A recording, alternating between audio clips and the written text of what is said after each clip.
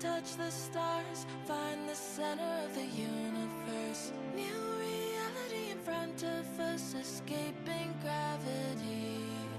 We'll be rising high above the rain. Sunset never gonna be the same. Thunder calling us to outer space, escaping gravity.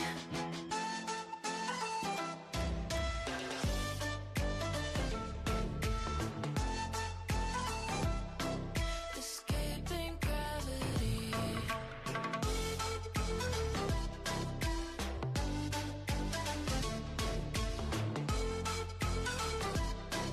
Escaping gravity.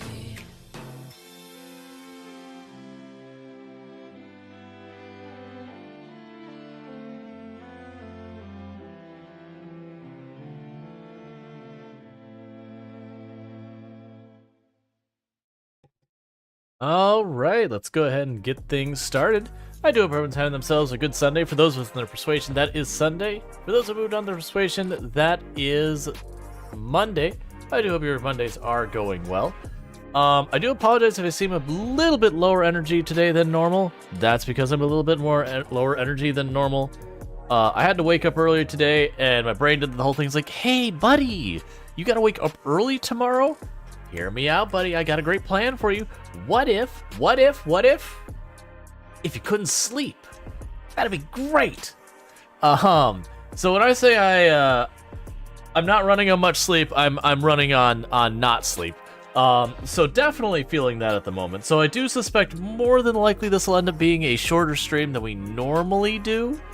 I'm gonna go till it's either like, you know, I'm starting to nod off, or it's like, oh, like content is seriously suffering because, you know, streamers' batteries are blinking or whatever.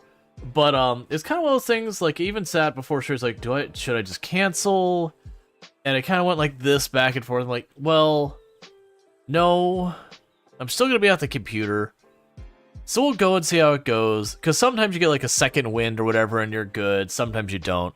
But we'll figure all that out.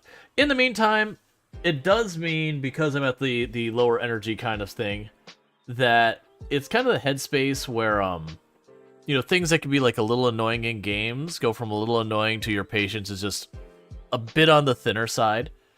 So that's ultimately why I chose to not start with RimWorld today. Is while I love RimWorld, RimWorld definitely is one of those games that, like, the AI sometimes doing really, really dumb things can really just kind of grate on your patience at times. And so it's like, this is definitely one of those days. I feel like my tolerance for that kind of thing is a little bit lower. But I've been in that weird holding pattern right now where I've got 2 more days, and that's an inclusive statement. So it's like this stream, 1 more stream, and then Coral Island update drops. And my heart is really set on being able to play the Coral Island update, but like it's not available yet. Let me also see.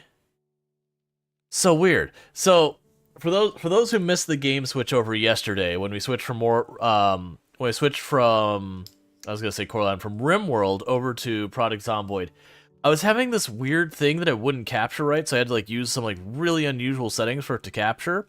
Now it's working fine. I didn't change anything. So, thanks, technology, for literally doing the same thing with entirely different results. Makes it real great to deal with. But with all that said, thank you for everyone who is popping in and all that good stuff. I figured what we'd do is we'd play more on the run we started yesterday in Product Zomboid. Like, Venus is still alive, still doing fine, still at like 168 or 170 or whatever thousand kills she's at. She's somewhere up there. But we had the vote yesterday for what we're gonna play after we kind of hit that middle spot, and Product Zomboid barely eked ahead. So then we did a vote where you couldn't use extra points to like fudge it, and gave a list of like 5 different options of things we could do, whether we could do like cryogenic winter, curse CDDA, regular CDDA, you know, picking up where we left off with Venus, or a run where the entire idea is just to build something. And literally Venus didn't get a vote. Like, literally Literally bumkiss. Not a single person voted for her. So taking that as the reading of the room, going, people are a little done with Venus, which is totally fine. I get it. You wake up, you just face hit the zombies, back off, go out and do that. So we're talking about, like, we start a new run. It is 16 times pop, because I already know if I chose, like, 6 times pop, I would very quickly get bored by the lack of zombies and become disinterested in the run. But the point of this run isn't, like, clear out major cities like I usually do. The point of this run is we are building a nice house. That does mean I have to fight into cities, like get nails or like to find furniture for the house and that kind of stuff. We're not at that phase of the game yet, though, so we got that going on. So we'll start out with the announcements before I get completely derailed, and I do apologize if I do get derailed in 30 different directions today. We're going to be starting out with some Project Zomboid today. We're going to pick up where we left off with that run, which is we are outside Riverside to the west. We haven't decided where we're going to build, but haven't actually started the building process because I think I don't have any nails, I believe is the problem. But we are dealing with the zombies that we picked up on our exodus out of town. So we're trying to like clear that out.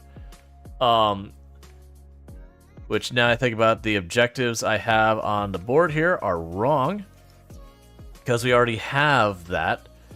So secure, nails, clear, immediate area will be our first 2 objectives for there. Is I need to get some nails and I need to clear the immediate area around where we're going to be building of zombies. So that should help out with all that. So that's the first thing we're going to be doing. We'll, like, assuming energy holds, we'll still do the thing where I get to halfway through the stream, roughly 9 p.m. We will have a vote about switching. I might have a like shorter list today, because if we are going to go low energy as the stream goes on due to that lack of sleep problems, more likely to fit that lack of energy, we'll probably go into a game that's way more in the relaxing, way more in the less complicated style game. So good chance to be something like American Truck Simulator or Farming Simulator 22 or something like that kind of realm of game will be what we pick up later on in the stream. And that's just because, like, games like RimWorld, like I said, you deal with sometimes the AI decides to be dumb as a box of rocks and gets themselves killed. And you have to have a certain amount of patience with that. So that's going to kind of rule out that. I don't want to start any, like, new big adventure things like Kenshi or Oxygen Not Included. I do feel like I want to do another run of those here at some point in the not-so-distant future. But I feel like my patience for a lot of the pain points and jank in some of those games will be very low today. I also know I don't want to spend the entire stream on Zomboid, because it is one of those things that requires a lot of focus, so it's more likely as the stream goes on to become more difficult as the energy gets low. And it could also be we get halfway and I'd be like, too tired, go sleep. We'll see. So the other announcements we have, which these are nothing new or surprising, is that we do have the emote ideas discussion happening on the Discord. I am looking for more feedback because we got something like 30 or so emotes people have suggested. So just having people weigh in, add new designs, go, well, I like this one. Like, this one excites me a lot or whatever. Just trying to get any feedback I can, because some point during this month, I intend to get those commissioned. And once they're commissioned, that's there. Like, once they're commissioned, you can by all means still provide feedback, but it's going to be too little too late. It won't be till like the next round of emotes, because, you know, once you paid someone to make it, you can't be like, wait, I changed my mind. Not if you don't want the person to be completely pissed off and tell you to say, like, no. So that's the other thing we have going on. 2 days from now, so the 14th, Coral Island, that's happening. I think the 17th, Farming Simulator 22 has its DLC.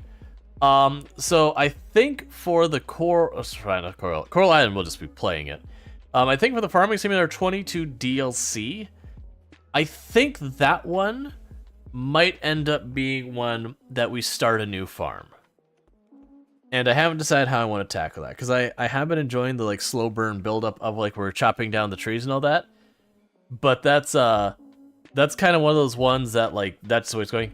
Yeah, no, I am definitely feeling it today, Eunuch. Absolutely.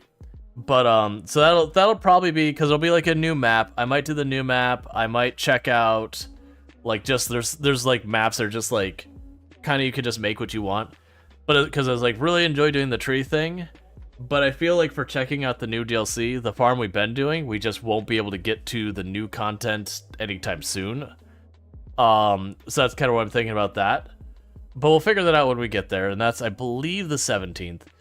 And then it's like the 20th or 21st or something like that. We'll be doing Construction Simulator, and then like I believe the 1st of December they have the new DLC for American Truck Simulator. So those are things to know on the schedule. We're gonna be playing lots of other games during that time frame and all that. We'll figure it all out. But yeah, no, it's gonna be a thing that yeah, I'm super low energy today. I literally did not sleep last night. It's not there's anything particularly wrong. I just had to wake up and my brain decided to do that dumb thing that when you need to wake up in the morning, you can't sleep because brains are awful. So with all that, that's interesting. Special Infectus Ambiguous Amphibian. I haven't seen that. Oh, that's cool. I never really noticed. Is this new up here, like right above me? It's listing off people who have been involved in like major mods or stuff going on. Because we had Ambiguous Amphibian is another one. They had one of the thing, Filibuster, who's one of the ones who makes like the big mods. So that's kind of interesting. I'm assuming this is like a thank you thing. Have I just like tuned that out my entire time? I'm curious how many of these names I'd actually recognize. Like, I'm wondering if I could, like, wait just a minute, I'll see... I mean, we won't wait here forever. Because a lot of these are probably people who... There was, like, a first wave of people who played Project Zomboid and were, like, really big kind of thing on the channel. And then, like, there's that, like, first wave of creators who were in there in build, like, before build 40 and all that. And, as it didn't get updated for a long time, they kind of... Most of them fell off. And then a bunch came back for like build 41, which I would have been in that. Yay. Thank you, Gabe, for the GGs and the golden gamepads. I need to figure out what these things mean in TikTok language. But thank you for the things. I do appreciate it. It does mean a lot. But yeah. So without further ado, let's go ahead and get into it. The point is trying to get with that where I mentioned all those things that are coming up, which for the record, other than Coral Island, all the other ones are dare drops, which is the thing that will play the game and will agree to a handful of objectives. And thank you much for all those golden gamepads. Like I said, I have no context what that means, unfortunately, because I am still fairly new to TikTok, but things are happening over on TikTok, and I appreciate that. That said, I am going to be live on TikTok, YouTube, and Twitch. Twitch is kind of my primary panel. Yeah, there's Toasted Fish Sandwich. But with all that said, let's go and get into Project Zomboid so I can talk forever. So as you can see, Venus is still alive over here, which is all cool. Thank you for the follow. Welcome to the stream.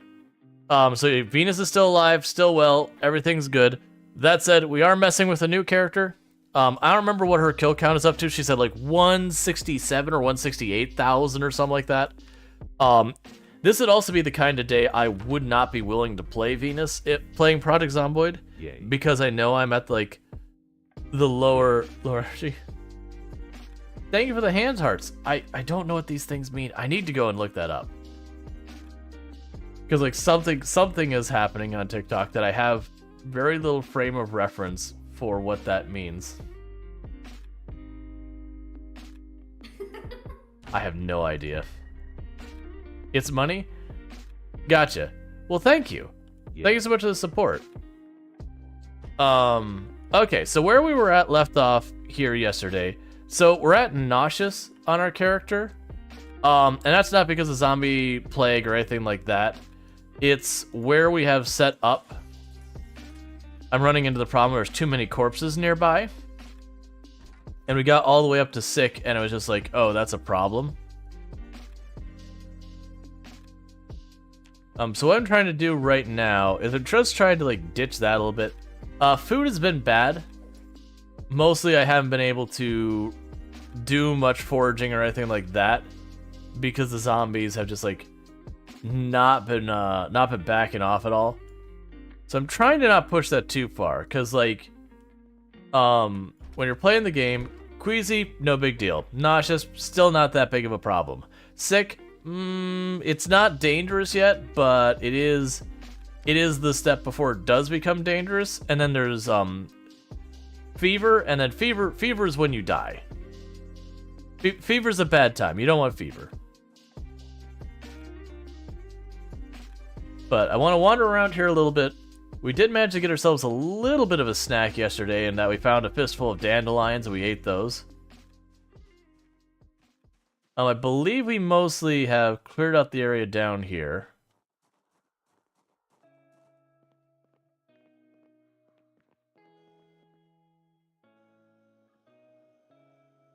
So we have canned goods. The problem with the canned goods is that I don't have a can opener yet. I'm not especially worried about getting a can opener either. But it is inconvenient.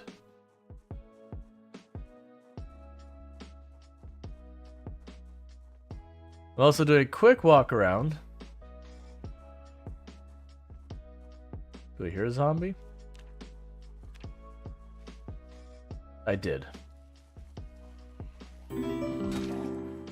Thank you for the follow. Welcome to the stream. Are we already back up to... Okay, we're only on nauseous still. I thought I'd update to sick. Because I don't run into having the sick very often. Right. That's right. I forgot. Towards the end of the stream yesterday,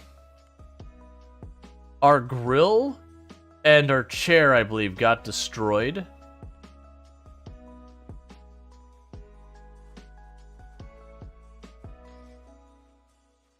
And that's because we had to have like a dangerous sleep or whatever. And then while we were having that dangerous sleep, the zombies noticed.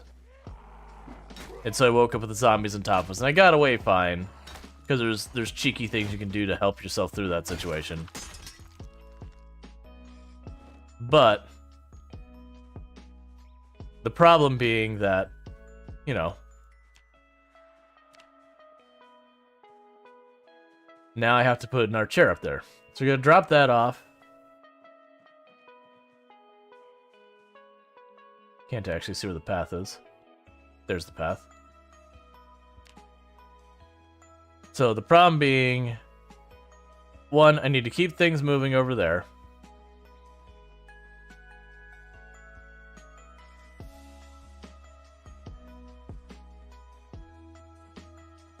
I need to try and shake this nausea and all that, which is mostly, I need to make sure when I sleep I'm not near bodies, is what that boils down to. We need to manage our food a little bit. That'll become less and less of a problem as the run goes on. Alright, I can't really see right now with that. Alright, so let's get this chair in place. Oh, come on. So drop the duffel bag.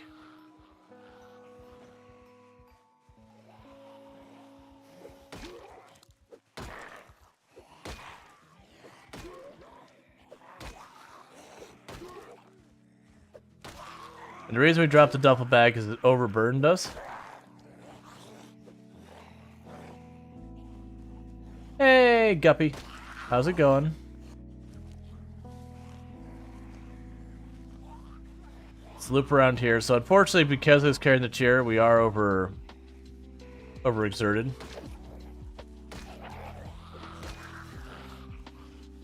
Please stop panicking.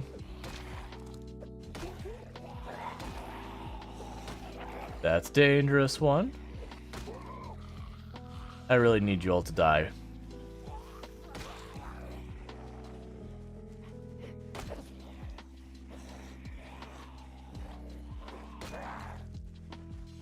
All right.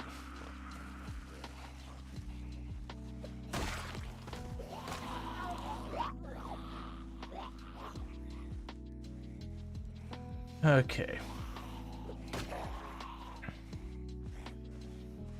I'm not too worried about the zombie loot at the moment. Outside of, like, if I find a crowbar or whatever.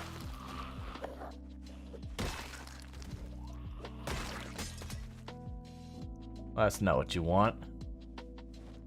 Alright, so I'm not going to go back and retrieve my bag just yet.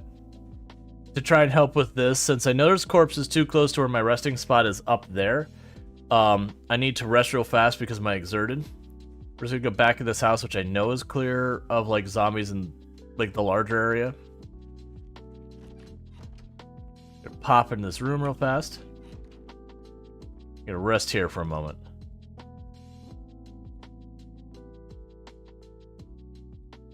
And just recover our exertion here.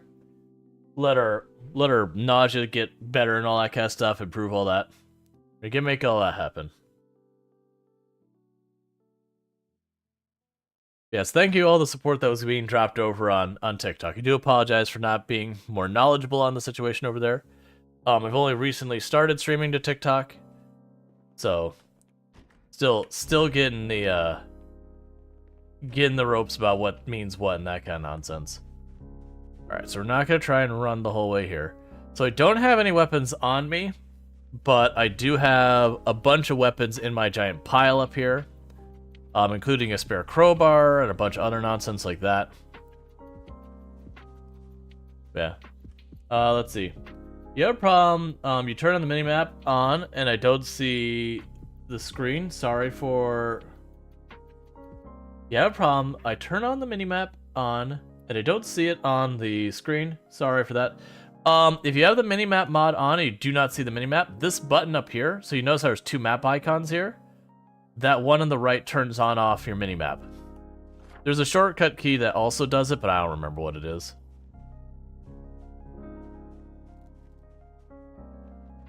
So if you ever accidentally close it, it's that right there. The second icon.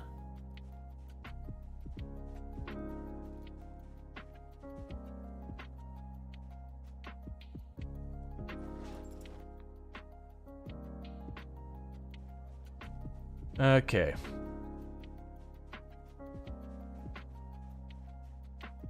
Now go over here.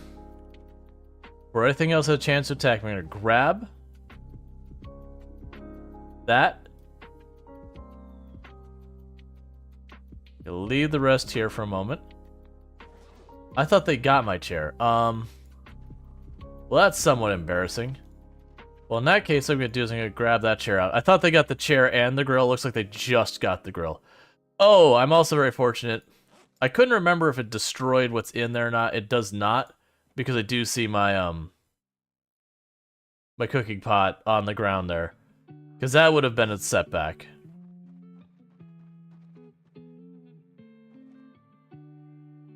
Alright, so move the water pot into the fire. That way it doesn't get contaminated again.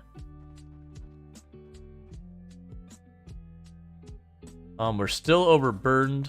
Oh, right, because I have these that I can't open here. Oh, new run? Yeah, so Venus is still alive.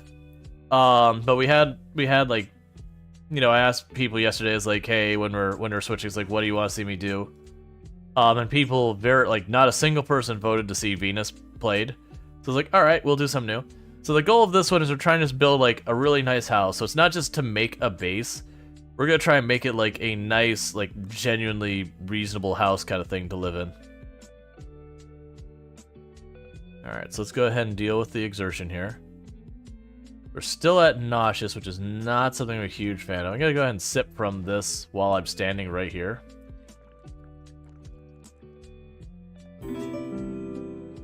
Thank you for the follow. Welcome to the stream. Alright, so let's go down here. I still need to get more zombie bodies away from this spot, because that's what's happened is I've been sleeping up there. And it's been getting me in trouble. We've been getting, more and more nauseous and all that.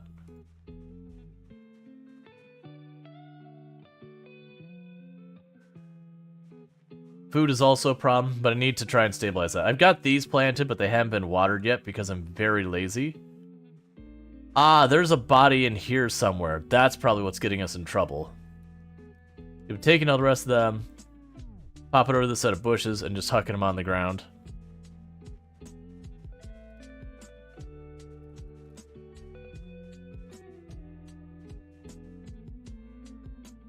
So where is this body? There you are. There's another one there too. Yeah, but the whole goal is I'm just trying to get the bodies away from where we're sleeping. That way we don't get the corpse sickness buildup.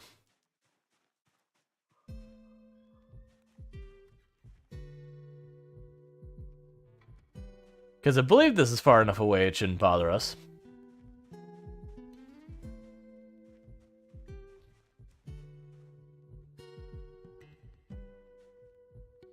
One thing I will do, and I probably shouldn't.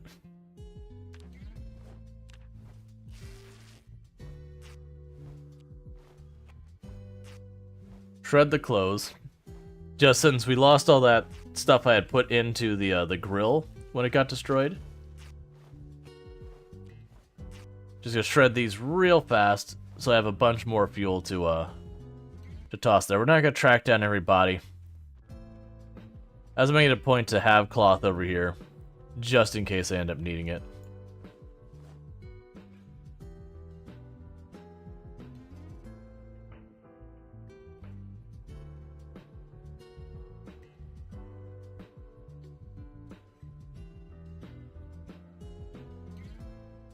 Also curious to see if we'll see that bump back up while I'm doing this. If we do, it means it's not safe yet. Alright, so let's go down and see if we can't deal with some of this, this food issue. Ultimately, I will also want to take the, take an axe and clear out these trees. That's how we're gonna build our stuff. The big thing is I don't have nails yet. We can find individual nails on zombies. Obviously, that's not efficient. Like, we're not gonna try and figure that out that way. Is we go into houses and tear stuff apart.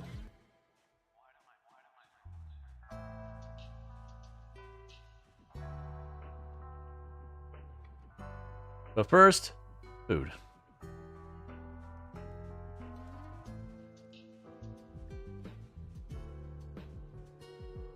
Food and kill zombies in the immediate area.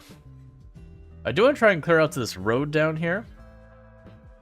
Because I'm getting a little hopeful that I always get out to this road down here that there'll be an area considered farmland nearby that will be able to actually get more consistent payout of food. Hey, friend. I see you have a hunting knife. Could you give it to me?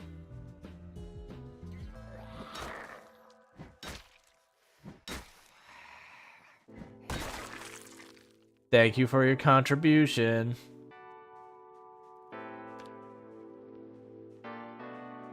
Alright.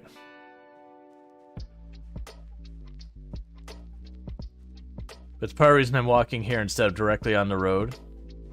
It's giving me more opportunity to potentially find things that we can use or to level our foraging.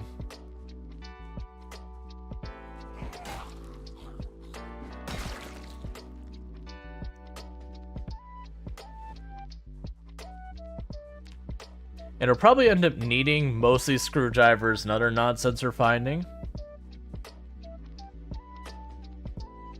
Just for weapons and all in the long run. Yes, that should be farmland down there, so we should have some pretty decent luck there. As far as finding, like, food, seeds, that kind of nonsense. Oh, pillbug. Could eat that right now. Sweet pillbug. They're fairly worthless, but technically edible. Yeah, so where it says this is farmland, we should have a very high rate of finding food out here. Also, as you get hungrier, you do get a bonus to the rate you do find things, food that are edible foraging-wise.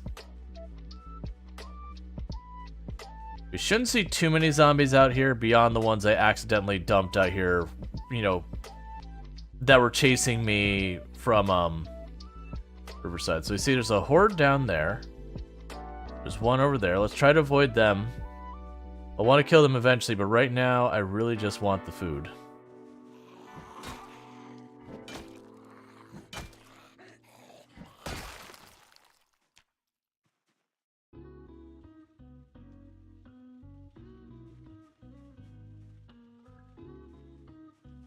Alright.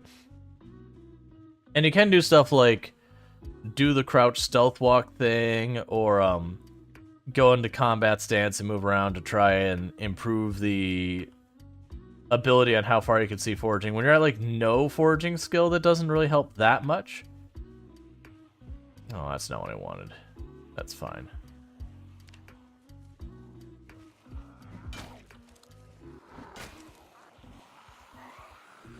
Alright, so we grabbed a group of like 6 of them.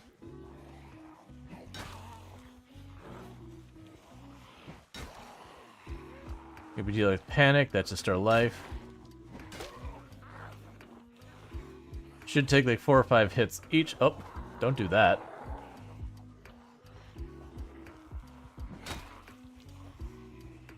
Which is fine.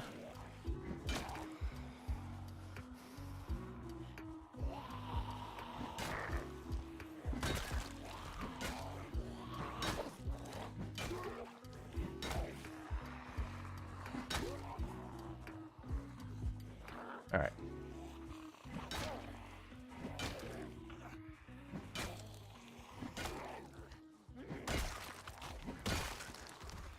Okay, I'd really like the last of you to die, please. Because we are making more friends, and I don't want that.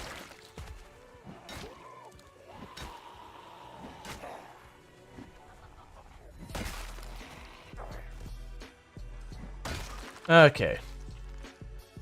So, quick check. So, we got carrot seeds. Got potato seeds. And I think we killed 1 or 2 more down here. Then we're gonna go pop back up there and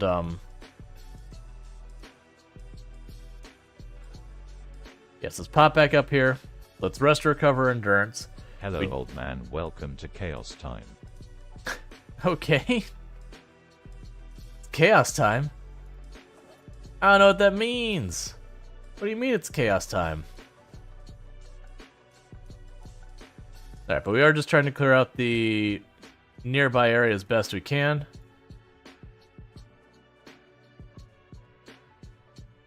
That very hungry is not my friend.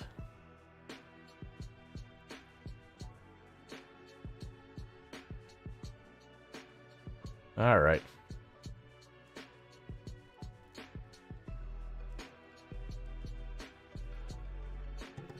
Okay, sorry about that. So here's hoping that we can get ourselves some actual rain.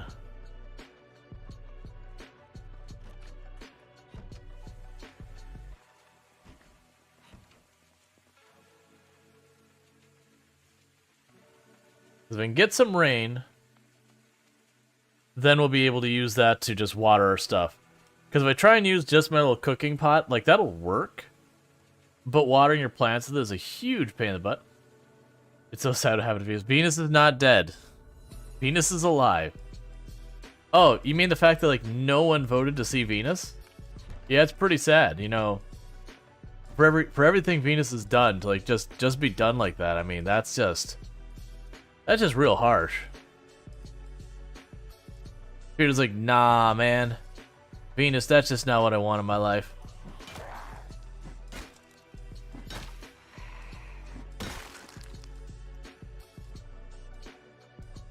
I want fashion, just not up to date.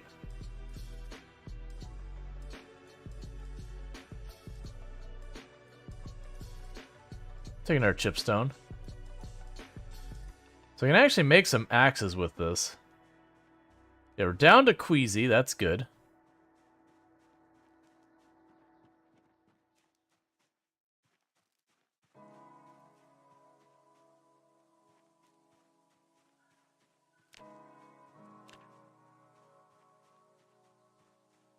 Alright. We can start by going drop the chipstone. Drop that stone. Drop the branches.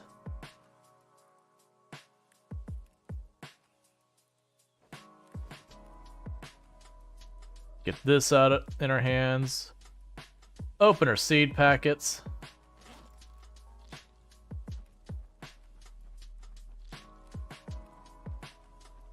Okay.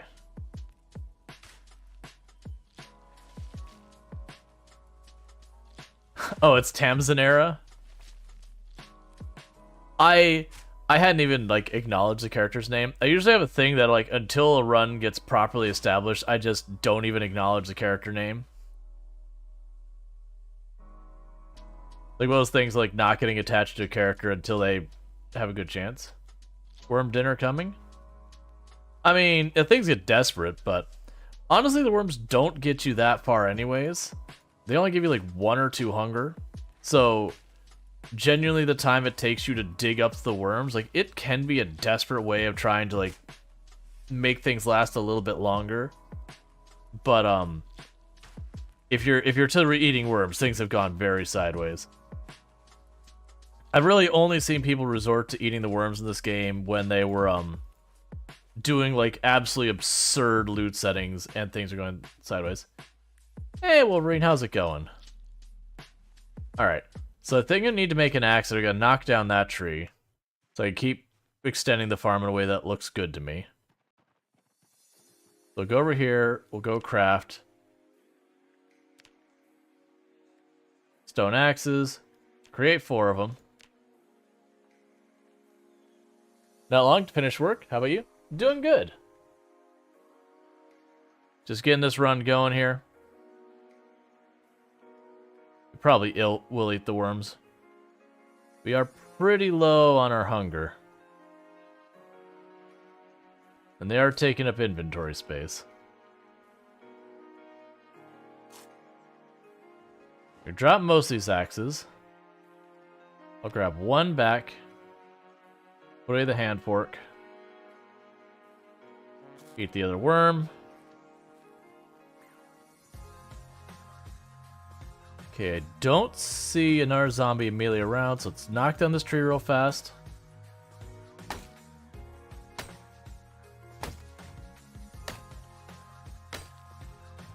I say keeping in mind that stone axes are actually pretty terrible, in that you usually only get like 1, maybe 2 or 3 trees down with a stone axe. And it takes you like 10 swings, so your character's always exhausted doing it.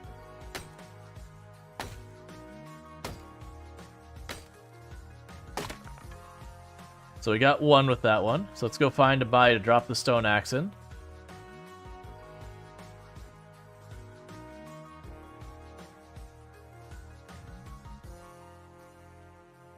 Alright, so let's grab our hand tool back out.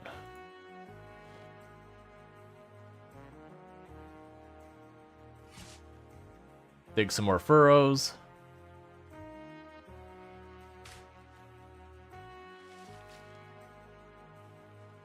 Okay.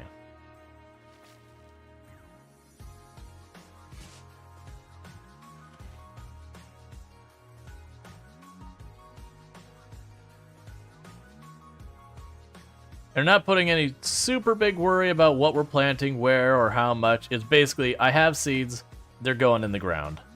That's the strategy for right now.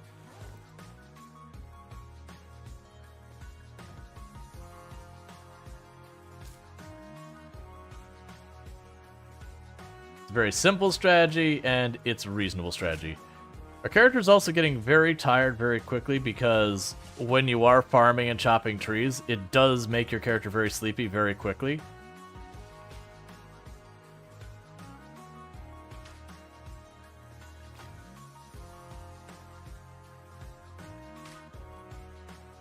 Yeah, so we're up to the 2nd tier of sleepy.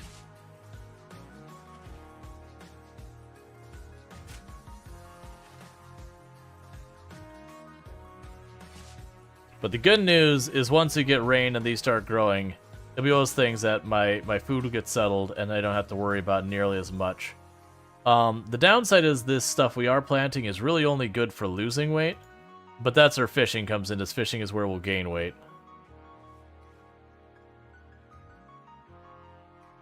Alright, go ahead and saw the logs. And I know I can make log walls. I actually really don't care for the log walls that much. So I'm just going to keep making planks, and we'll just hope for getting nails and all that.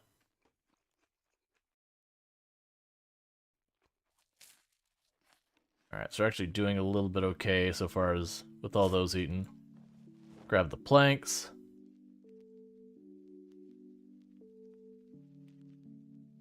I'll probably also want to go around and gather twigs and toss them in the fire as well at some point, but we're not going to worry about that for right now. Okay, drop the carrot seeds up here. Drop the planks over here.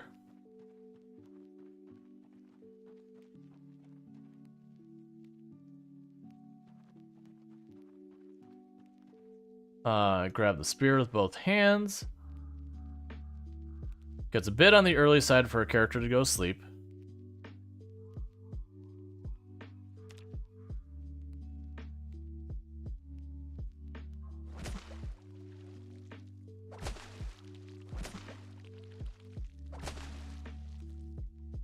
So you're trying to work at getting that fishing skill up at least enough that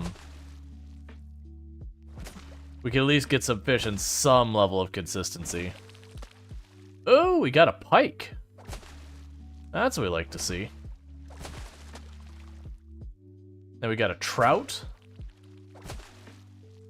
I think we're still at fishing 1, but we did try and, like, we're trying to fish during sundown, which is what, 2 times a day you get, like, a little bit of a fishing bonus.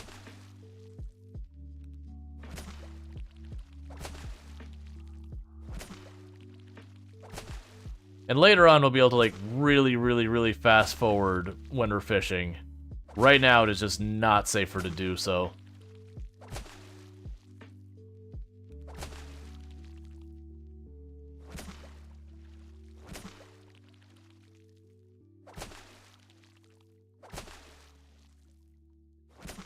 Okay, so where we're at, I am getting nauseous again, so we won't be like I don't think we can sleep here. Is basically where that's going. So drop the ripped sheets. Get rid of this. Oh, we should drop the spear. Slice the fillets.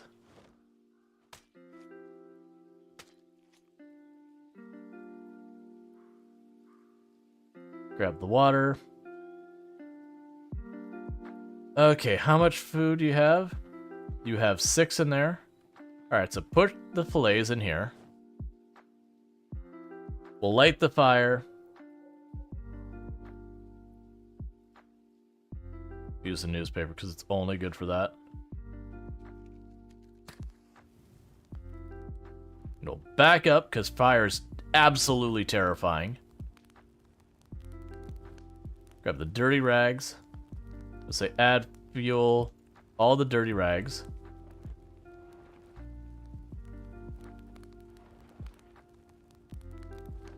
Okay.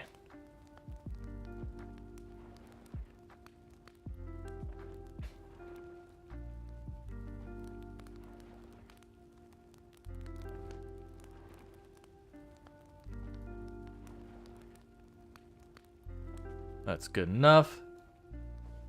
Drop that.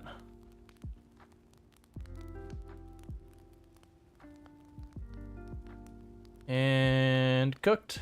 So put out the fire. And just like that, we got some real food.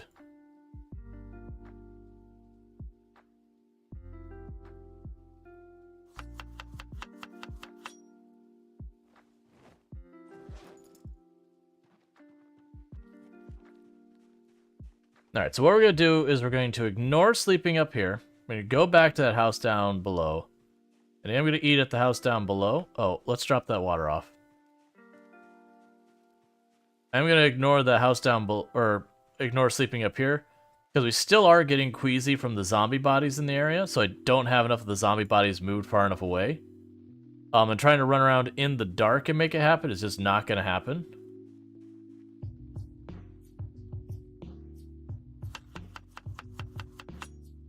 Because if I sleep on that right now, we probably don't wake up in the morning. Well, there's a good chance we wake up with a fever. And that's a fast way to die in this game.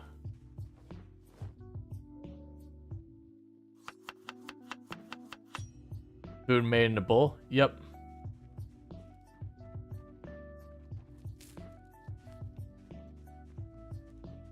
Alright, so I can't see hardly anything right now.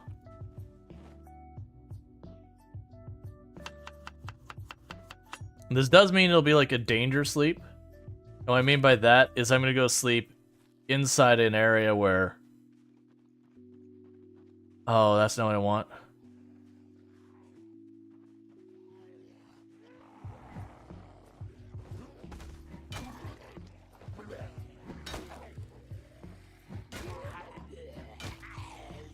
Really hope I'm on that body because I cannot see.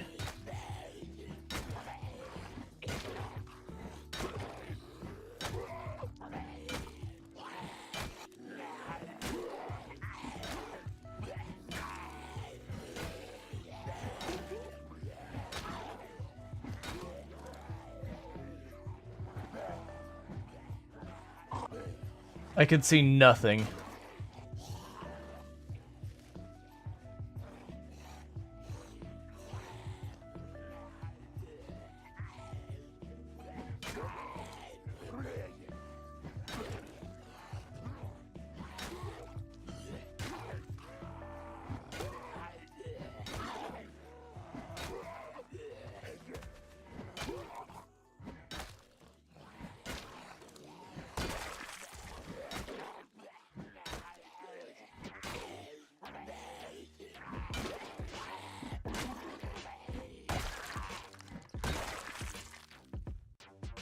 Alright, let's get inside this house before we die, because I can see absolutely nothing. Oh, come on.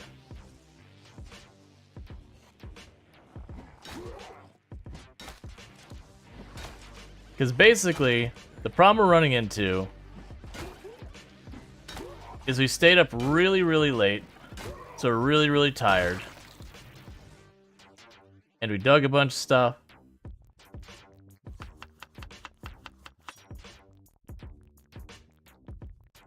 What am I hearing?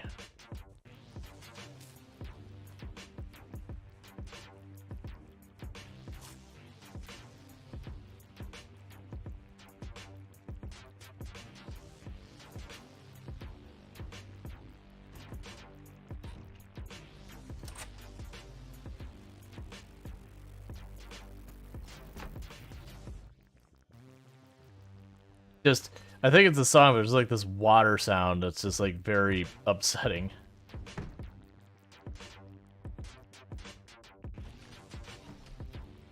Okay, so let's keep eating our fish at the moment till our hunger's sorted out. And this will also help with our sadness. Okay.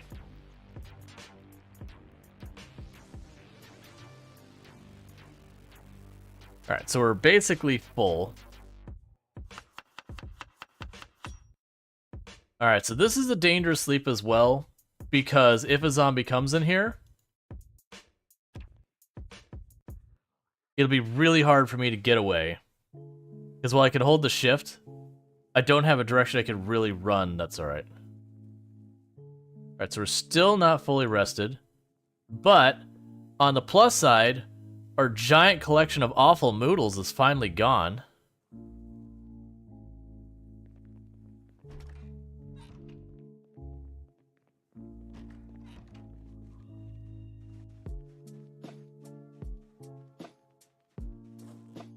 Okay, and that fish fillet is almost done. This game is so hard. It is one of those games that when you first get into it is absolutely really rough. But my big advice I'll give to most people is when they are new to the game, pretty much go that anytime you die, you know, take a moment, step back. Oh, we're not eating mushrooms. Those are, without herbalists, it's just way too dangerous. But every time you die, like, take a moment to step back and go, okay, what was the what was the decision I made, the action I did, that put me on the path that ultimately led to my demise? So it's not that you missed a swing and you died. That's how you died. But, like, what was the thing that actually was the thing that began the series of events that led to your death? What could you have done differently to kept yourself alive? Alright, so long blunt 2. Don't hit them when they're side by side.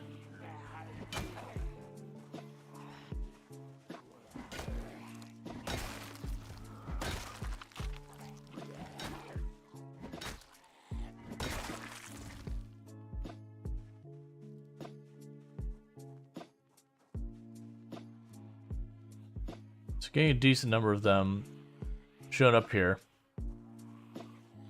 That's fine. We'll keep picking at them till they're gone.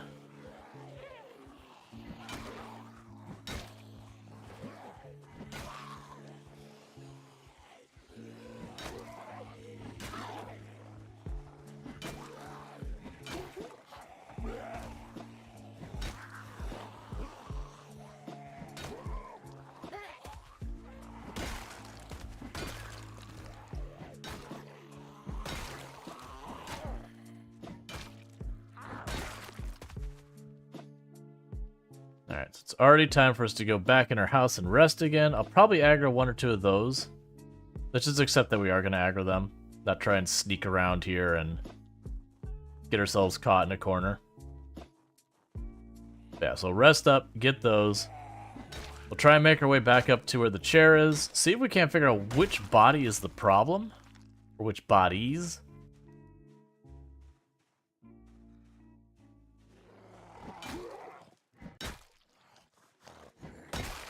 Okay, any others here?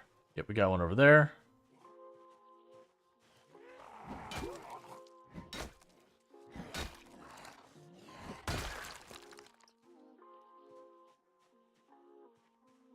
Getting our zombie right behind the house here. They'll probably be able to hear me walking in.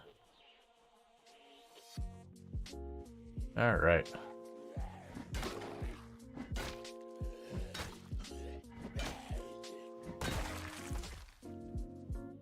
Cool. There's the exertion penalty.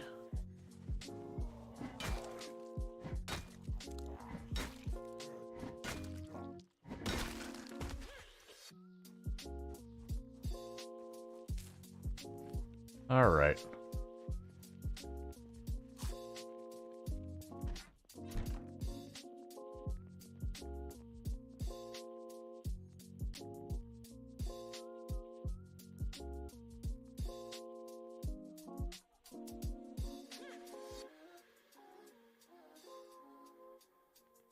So definitely be good to get the bed later, but it is going to be one of those things that right now at the beginning I'm probably not going to get the bed anytime soon.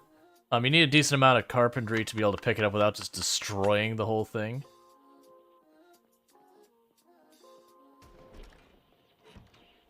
Alright, so we had a meta event, that's fine. That's what the gunshot sound was. And what that does, it just like basically takes the zombies in an area and it plays what's effectively like a loud sound. It pulls the zombies in that direction. It's just the way the game, you know, shuffles the zombies around a little bit here and there to make it so you don't just like get an area cleared and there's like never more zombies. They just have to like kind of nudge the zombies around to go into your territory where you've previously cleared. There's a whole bunch of mechanics around that they use.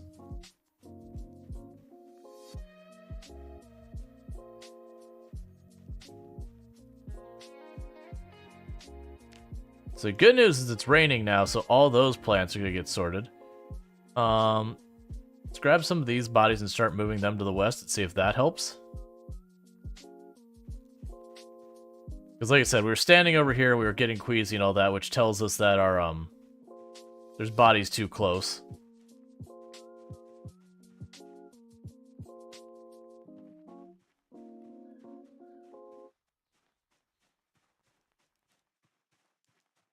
Alright, so it looks like we're having some connection issues with TikTok, but there's been a lot of the problems have been having problems recently. Like, I know a bunch of the other people I know who also stream on multiple platforms are having issues with TikTok.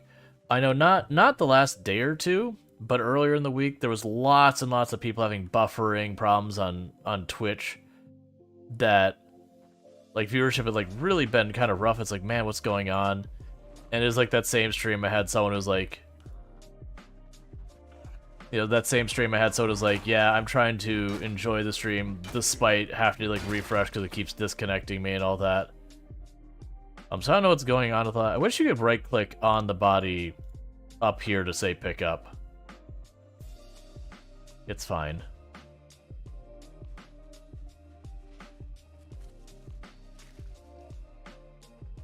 Let's see, are you running any specific mods this time around? Or just regular enhancements? It's just the regular stuff. No real stuff that adds any mechanical game differences. It's just generally a thing that I've mentioned many times before on the channel that for me personally, I don't really like modding my games very much. Because you kind of get to the point where you spend more time just trying to get all your mods working, all that kind of stuff, versus actually playing the game. And it's cool that people are in the mods, it's cool that they're available, I'm glad they're available, I think it's a great thing. But for me personally, especially with this being my income, my living is to do content creation, anytime I'm sitting here just fussing around trying to get mods working is genuinely hurting me financially, so I just can't afford to mess with it.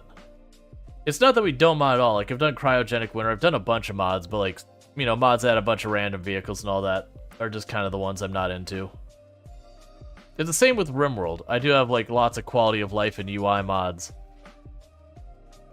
Let's see, you have max 1 mod affecting vehicle and 1 mod affecting what? Should be too bad. Yeah, no, it's just always those ones you gotta be careful. Like, and by all means, even if you're running like literally hundreds of mods, that's totally fine. But one of the issues I run into is you'll have mods that are like, this is a balanced mod, and then you'll find like guns in every other building that have magazines that are 100 bullets, you know, in size, that with 1 aim skill you can one-shot almost every zombie, and you go, balance. I'm like, yeah, it weighs 4 encumbrance. I'm like, yeah, that's your big negative. Balanced. Which honestly, there are lots of fun mods that are totally unbalanced. And I've done those not in a long time, but I've gone and pulled up like the ridiculous, you know, gun mods that you can just blast all the zombies. You're like, yeah, I'm not feeling like a challenge day. I just want to delete some zombies. What platforms am I streaming on right now? I am streaming on Twitch, YouTube, and TikTok.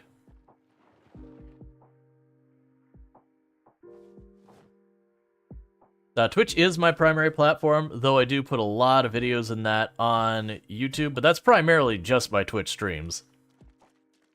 Alright, so let's rest here.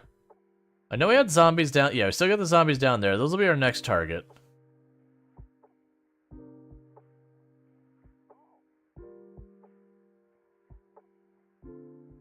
Alright.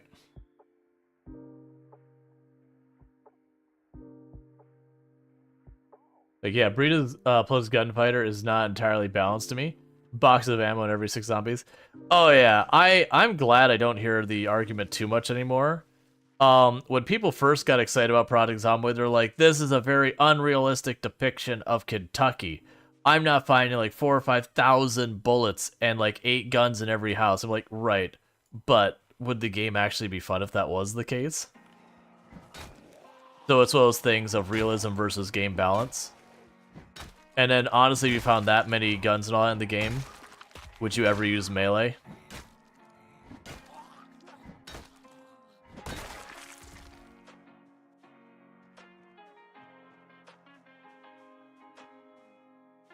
Technically true, but also you don't get winded bashing 2 skulls. I don't know. Something tells me in real life, if someone hands me a crowbar and I've got to, like, slap a bunch of zombies with it, I actually think it would be very winding, putting, like, everything I can into a swing, you know, several times.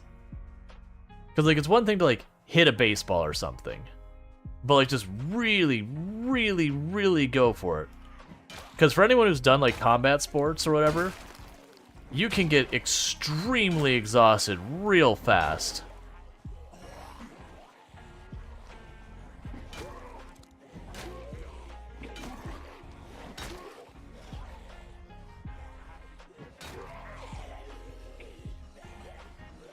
Yeah, it could definitely be... Like, and you have unbalanced mods that are melee as well, where you get, like, what's effectively a katana that you can repair with, like, bubble stick, you know, bubble gum and, you know, sticks or whatever, that has, like, twice the durability of the crowbar. And, like, it's balanced. We made it rare. And you find it, like, every 3rd house.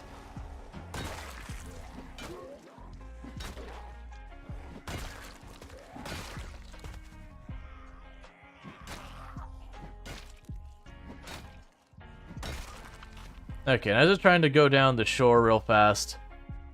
deal with some of these zombies that have been running around there. Do your boots have a hole in them? They do.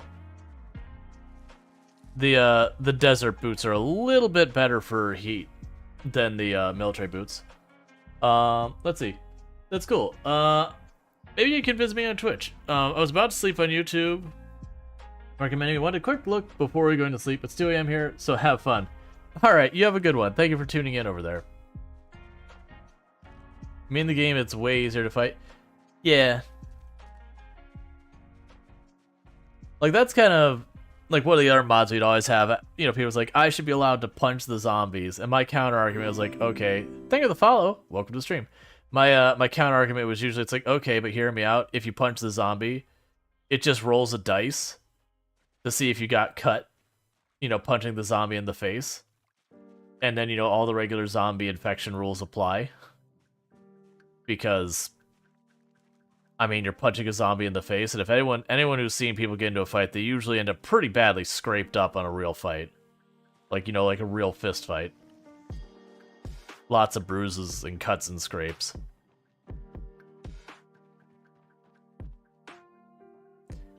I actually think the fact that Project Zomboid does really make you need to have weapons to do any meaningful amount of combat, unless you just really want to have a frustrating time, is actually one of the things that can help add to that like feeling of desperation. But it is those things that, again, once you've played for a while, a lot of those things that used to be like super duper worrisome and all that become that much less. I would like to check the plans, please.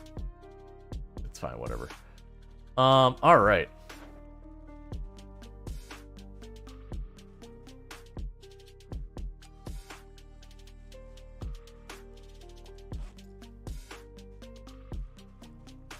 Gonna eat the salad. We moved a bunch of bodies, but we're gonna go down here. Oh, good. We're just a tad bit weepy now.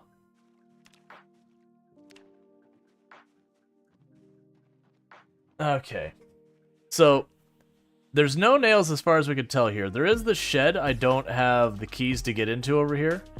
I can break down that door using the crowbar. It'll exert us pretty bad. It may still be worth it, because I think that'll have tools in it. I actually don't remember. Because once you're past the early game, loot stops mattering to you entirely, so you start to forget what you even find where. Let's go ahead and kill the group of zombies over here.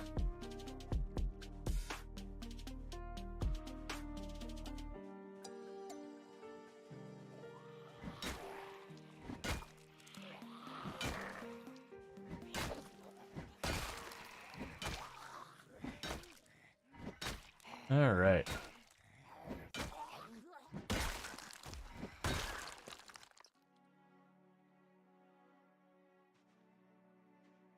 Yeah, another one down there. Oh, we do have one by the door.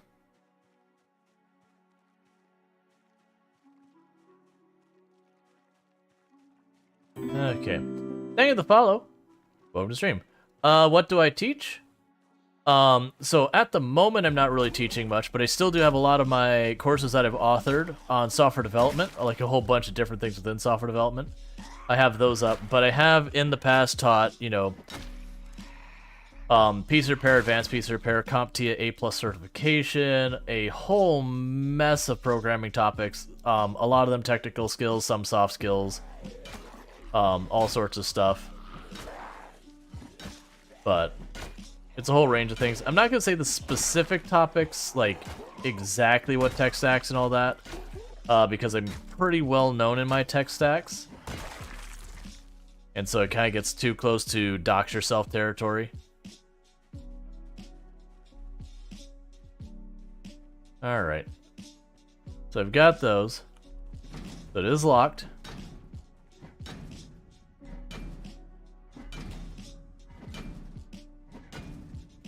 It's a shame I don't have a meat cleaver.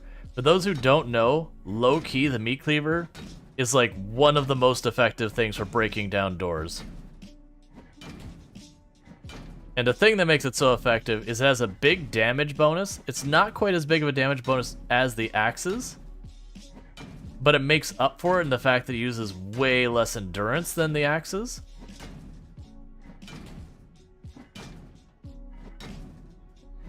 Come on.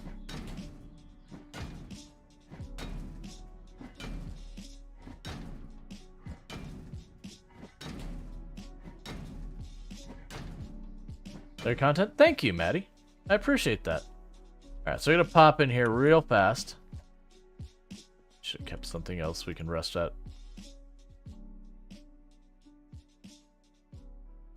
Alright, so it's actually dangerous for me to be sitting down here, because if a zombie comes to that door, we're just hosed. I won't have enough time to react. But I'm also very lazy, and I don't want to sit here and wait like the normal time for that to go. Because it's getting ready to hit high exertion, and when you get into a fight with high exertion, you're basically playing on a timer that there's no just waiting it out the fight to keep walking away. It slowly bleeds your endurance. So you don't want to go into high exertion on any regular basis. Now the crowbar is also not a bad choice for taking outdoors. It's not at all. Oh jeez. Well, that was a waste of our time and energy. It's fine. You don't know till you break down the door anyways. No, there's another zombie over there. Because generally speaking, if we see a zombie near where we're living, it dies. That's how you make home safe. You kill everybody. Because dead zombies can't sneak up at you. You know, sneak up on you when you're not looking. We're gonna go down towards the farm down here. Oh, what did you see? Sticks. Can see we can't forage up some more food because we're still trying to lose weight, so we definitely don't want to worry about grabbing mature stuff. We're gonna need lots and lots of axes as this goes on. Eventually, I gotta start making some moves to go after some nails. We can technically find, like, full boxes of nails while foraging. The odds are terrible, though. So it really wouldn't be... Like, you could have a super-duper sweaty, like, endurance-style run where you never go and, go into town to get stuff, but I don't think people want to watch that, because it's going to be this for hours and hours and hours and hours and hours, and we're already going to do a lot of this. I did see a zombie in the trees. I'm not going to run up there and deal with it. It's fine. It'll either see me or it won't, and they can play off it from there. So I want to get a little bit of food over here, because we just kind of have to float ourselves until we start getting our crops. Cool, lemongrass. So if we accidentally poison ourselves, that helps. It won't save you from mushrooms. If you eat a mushroom that's poisonous, you're dead. But like if you want to juggle some poisonous berries, you can do it. And technically, lemongrass also works on corpse sickness, where if you start to get a little bit too queasy from that, you could pop some lemongrass to help with it. Like, it won't fully cure it, but it will slightly improve things for you.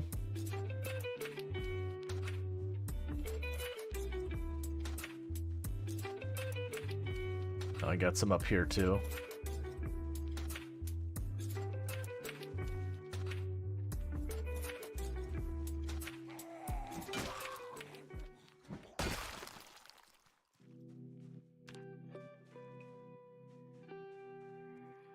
All right. At least two on us.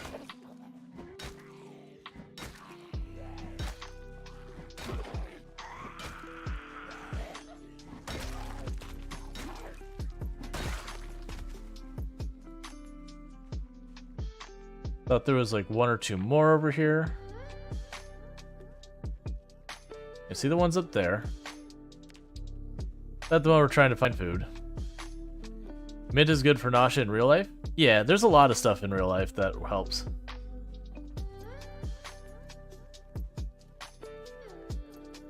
It's kind of the stuff I wish in the game. Like, you can make a polis, but let me put it this way. In my entire time doing Project Zomboid, the only time I have made polises is when I went out of my way just to, like, experiment with it. Like, I've never actually had the need to make a polis.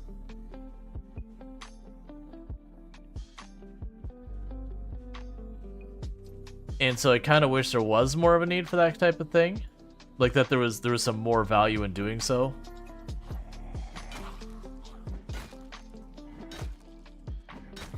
Alright. Let's see, you've always wondered if there's a way to help with symptoms of corpse sickness. Oh, it actually does lower it. It's not just a symptom improvement, it does actually lower it. It's not by a lot, but it does lower it.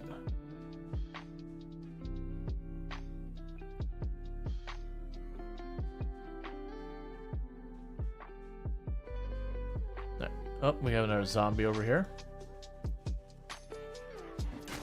And I'll probably head over to the house to rest again. That said, to be clear, I'm trying to remember exactly how it works. There's a cooldown on lemongrass. So you can't just sit there and go, oh no, I ate something dangerous, shovel 10 lemongrass into your mouth, and suddenly you're right as rain. You take a lemongrass and you have to wait a while before you can take another lemongrass and have it do anything. So you don't really want to push your character into food poisoning. So the idea is, like, for example, if you're having to do the thing where you have to juggle like poisonous food, you can eat a poisonous berry, eat some lemongrass, wait till you're hungry again, eat another berry, eat some lemongrass, that kind of thing, or at least like wait till the nausea goes away. You don't even need lemongrass to do like the berry juggle. You can actually kind of balance your hunger, but the whole point is lemongrass means you can do even more. You don't have to push your character to the limits quite as badly.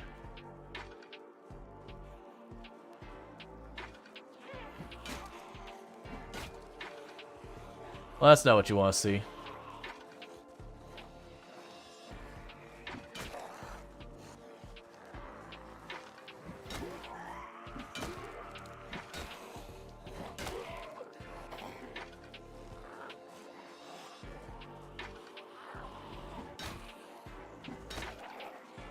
Because I'm exerted, so I have a really bad damage penalty.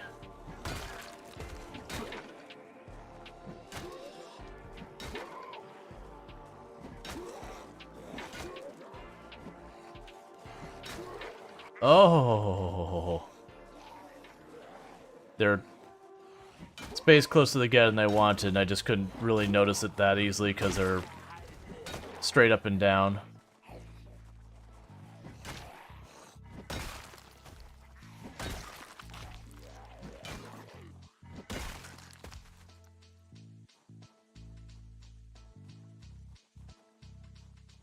Okay, let's get over here. Rest in the house. Make our way back up to the area we're sleeping at. Deal with all that.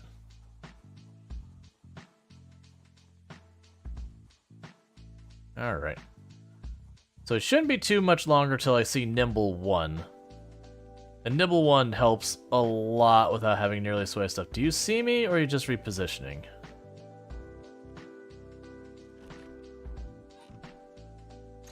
I think they're just repositioning.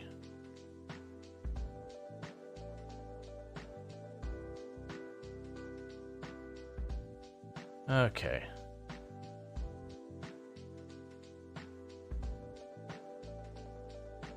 Yeah, so we're doing our best to get all this happening, all this covered. We need to get our water, but that's not too big a deal.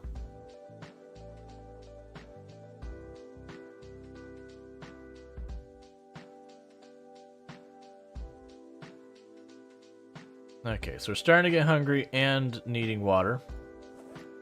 Let's take a sippy sip of our bottle we got on us.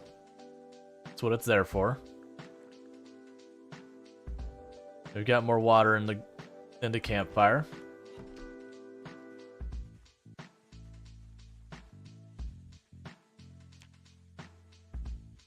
Yeah, especially early on, you're gonna see me forge almost constantly when I'm walking around.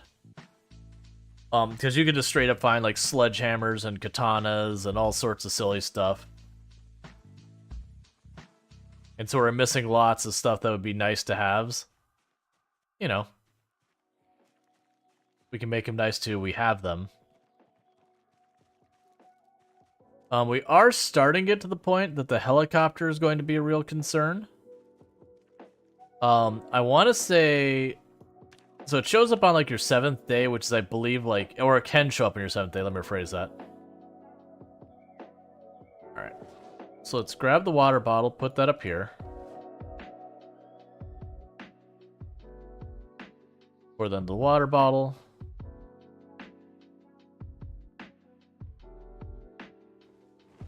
Put that back away. Put that back here. Alright.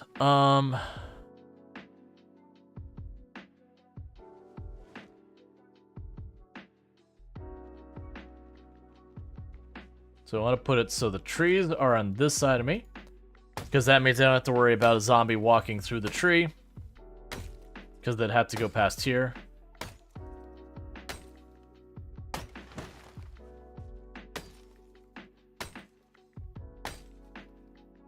We're gonna keep trying to clean this up.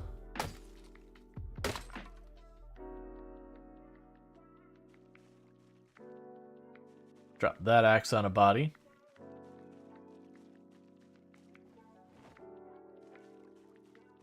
Grab the next axe. Oh, right, I have more chipstone and branches, don't I?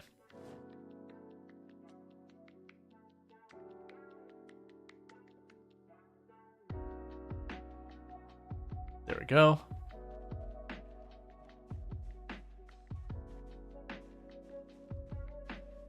Alright. We're just trying to get rid of all the trees we can immediately around us. So one, they don't grow tall to a point where I can't see in the area around me. But the other one is if I get ahead of the trees as well, we get all these logs that when it comes time to build this place, we've got tons and tons of wood here. It gets rid of a bunch of supplies like sticks and chipstones and all that. So our pile on the ground sorting system improves. Alright, so let's rest for a moment.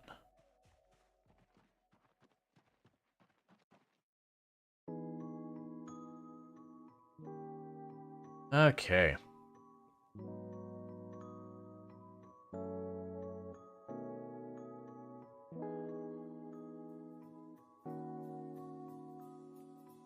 I do think ultimately, assuming this character just keeps going, I will clear a path here and we'll make a gravel road off of that to make it look like it's sort of ish just part of the map. That can be a little tricky to make that look good, but I mean, it seems reasonable enough to do it. Alright. Where are you roughly on the map? I am west of Riverside. So like I'm out by like the little places by the farms west of Riverside.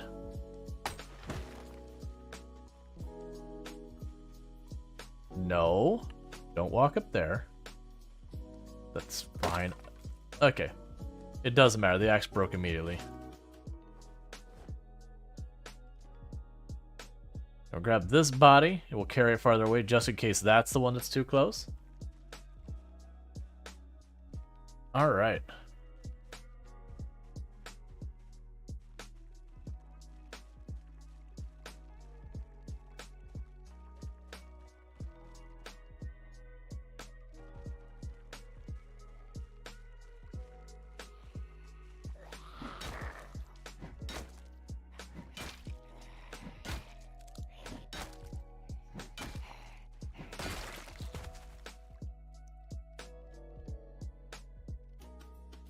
Okay.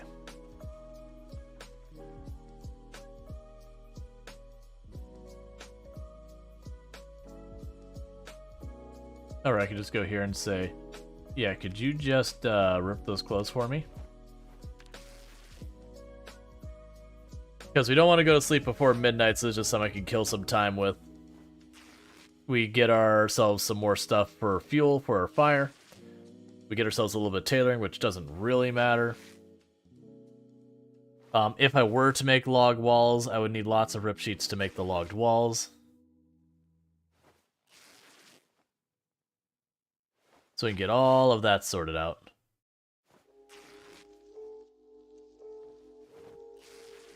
Okay. And the bodies do last, I believe by default it's 7 in-game days before they start disappearing. So the good news is they have about a day and a half, and then some of these bodies will start vanishing. So if there is like a body I'm just struggling to see, you know, soon it should go away.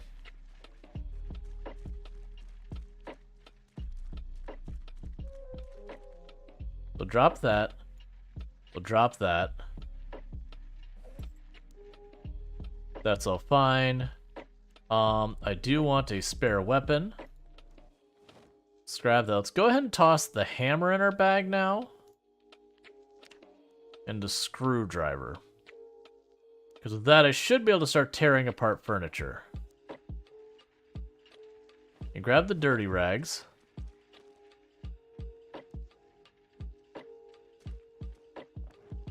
We can add those.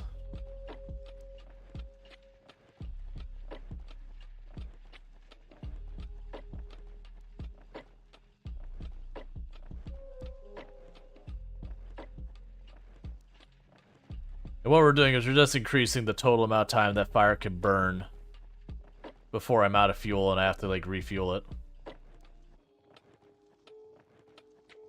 Because where a lot of times when it's waiting for it to get late in this game, where you'll see me exercise not because like specifically exercise strats or whatever, but just because, you know, exercise can be useful.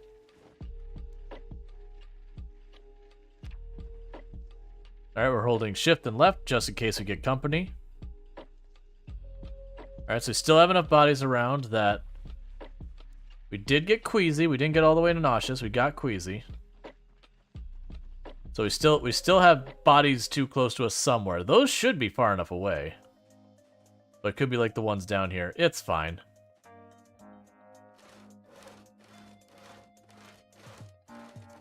Alright.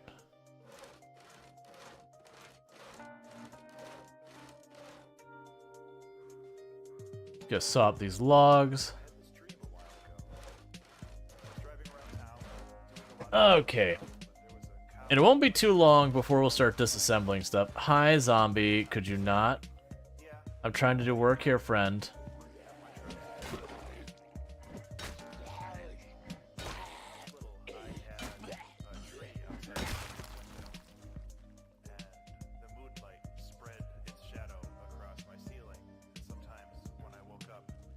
Okay.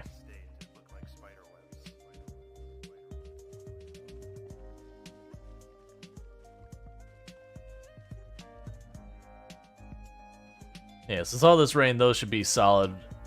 Just gotta wait till they start popping up. We're gonna saw up these logs real fast. Then we're gonna go, you know, run down into the area of down below. Start seeing what else we can grab. Still gonna focus on just like clearing the area, keeping our food going. But pretty soon we're gonna start tearing apart furniture for nails. And expect us to botch a lot of them for a while. So that's just something to accept is going to be a thing. Everything I want to do is clear this out, but I'm not feeling super comfortable trying to hack those apart quite yet.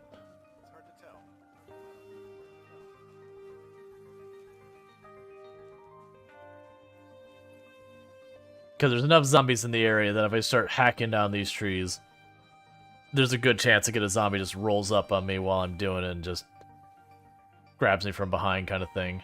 Grabs me through a tree, whatever.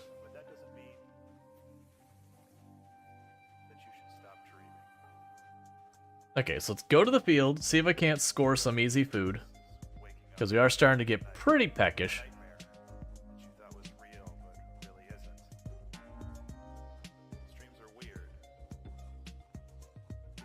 Alright, so I aggroed 3 from over there, so let's try and be quick.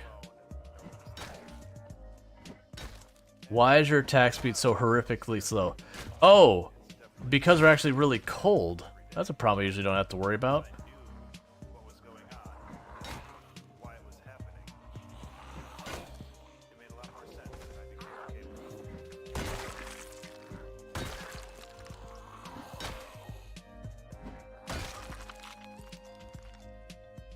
Here, I'll put on a denim shirt for right now.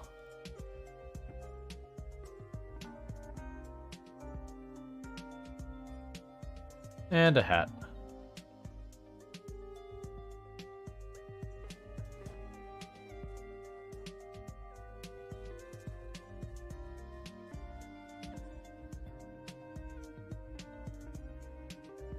Okay. Let's see. Realistically, Saw should have durability so over time the teeth would wear out. Yeah. Like, that's the kind of stuff that could really help with the, when they do the crafting rework, is some of these tools that, like, don't take any durability damage ever. Adding durability to them and then having a way to work around it. Either you can make your own, like, your own of the tool, or you have a way to, like, clean up the teeth or whatever. Any of those could potentially help.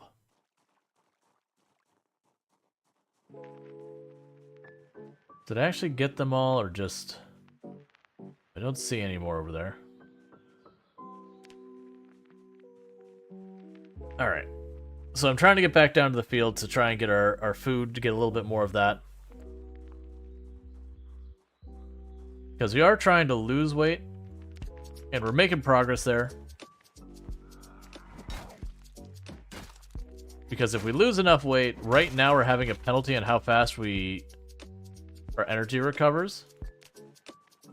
And that'll stay that way until we drop from obese to just overweight, which is at 100, and then I believe it's at 85 we drop from overweight to just normal, and then there's no more penalty.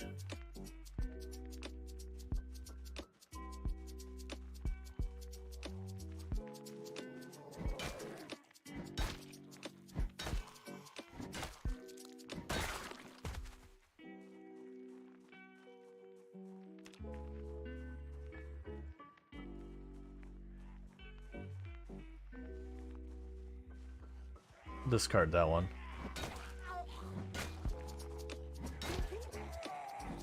I've got quite a few stones for making more hammers if I need them. A medieval whetstone would be cool. Yeah. Maybe something like you could have it where you do have like sharpening stone kind of thing. But like have it do the diminishing return thing, so you have your saw and you can sharpen the teeth, but like how much you can improve your tool kind of winds down until you can no longer repair it. And then have the ideas like maybe your maintenance skill has the added bonus that, you know, when you repair it, like you do more damage to it kind of thing if you're not as skilled. So like the amount you can repair it goes down faster. Whereas like maxed out maintenance, you can really stretch out how long you can keep it around. Like, there is some truth to that, right? Where you, when you repair stuff, your maintenance skill will decide, like, how successful you are likely to be repairing it, how much you should expect to get out of your repair.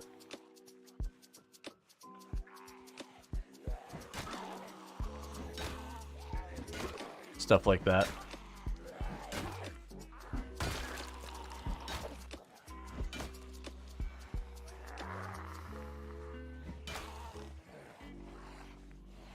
All right.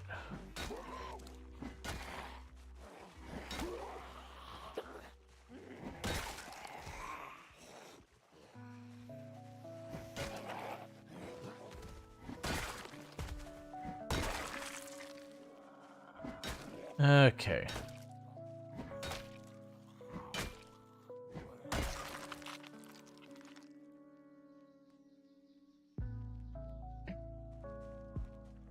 Checking some of his bodies real fast. So unfortunately, we're already exerted.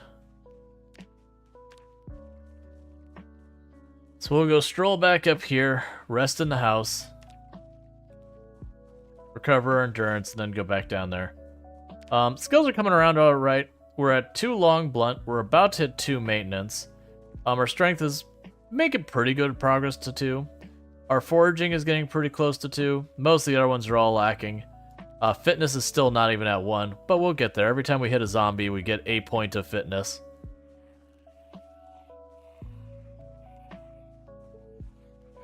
But that's okay.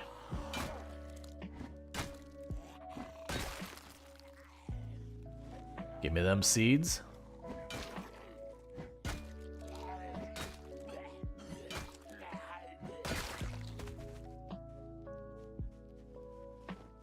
Okay.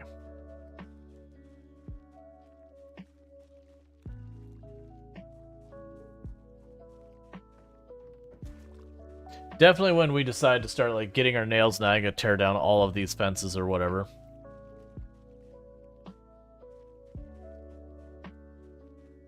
I got a couple zombies right here that are gonna aggro me pretty easily, so let's just get rid of them.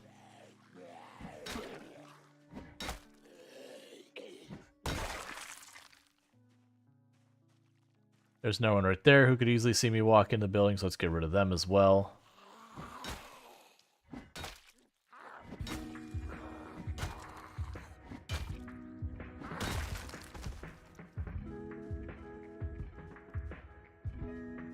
And for this character, I don't think I'm going to put any effort into like leveling all the different weapon types. We're not going to treat this as a character that's, you know, a forever character.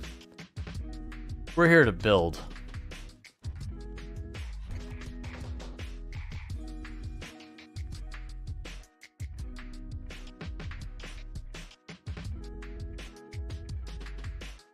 Okay.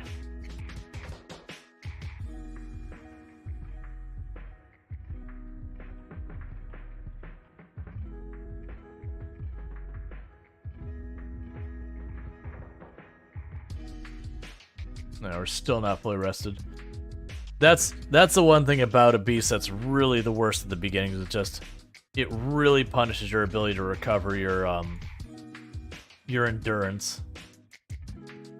Let's drink our water to get our strength back up, so we're not taking as bad of a penalty.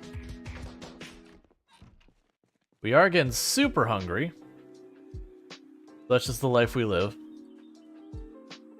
I will say, if we hear the helicopter, I don't know which way we run. We definitely don't hold here. You don't want to draw zombies directly to where you're staying. I think, honestly, I move towards Riverside, which will have the negative of drawing more zombies out of Riverside this direction, but will hopefully keep us from drawing less zombies directly to where we're at. I don't know.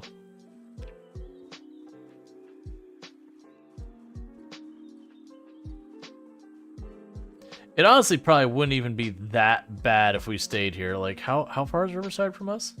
You know, it's pretty far. It honestly wouldn't probably be the worst. Like, it'd make the area a lot spicier in the short term, but I don't know. Maybe we just hold our ground for the helicopter. Like, we walk out here somewhere so we're not way back up there.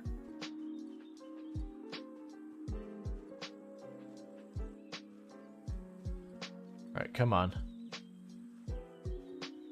We had the hungies.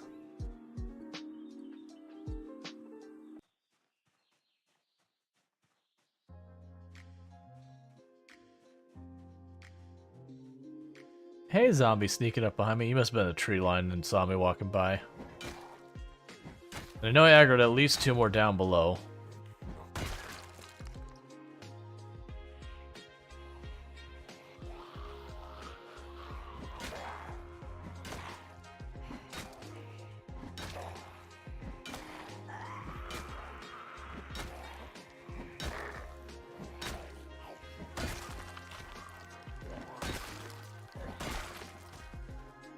More carrot seeds. More carrot seeds. It's going to aggro these 2 real fast since we see them. It'd be real nice when the farm's actually producing and I don't have to do this anymore. Like, we'll still forage. Like, where I had to like run out here to try and forage all the time for like little bits of food in here and there.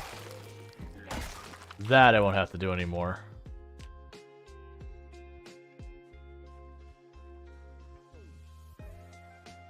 There's some rosemary.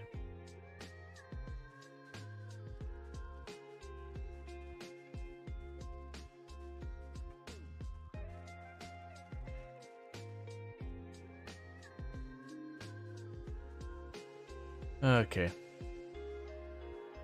Because it'll also be nice just to be able to see farther.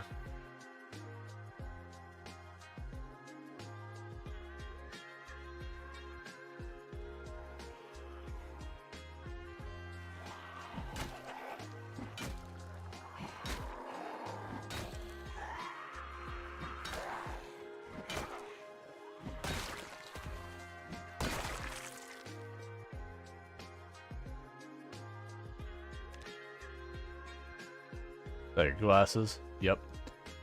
Here you go. Have your glasses back. I don't want to keep finding them for the rest of time. They eventually disappear, but I don't want to wait for it.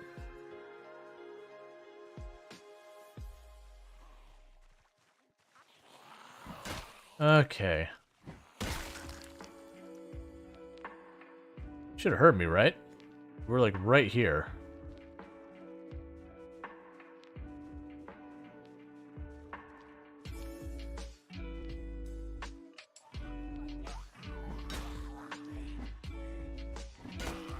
Okay, and do that. Go ahead and grab those now. Alright, we're getting low on endurance. We're going to start working our way back up to where we rest. That's just kind of our pattern. Clear some zombies, maybe find a couple things to eat. Rest. Keep repeating. The area slowly becomes more and more clear of zombies. Our foraging gets a little bit better, so it takes a little bit less effort to try and get some food. Oh, heck yeah, it's roach time. Oh, I didn't want the sticks. Get these twigs out of here. Mmm, nummy, nummy, nummy, num. Extra crunchy. We'll have some raw rosemary to go with it.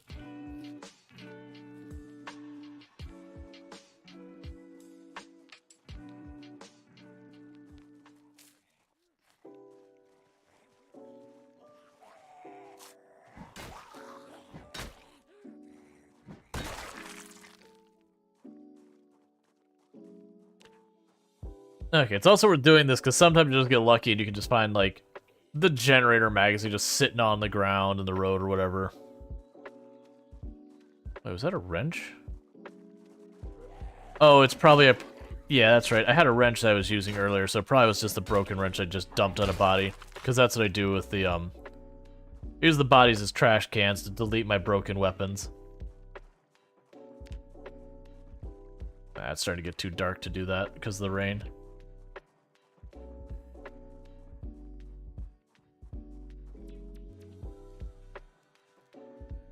Oh, we got another one behind us.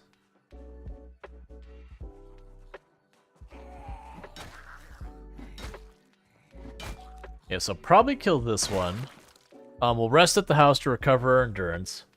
Then we're gonna go back up to where we've been basing up there. We'll grab like one or two of whatever look like they're the closest bodies. Get rid of them. So get them out of the way. And then maybe we start trying to plant all these carrots and strawberries and all that. Just keep expanding our farm.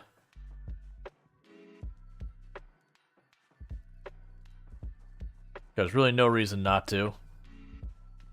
We're definitely gonna have way, way, way more farm than I could reasonably put to use, but hey, that's fine.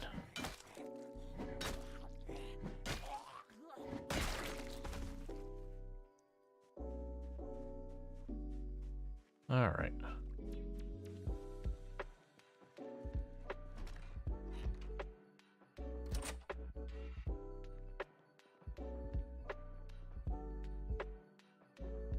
Okay, we could sit down. Alright.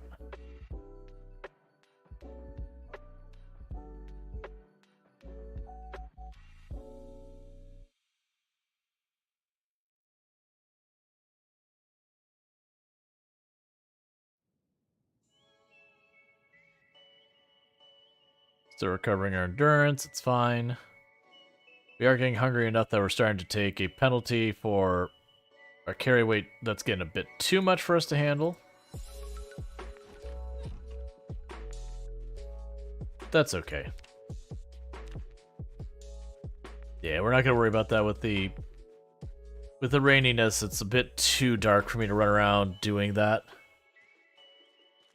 Because I could probably fish something up pretty easily. Let's make sure to do it when it starts going to dusk. Catch ourselves another fish or two. We also have a better part of a full extra day before we're in like real danger, food-wise.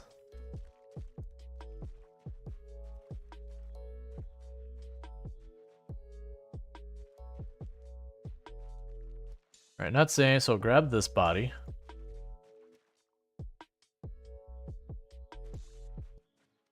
Move it up with the other ones we got piled up over here.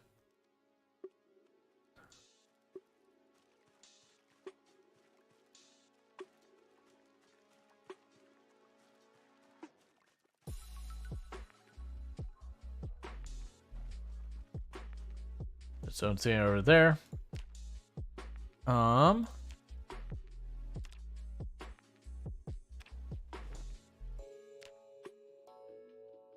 Take apart some of those watches. Just because we can.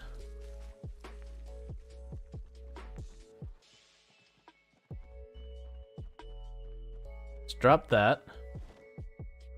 Okay, so we can make more, like another axe. We can go ahead and eat that termite.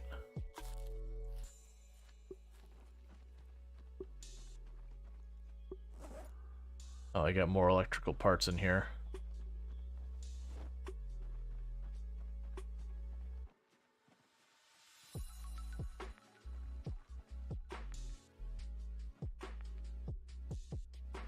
So one,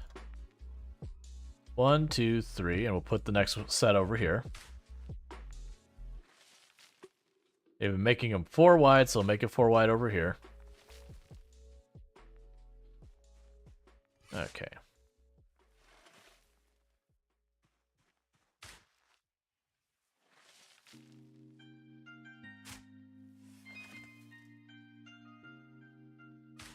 Because it also gets rid of the tall grass, so it can make it a little bit easier for me to see if there's, like, a body in the tall grass, because that is something that does happen more than you'd think.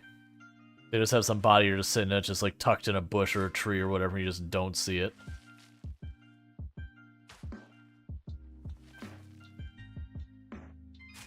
Okay.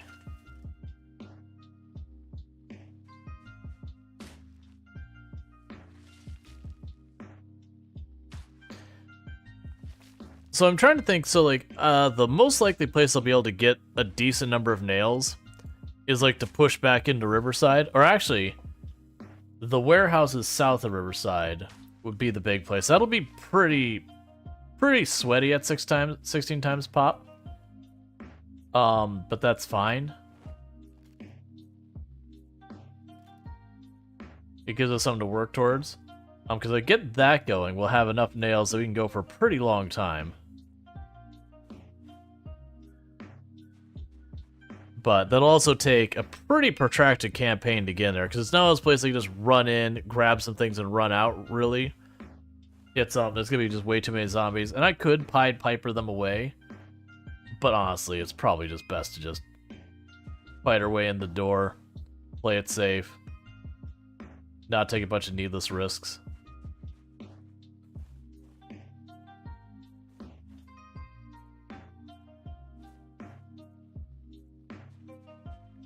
Alright, we got these all planted.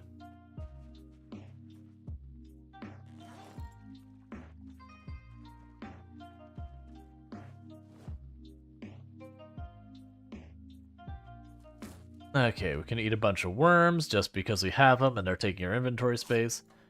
I'll probably never actually use a fishing pole in this run almost for, like, ever. You know, not that it's never ever going to happen, but it's not likely to happen anytime soon. So, no need to worry about it. And then besides, worms are easy to get a hold of.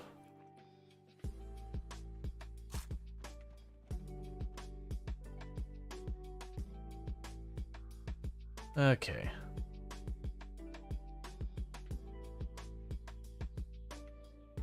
And we are getting sleepy again.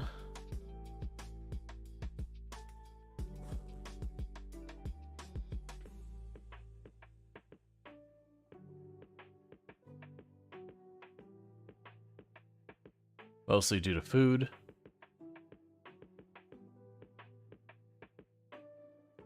Okay. Oh, let's grab you out real fast, put you back in the bag. And drink from this.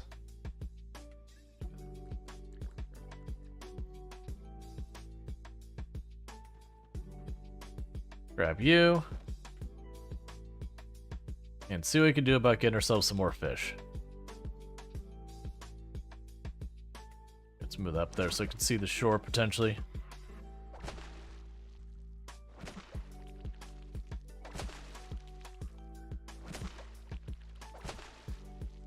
Okay, so the helicopter, I believe we're in the range it could show up.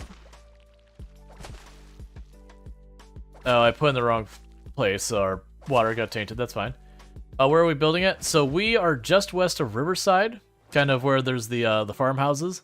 I chose one of them that I'm gonna just like eventually build off their driveway to extend a driveway out to the river. And that will have like our little place like on the river, I think. That's what I'm thinking. Not exactly the most original idea, but you know. It's always a fun one to do a river house.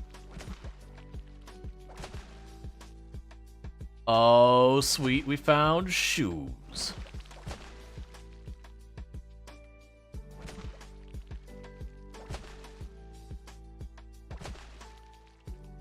Okay, so we're not gonna have a helicopter today.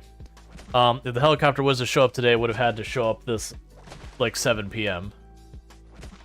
It can't show up after that, which means it's very, very, very, very, very likely we have a helicopter tomorrow. So I'm going to go under the impression tomorrow that we are going to have a helicopter.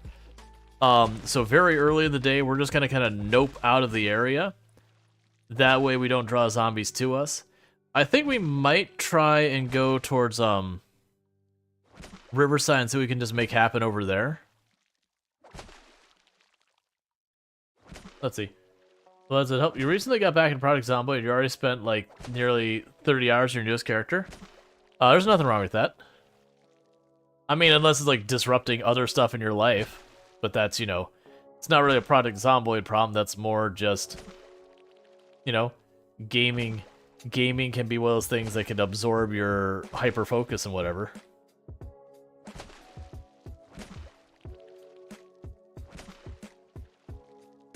All right.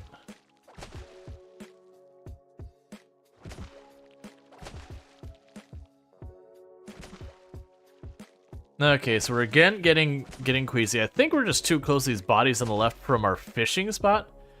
What? Wait till you start off with this? Oh, beast. If you do the exclamation mark traits, it'll give you all the information. It's the same run I pretty much always do. Like I like my rough start. It's just a way of like dragging out the early game way more, which to me is important. Because Project Zomboid is one of those games that once you get past the early game, it kind of gets way less interesting. So the longer you spend in the early game, the better.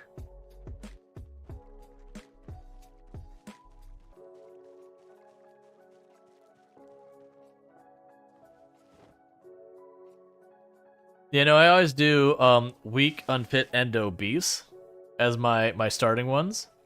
It's not any kind of meta strategy, or it's not some like super build or whatever. It's not min-maxing or whatever. It's literally just making it as hard as I can on the earlier part of the game. It's a very self-sabotage build.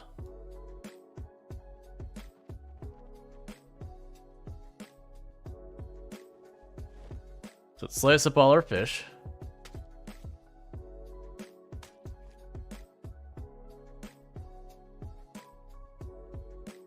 Put them on the fire.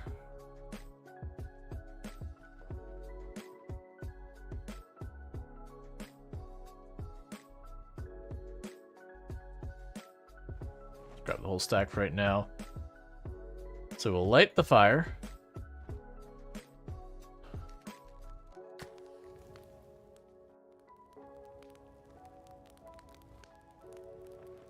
We're gonna add fuel to the fire while we wait for those to cook.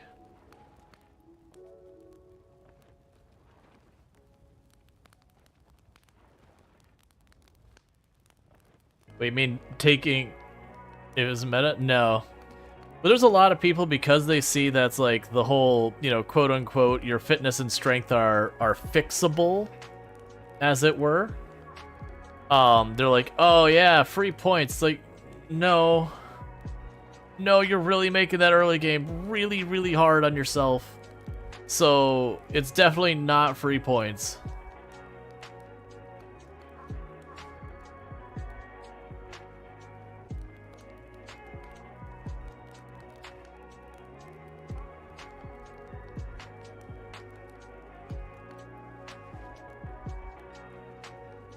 Alright.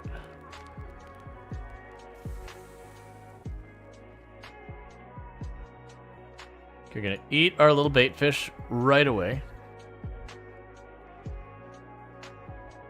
That fire must have a week of fuel. Oh, probably not.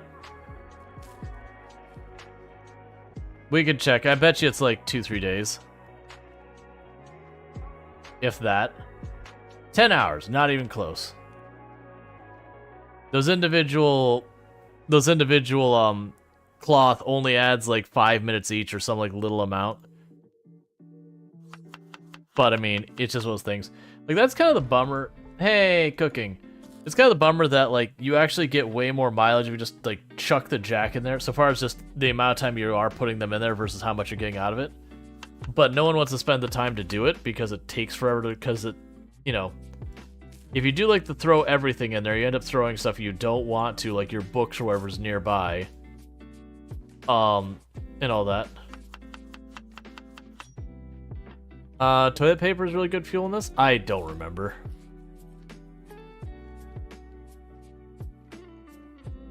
There's lots of stuff you can burn that works really well.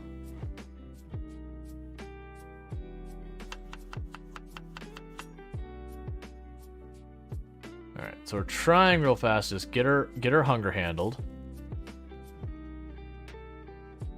Do you have any mods? Exclamation mark mods. That said, we mod very, very, very lightly. So there's no mods that change like vehicles or weapons or anything like that.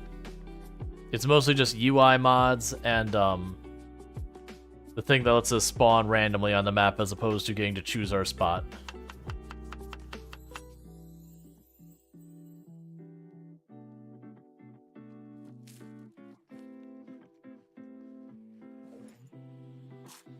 Okay, so one thing I'm going to do that we haven't been doing yet is go to our watch, set alarm. We're gonna set that for 7:50, even though I don't have the radio yet. It's just kind of a good habit to have. Oh, I meant to boil the water. It's fine.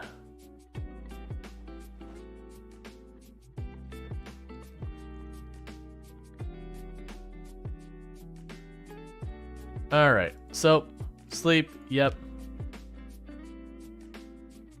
Be ready to run just in case zombies catch up to us.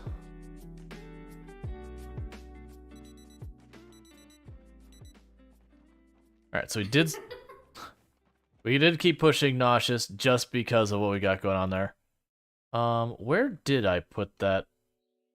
Oh, it's over here. Toilet water time? Nah, it's not that big a deal. Just gonna put that here. Grab a piece of cloth because it only takes like 2 seconds.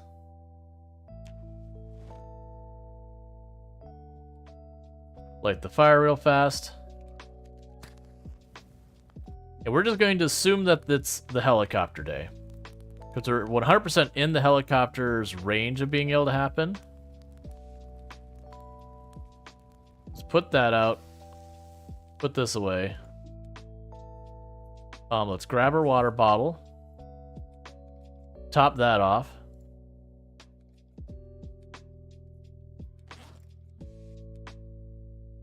That way, if I end up getting pushed away, I've got like a day or two's worth of water.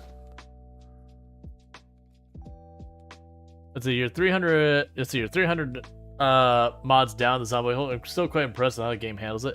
Yeah, you'll start getting some real funky stuff happening though, that the game will behave in unexpected ways. So you gotta be careful about what mods you do.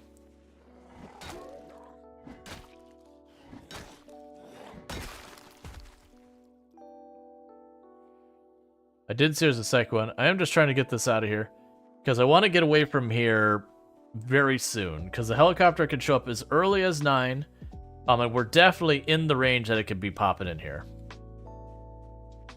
And the goal here is just to not draw zombies near to that, but there's a good chance we get back late. So if I see that there's just a zombie chilling right near my sleep spot, we're gonna kill it.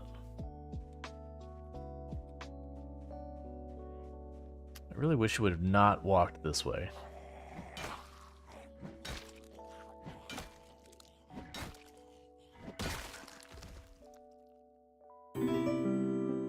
Thank you for the follow. Welcome to the stream. Using a shopping cart to handle all your main gear. Oh. Yeah. Now, a lot of those really gimmicky runs like that, I usually, personally, am not super into. Especially, a lot of stuff where you can get, like, the shopping cart and the, like, the pallet, like, the like, pallet cart and all that. I usually find those don't work real well. They're kind of, like, just janky, weird. Alright, how am I doing? I'm doing pretty good. We probably have a helicopter day. I don't have the radio station to check. Maybe that'll be something I do in this run, is I literally just won't check the radio. Let's make it a rule that we're just pretending the radio station is down, so I'll just be subjected to whatever weather helicopters we end up with.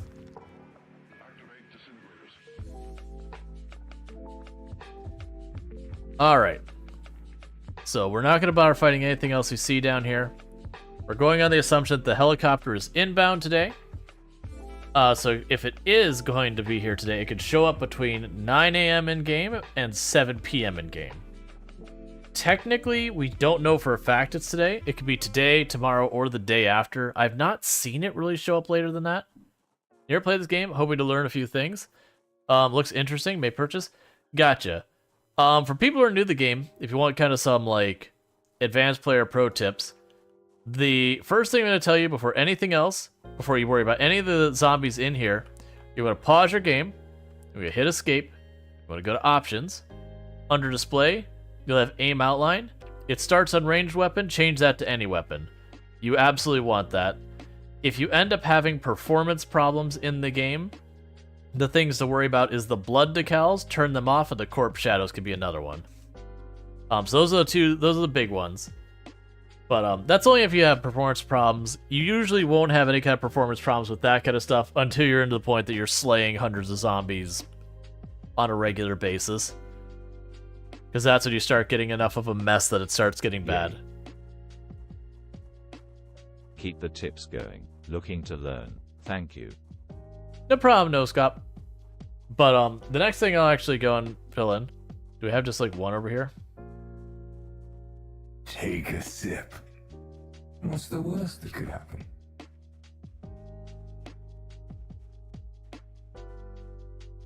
Like the next piece of advice I'd give you, and one of the mistakes a lot of people make, is my biggest piece of advice, is when you're running around in Project Zomboid and doing whatever, just slow down. That's like the big tip overall is just slow down. Everything you think is urgent is not that big a deal. You'll see that, oh no, I don't have water, oh god, oh god, oh god. And then you'll realize, oh wait, I can go a really, really long time with no water before dehydration gets to me. So another thing I'm going to show you that's kind of a nice little trick is I've got this zombie on me. I'm going to deliberately knock them over because there's a really cool thing you can do. So, fall over, zombie. So if you stand on a zombie that is downed, like it's still alive, but I'm standing on top of it, it's effectively out of the fight. And this is also true if another zombie is standing on them as well. The only thing that you can get yourself into big trouble is if it is a crawler zombie where it's like on its stomach dragging itself along the ground. If that happens, then the zombie will absolutely bite your ankles and you don't want that. I'm going to let them up though. Normally I have a whole thing where I do, like, make a sound and all that. And another pro tip is, say we have, for example, like 200 zombies over here. I got a doorway, and there's a zombie blocking my doorway. I don't have the time to fight this zombie. I just gotta get out of here. If you just run at the zombie, you see how my character kind of just elbowed their way past? Don't be afraid to bully the zombies. Now that said, when you do that, it locks your character off balance a little. And when your character's off balance, if you bump into another zombie, then what ends up happening is you start getting yourself in some serious trouble because you can trip. And if you trip and you fall down face first, like on the ground, like by zombies, they're gonna absolutely eat your face. Is this a tutorial run? No, we're just playing. It's just people are, you know, mentioning that they were new or interested, and so I'm kind of just, I have a spiel I go through when I'm teaching people stuff. The sitting down and spinning is not part of the spiel. That's just, this is an early game character who is weak, obese, and unfit. So they go for a jog and then they're already ready for a break. Another pro tip, that that bowl there is one of your most powerful things in the game so far as happiness. You can take food that's like right about to go rotten, put it in a bowl, and it's magically fresh. So you can kind of like stretch how long you have the food for. And you can have like stale food that'll make your character bored and unhappy and all that. And you put in a bowl and then suddenly it makes them happy. Gotcha. They like to think they're a breakdancer, yeah. But like, if I can give one piece of advice to, well, actually 2 pieces of advice to players who are new. The one is, every time you die, stop and just take a moment and go, what was the decision that you made that led to the series of events that got you killed? So it's not that you missed a swing, it's not that you got yourself cornered by zombies, like that's the actual thing that like physically killed your character. But like, was it, oh, you tried to sneak in a building without checking for zombies before you did it, and then they saw you through the window and then everything went sideways? Okay, well, what could you have done differently to make it safer? Oh, well, you could not go in the building right away and take your time to kill all the zombies around you and all that kind of stuff. Like, that's a thing you could do to reduce your risk. You'll also notice I very, very rarely run, other than when I'm, you know, bullying my way past a zombie. Think of your endurance on your character is how many zombies you get to kill before you've got nothing left to give. And so if you're in a fighting situation, you don't want to be wasting your number of kills on just being impatient. There's a grill there. That's kind of nice.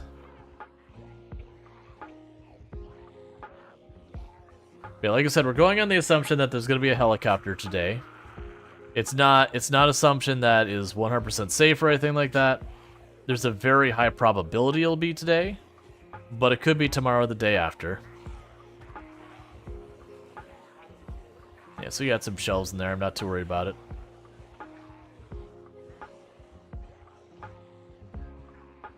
So I am deliberately just going away from where I'm staying to try to draw the zombies when the helicopter shows up someplace other than where I live.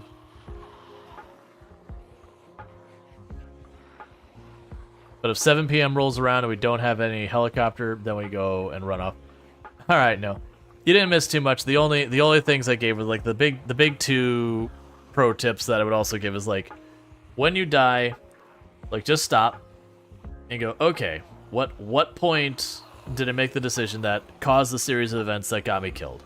So it's not you missed a swing or you pulled too many, like that. I mean, pulled too many is actually one that could be the answer.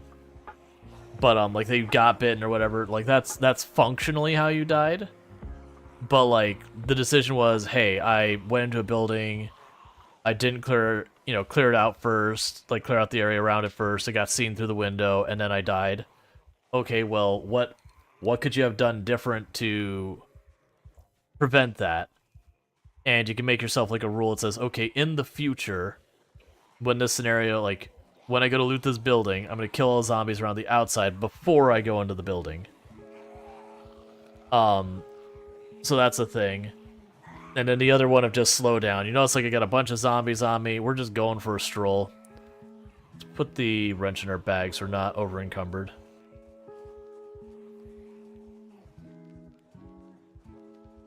Alright. And the reason we're walking like this is I'm going by the assumption that we're going to have a helicopter today. We haven't verified that, but how are deaths treated in the game? So by default, when you die, your character is just dead and gone. It is hardcore. But you have two choices. The first choice is you create a brand new world and you start over. So you play it roguelike style. The other choice you have is instead of doing that, you can reload into your existing world, go find your own zombie and take your stuff back, and like whatever things you got done, you can just like go get them. You still lose all your skill points and all that, and you can do that. And there's tons of mods to make it not permadeath, but I will warn you, if you do make it so it's not permadeath, you'll wind up getting bored with the game real fast, because the game is designed with the expectation that you are going to die many times.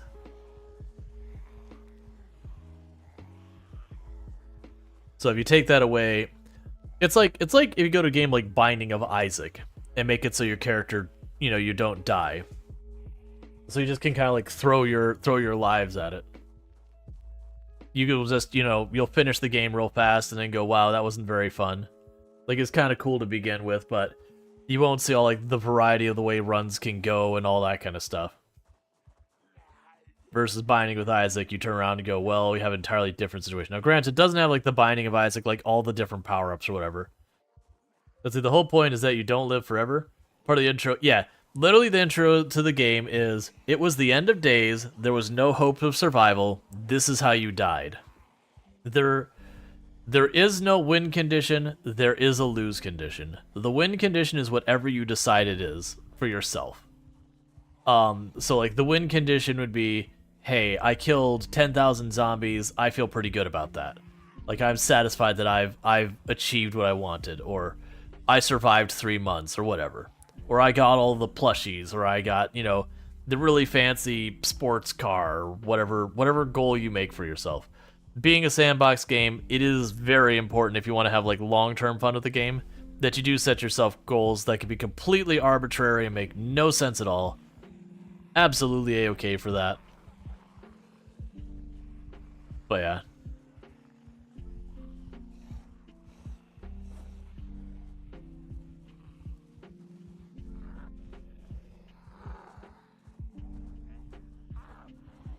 Yeah, just getting a certain number of dolls, collecting friendship bracelets. People do all sorts of stuff. Base build. Yep, there is base building. There's actually the goal of this run is we're not here to kill a bunch of zombies. That's my normal playstyle, is I just absolutely decimate the zombie population. I have a character that's 160-something thousand zombies killed on pretty ridiculous difficulty settings. With no mods of change amortization or vehicles and all that kind of stuff. I actually used to hold the world record for the highest kill count run ever streamed to this game. I don't hold that title anymore, but I used to have it.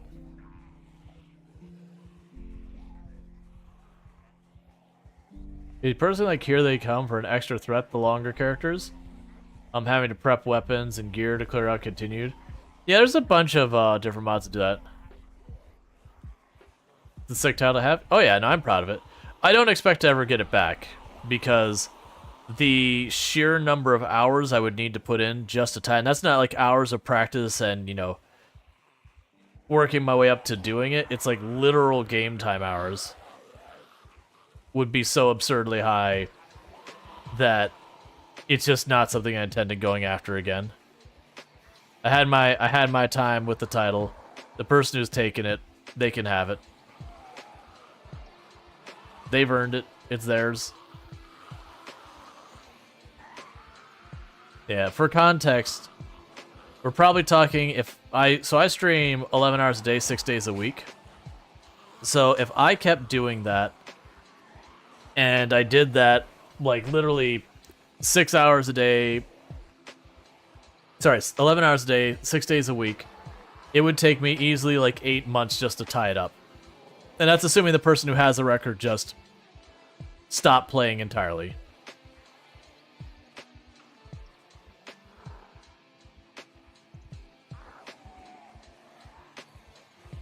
Alright.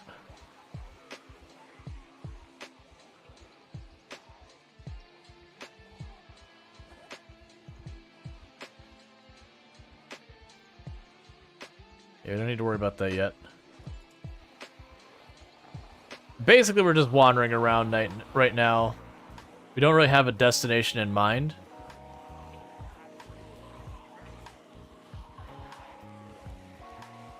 We're just trying to be over here for when the helicopter happens.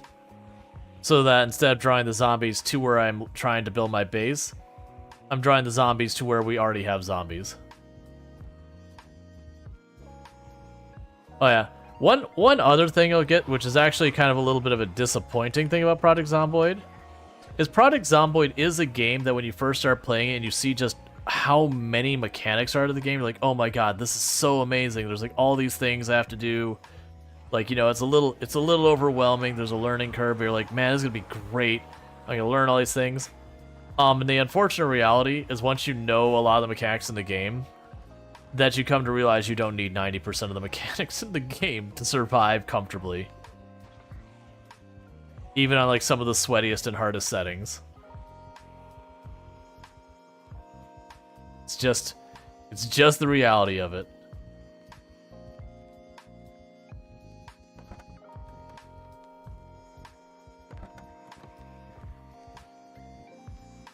But I don't think it's a bad thing. All those mechanics are there if you want them. The downsiders are already sleepy, which is a little weird.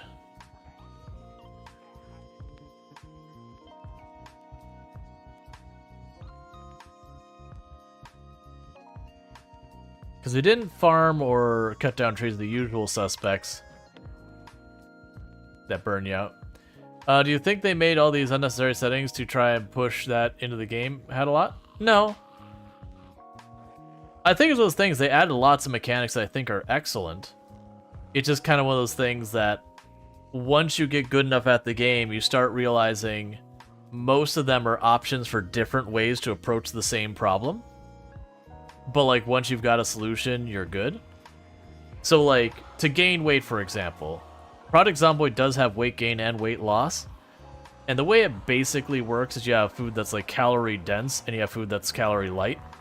So if you fish or you trap, you get calorie dense food in the way of fish and or rabbits or what other, you know, birds or whatever. You can also definitely get like ice cream and lard and all those kind of things, but those are a finite resource. But like long term, you're gonna just either fish or trap. And people actually argue which one's better and which one's worse and all that, and they'll get all impassioned. But the point is, both of those solutions work. You can pick your preference. It's totally fine.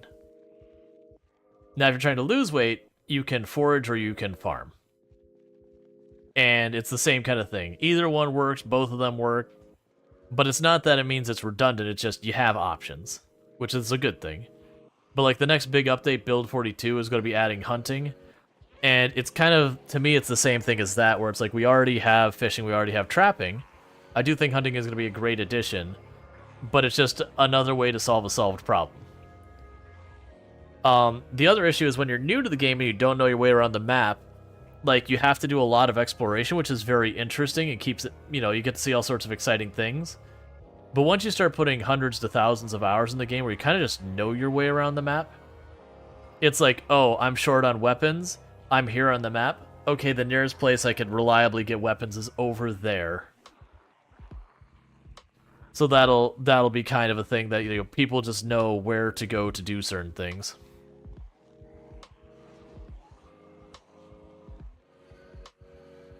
But I don't think that's like necessarily anything in wrong about the game. That's just game awareness.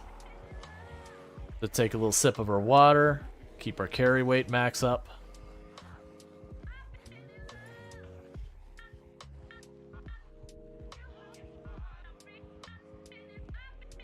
Okay, come on, helicopter. I'd be really kind of annoyed if today ends up not being the helicopter. So they'll have created somewhat a script. No, there's no script to the game.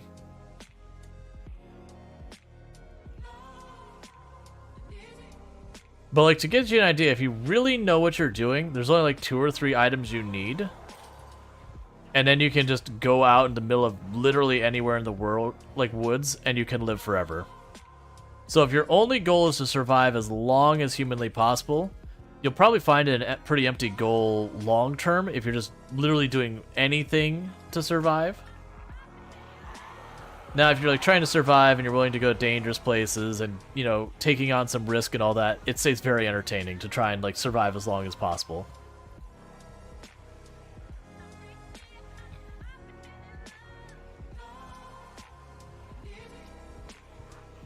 Oh, I got excited. I thought I saw the large backpack, but nah, it's just a duffel bag, which would be nice to have a second duffel bag, but not nice enough that I'm going to deal with this. So that's 14, so one of those should be about right for our hunger right now. Let's see, weapons are the biggest problem for you in high population setting. Let's get really lucky there isn't enough outside towns.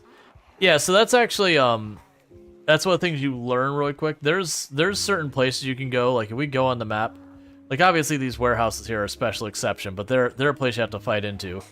But there's a lot of sheds out in the farms that you can usually get a good like 5-6 weapons that are pretty good on a good luck drop, you know, 3-4 if you're not so lucky. You can certainly use foraging to pick up the things to make the axes and the spears. I personally don't have the patience because it's way too much time spent foraging. And you can sit there and pull them one at a time and stomp on them and kill them. But it's definitely one of those things that once you get to like 3 maintenance or so, maybe 4, that as long as you're taking the weapons off the zombies, you're usually just kind of sorted so far as you don't really have to put a whole lot of effort into keeping yourself armed. Like, the zombies become your source of weapons. Yeah, exploring the map is one of your favorite things when surviving long term. Looting Louisville Mall and the current character is a blast. Yeah, that's kind of one of the problems that I have is the runs I do, I play on the most absurdly high zombie population settings. Which means you don't get to do a lot of exploration because if I go, I want to go to Muldrow. Well, that's a, you know, 2, 3, 4 month protracted campaign to get into Muldrow and all that. Like, it's not something you just casually roll into Muldrow. Like, honestly, I have no business being down here. Yeah, it's getting dangerous. Alright, so yeah, so they popped over. So he only ran long enough to avoid the intercept. And then we go back to walking. Thank you for the follow. Welcome to the stream.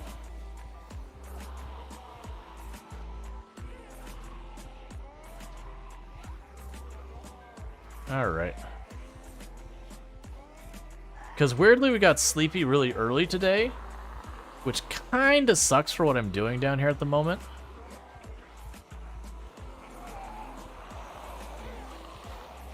That's a dangerous one. Because basically, I want to run as little as possible. Alright, so I got stretches and all that. We'll do that real quick. So let me go ahead and...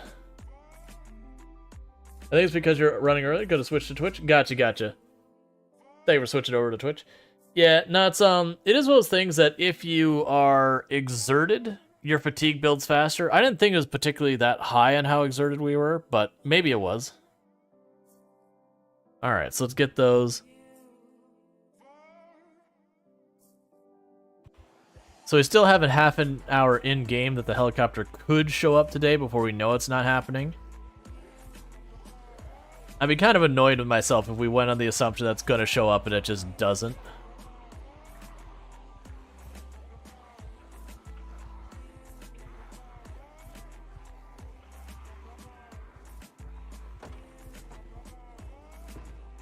Alright.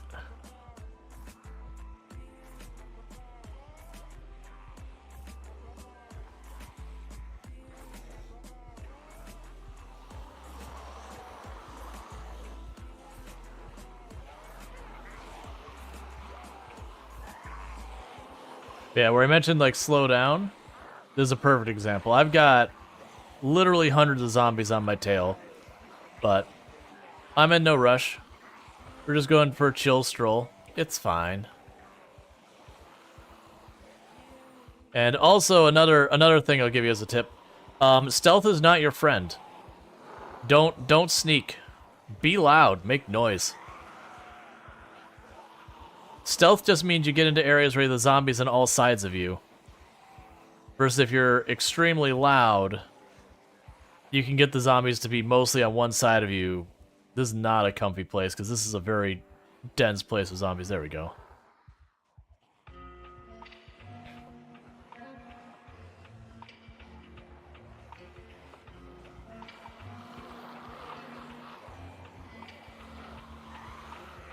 Because zombies coming straight at you are very predictable.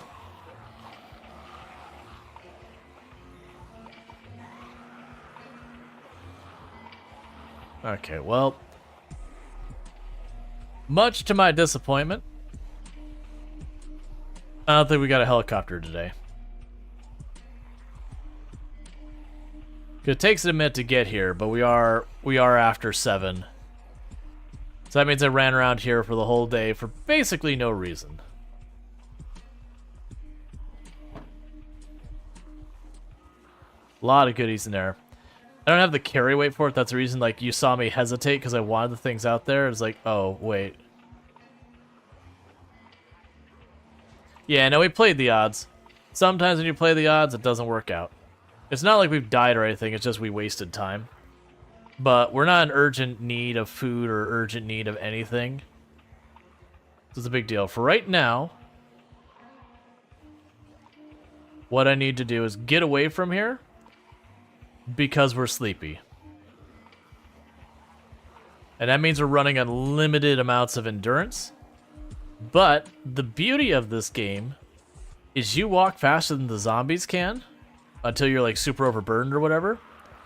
So, you want to know how I get away from these zombies? You're watching it. That's all you need. You just walk away. And do they go and they try and pinch you like that? You just take your 2-3 steps of running, and it's fine. But the idea is, avoid burning endurance as much as possible. That's one reason you should never run around with your carry weight, like, where you're over your max carry weight by much. Like, a little over can be okay, but if it's like heavy load or extreme heavy load, you just don't want to do that.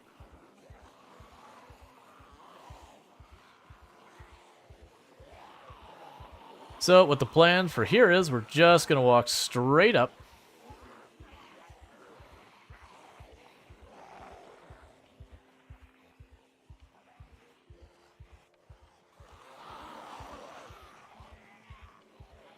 They're going to walk right over here.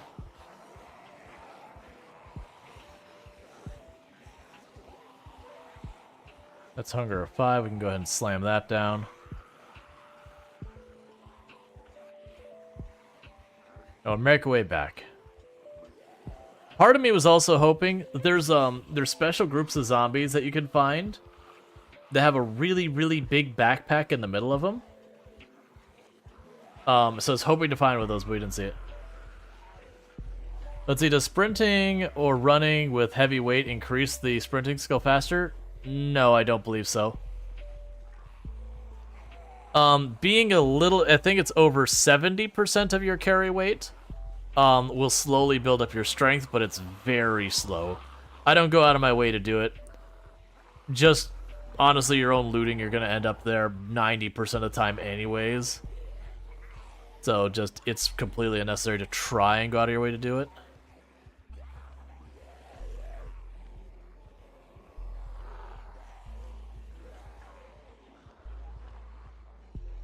Alright. Go ahead and get that out of our way.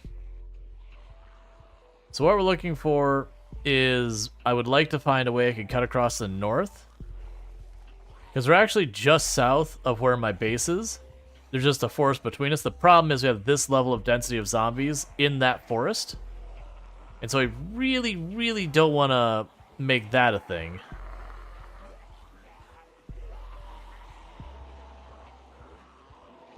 Just gonna keep on walking up this road till the zombies start to thin out, and then we can cut across the woods, or we just go around. Again, no rush. Even though I'm like nearly to the max on so far as our fatigue, it's fine. No hurry. And for the record, these stuff like this fatigue, exertion and fatigue in the game, those penalties are major, major penalties. Like, to just give you an example, we're at tired. So we're at the, was it second or third level of being sleepy? And it's a minus 80%, 80% to our melee damage. Not counting all the other penalties, just that is minus 80%. And it does stack with your being exerted.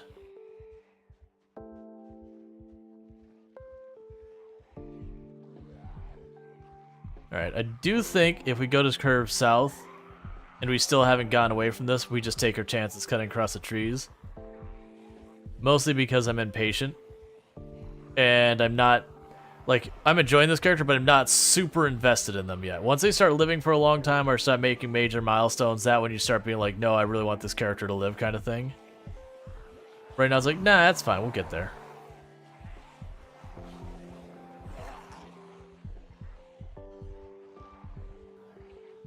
Yeah, so now we're very tired, so it's minus 90%. You'll notice these hordes that we're seeing, they're instead of being the 16 zombies, now it's just like 4s and 5s. That's because we're getting farther away from where there's something of interest.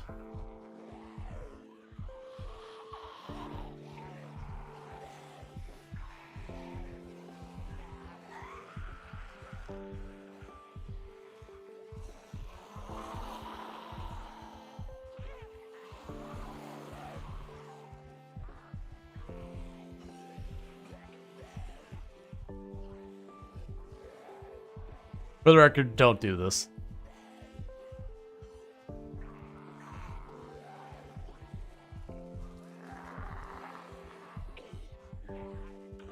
It's taking a lot of needless risk because I'm being impatient.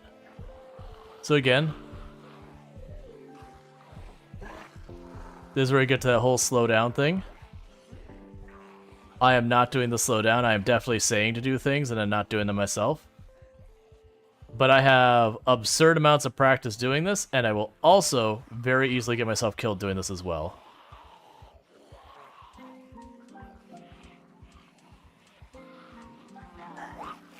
Oh, nope, that's it. That's a back hit. So you have a 25% chance that we just lost the run. It's also a neck laceration, so we are in deep trouble. Because that is going to bleed real fast. So I need to go to my inventory. I'm looking at my inventory and being lacerated a second time. Yeah, we're done. Yep. Now it's just me being impatient. I don't have the patience to put in the time on the early runs anymore. Yeah, that was a needless death. Like I said, I shouldn't have cut through there. But, that's fine. So what we're just going to do is we are going to go... Is it too early to switch games? Yeah, it's probably too early to switch games. So we're just going to hop on to Venus.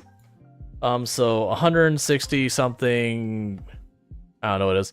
167k killed.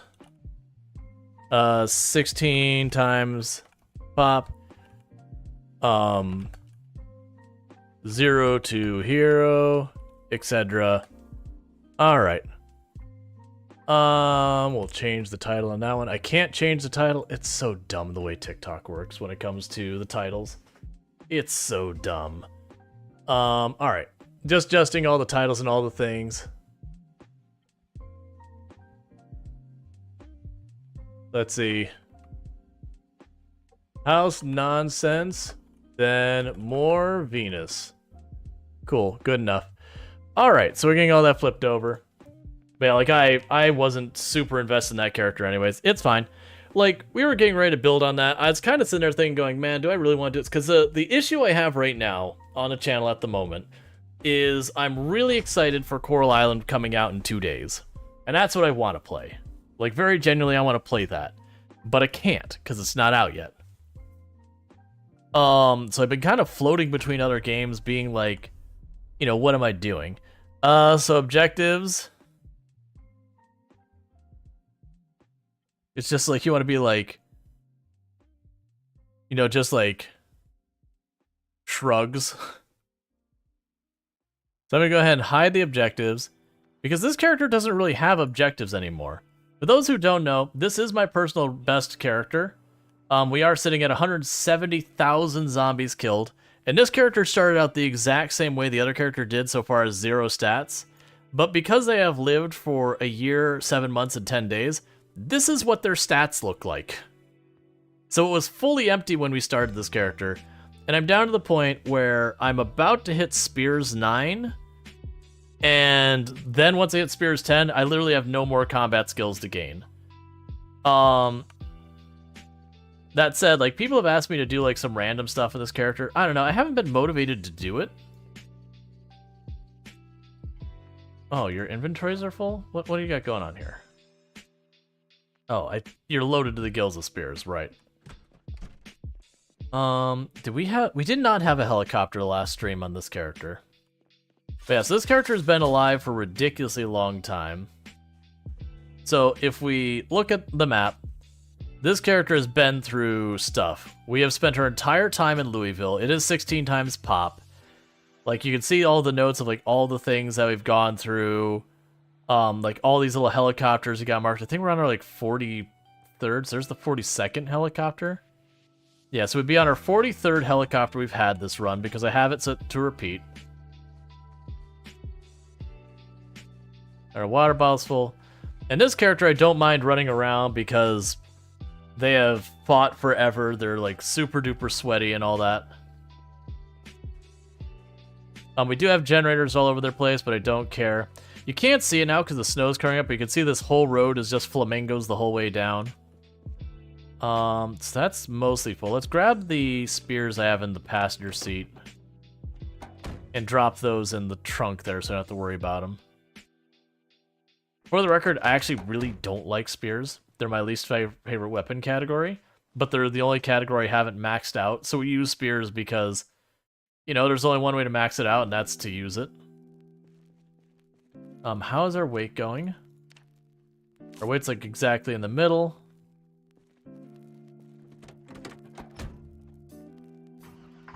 And you can see just in that area I've got 4 trailers now. But we are in what's known as the military checkpoint. It's the area that separates what's in Louisville from what's outside of Louisville. That's our main base. We haven't done a ridiculous amount of building because there's actually not a lot of good area for building inside the military checkpoint in my experience. Like, you can make stuff. There's also, like, no reason... Oh, I parked the truck too close.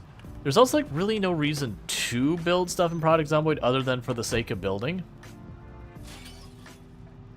Like, you can, and a lot of people do, and it's actually one of the things I do recommend for long-term gameplay. But I've done some ridiculous elaborate bases in my past. I just haven't felt the need to do it again. Now, if I remember correctly what happened on the last one we played this character on, I've got a gas station straight up this road that's by the university, and it wasn't that there was a bunch of zombies, but our visibility is horrifically bad because of, like, fog and night and all that kind of stuff.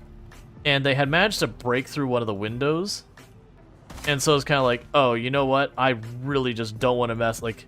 Messing where I cannot see and fighting the zombies is how you die. So it's like, no, we're going to play the safe thing. We're just going to back out to our main base. I'm surprised I'm seeing zombies over here. Like, we've cleared this area out pretty much over an in-game year ago.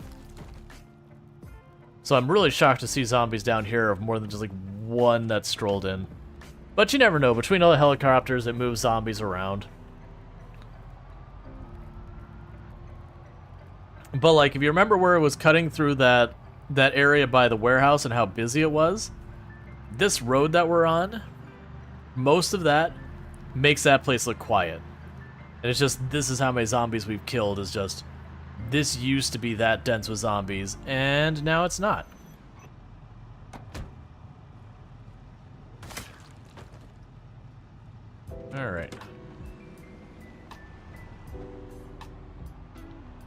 But kind of the thing I want to do on this character, like the big thing I want to finish with this character before we have any updates or whatever, is I do feel like I would like to get spears to 10 just to be able to like say, hey, look, I got all the weapon skills to 10 on one character, because without changing a bunch of settings or whatever. Because that's a really big milestone. Like, I'm willing to bet without upping the XP, like people on base XP, there's probably a list of like 5-10 people throughout the entire history of Project Zomboid who've done that, and that's probably me being generous in how many have done it. Because, like, to give you an idea, we've gone after that since the very beginning, and this character would have been the world record character. Like, this is my personal best character, and this would have exceeded the world, the world record I had. It wasn't for there's one person who that I know of has a record over this. I think there's one other person who has a kill count higher than this character. But I also don't think they've maxed out their weapons either.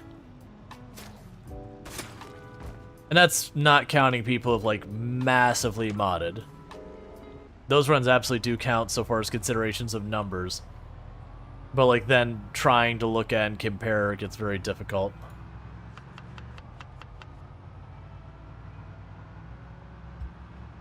I would like to put away that walkie-talkie. I actually don't remember if we checked the radio.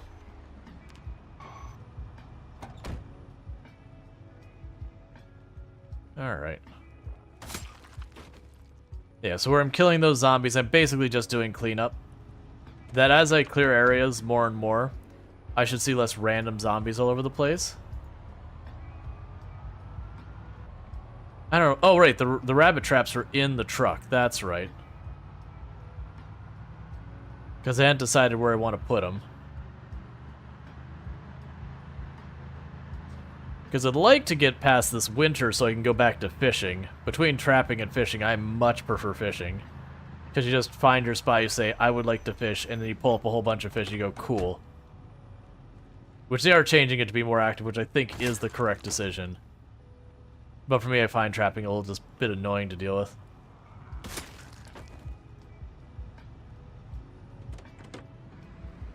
I also want the snow to go away. The snow's really cool in Project Zomboid, but it is one of those things that by the time you get to the other side of winter, you're usually like, cool, I'm really happy to be out of the snow. It's been nice, but I miss colors that aren't white.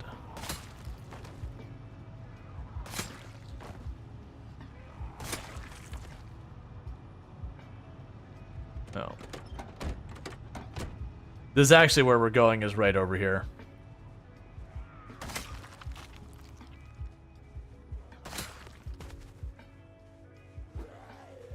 Hey. That's cool. Oh, zombies chilling there. Oh, and this one does have where, like, the zombies could open doors and windows turned on, and, like, where the helicopter keeps coming back again and again is turned on, and all of that nonsense. So this is, like, literally the exact same game settings I was just playing. Just, this is a character who's been alive for a long time, so has gotten super duper strong. Versus the other one is right at the beginning of the run.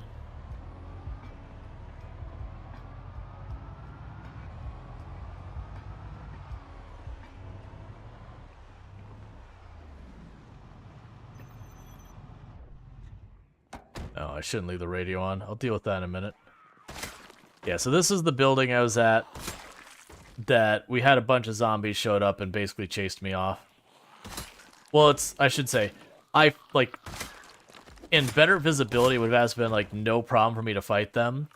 But it was just the fact that it was, like, I don't know, it was like an overcast night or whatever, and it's just so incredibly dark. I think it's, like, raining and a bunch of other stuff. It's like, no. There's, like, no reason for me to take that risk. So where I've been really, really cautious, like, really kind of just kick caution to the breeze in the other character, this character, you're going to see me take, like, no unnecessary risks.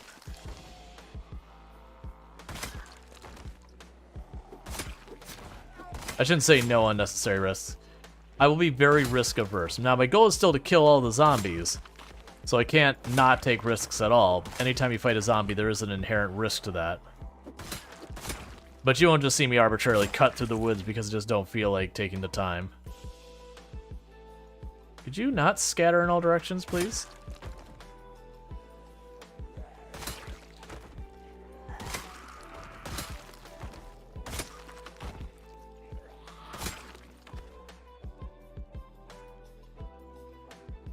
Okay.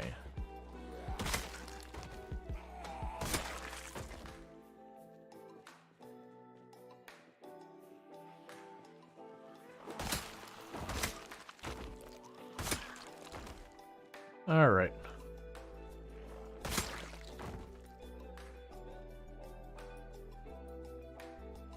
We have a lot of zombies moving around here for some reason. The zombies are all like, ah, red hat scatter. Pretty much.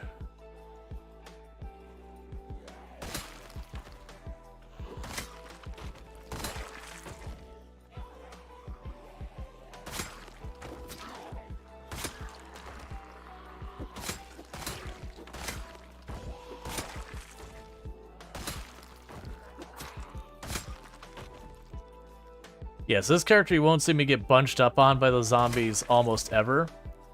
And it mostly boils down to the fact that I kill the zombies so fast they don't have the opportunity to bunch up on me. Like if I see a rally group, I'll just kill the whole rally group in no time. So I turned off the radio. Alright, there's you. I'm just surprised that they're moving around so much. Like, it must have caught them in a migration. You know, that's probably what happens. There's, like, a migration going on, which is a thing that happens in the game. And we were trying to deal with this place during the migration. This is still just the scattered ones in the tile. I also feel like Snow does that too, right? Snow does what?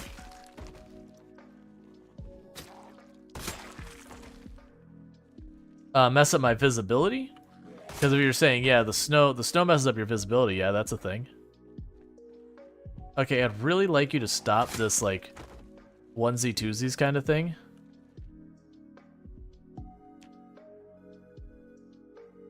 Why were you turned off?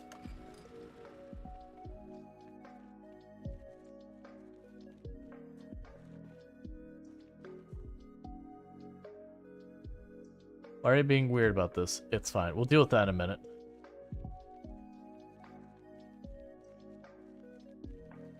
Makes them move around weirdly? Oh, I don't think they move for rain and whatever. I don't remember. It might. Honestly, it's been so long since I've cared about those kind of mechanics.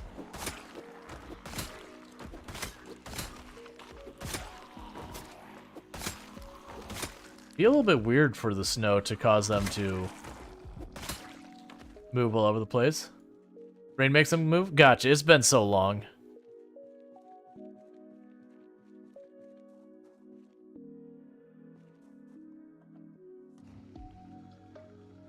Top off our gas.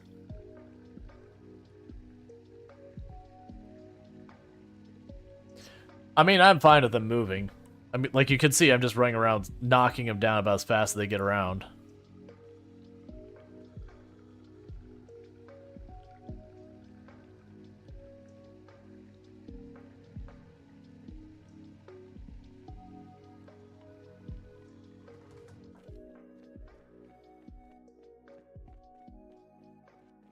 All right.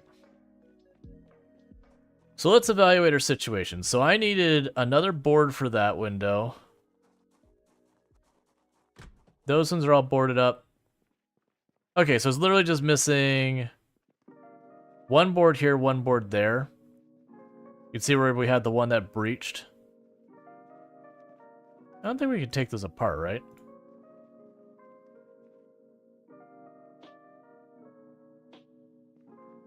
Yeah, that's why those still exist. Alright, so I need to go get a couple of planks. Let's deal with this group down here.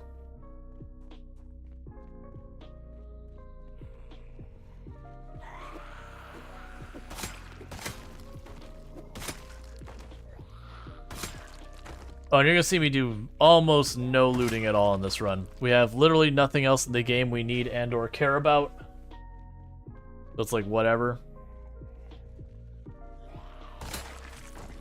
Like, the only thing I look for is occasionally I'll check for the guerrilla radio magazines and cars. But that's it.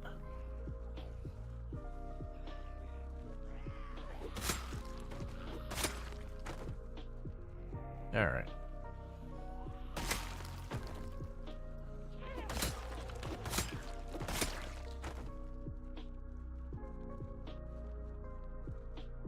Then we got more down here.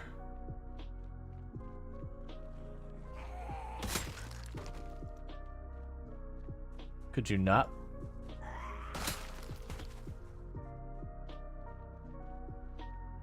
Okay.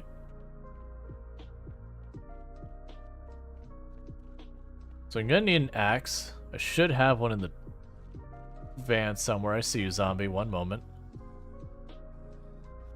Isn't the axe up here?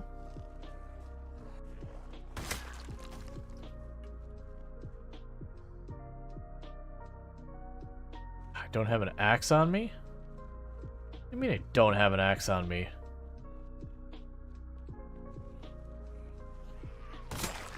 I'm glad I didn't try to fight it out and clear it if I didn't even have an axe to deal with the trees. That's okay. We can get ourselves a like, because we only need like one more plank. 'Cause the reason I want 3 planks on the window is 3 planks is what it takes to block it so they can't see through the window.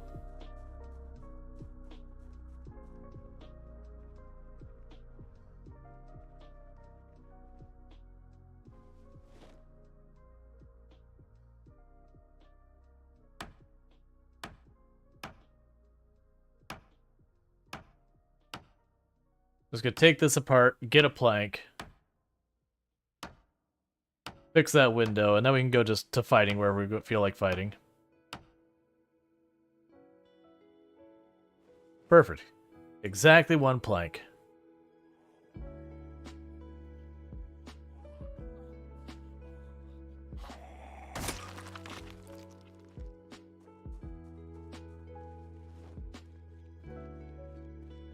Okay.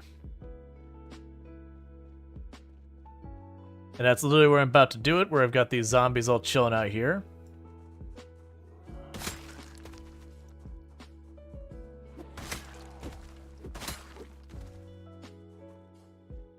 Okay.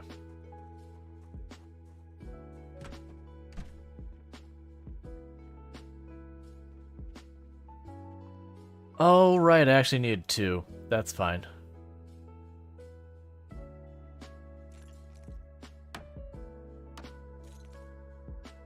So that window's done. Yeah, no, I wasn't being patient, so I just killed us in themselves in the wood. Like, I wasn't trying to kill the character, it's just like I could walk this whole ridiculous way around, I just didn't feel like doing it, so we tried to cut through the woods and I got going through the woods. I'm not very heartbroken over it. It's kind of those things as artists in there feels like, you know, do I want to sit here and slowly work at this and start building this house? And it's like, I know people want to see me build stuff in the game more, but it's kind of I take the time to build the super elaborate bases more than once. And it's fun. It is. But like, it almost feels like a distraction from like, what I want to accomplish. So it's like there's the goals I have, and then there's this other thing that's just way off in left field. So I get excited about doing it for like 5 seconds, and then it's kind of like, oh, okay, whatever. But that's where I'm at with Project Zomboid.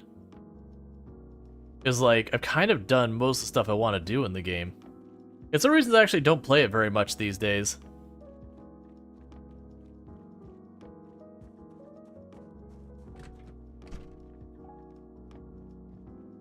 Like, it's weirdly become kind of the relaxing game I want to do when I just want to kind of pop into a known quantity and just go for it, not have to think about it too much.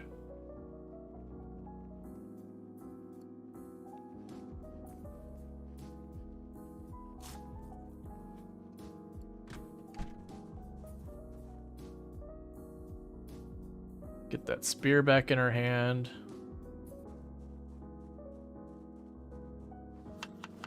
Alright. Okay, so it looks like you got this area mostly cleared. Again. I probably shouldn't really push anywhere, but I'm going to.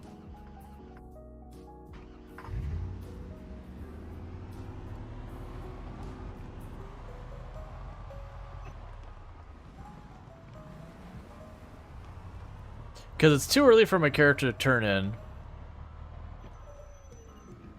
Yeah, on the other side of that fence. We'll deal with that later.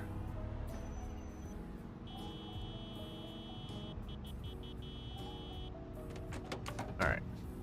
Gonna see them wandering around. Let's just draw them here. Because we were pushing towards the mansion road to start killing zombies along there. I'm trying to push up along the river to the back corner of Louisville just to like mix it up. Get to the point where we're actually seeing real numbers. So it's not me knocking down one group, knocking down. There we go. That's what I want to see. I want to make friends. I want to see the fans.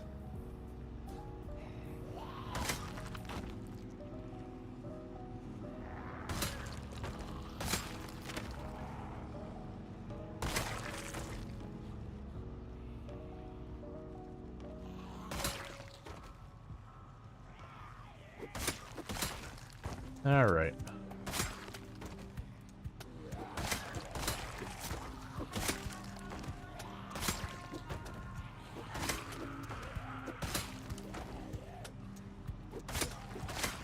Like maybe put like a non-zero amount of effort into fighting.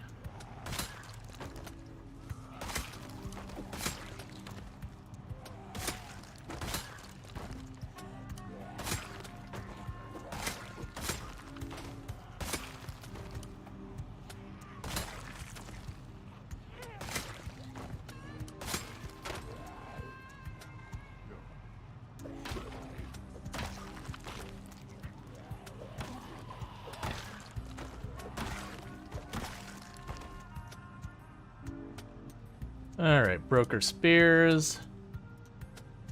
Get our next one staged.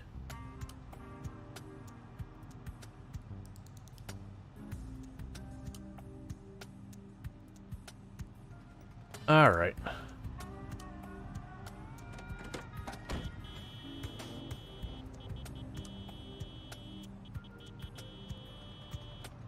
Okay, we're just basically honking our horn, drawing whatever's in the area. Until we stop seeing a meaningful number. Then move on to the next spot. A lot of times what I've been doing is just taking the vehicle right up to the edge of where I've cleared, and then blasting the horn from there. Because then we usually will pull a whole lot of zombies. So I can grab like 50 to 100 zombies per pull, knock them all down. Move it on up.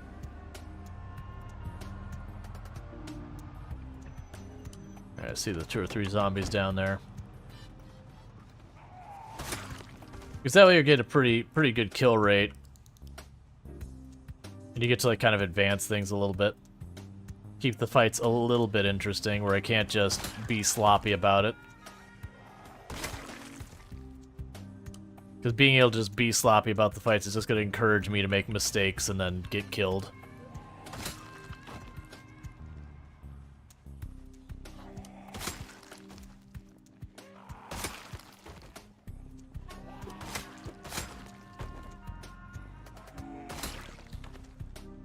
All right.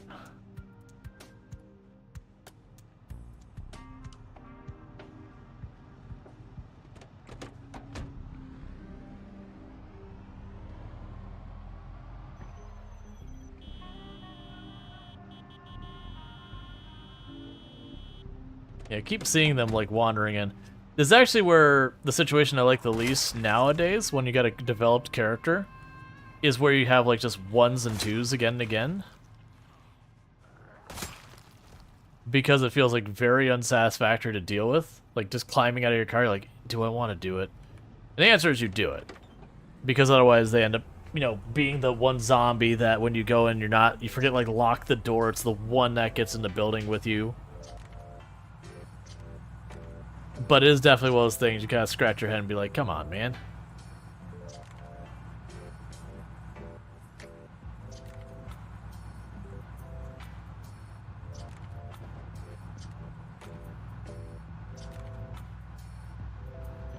Yeah, so we're not actually going to get to push too much in here quite yet.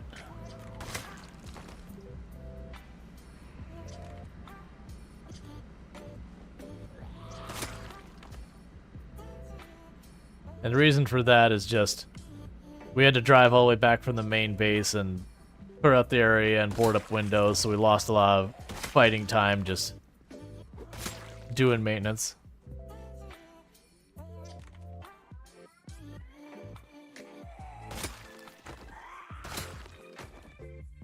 All right.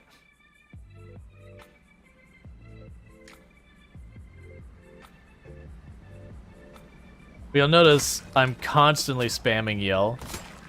That's because in these kind of runs when you're this far along, the way you're most likely going to die is, one, you're just going to do something stupid like fast for the game in a dangerous spot or something like that. Or you're just going to straight up miss a zombie that's standing still and walk into it and die. I've lost two of my longest survived characters. That's how they went. Like 2 of the 3. It was just a zombie just chilling perfectly still. Poor visibility at the moment.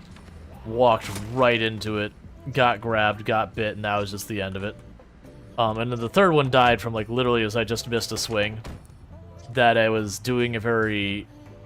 I took a swing I shouldn't have taken in the first place, but would have been fine if I connected. Because, like, I was backing past a zombie, so pretend there's a zombie, like, over here is backing past, and just kind of went, like, SWAT. Just, like, tried to swish right that on the walk by. And when I did it, I just missed by, like, 1 pixel, and it was just enough that now I had been slowed down from swinging my weapon right next to it. So it grabbed me and got the bite.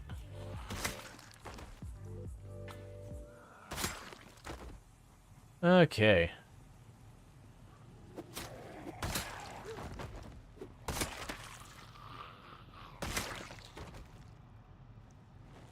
And honestly, all this inventory management I'm doing is why I don't like, it's one of the main reasons I don't like spears, is just having to constantly shuffle the spears around, because consider I'm doing this with 10 maintenance and we're about to be 9 spears. So we can't actually get the durability of our spears much higher at all. And that, like, when we have a day that I actually get to just sit out here and slay, I will burn through like 8 spears, 9, 10 spears in a day. Which means I have to dedicate something like 15, 20 plus inventory space. What is a spear? Well, not the one that's equipped. I have to have one that's not equipped. Yes, it's just shy of 2 encumbrance per spear. So if I carry like 10 spears on me, which realistically I'm going to be carrying 12. So if we're carrying 12 spears, I've got like 24, 25 worth of inventory space is like my day's weapons.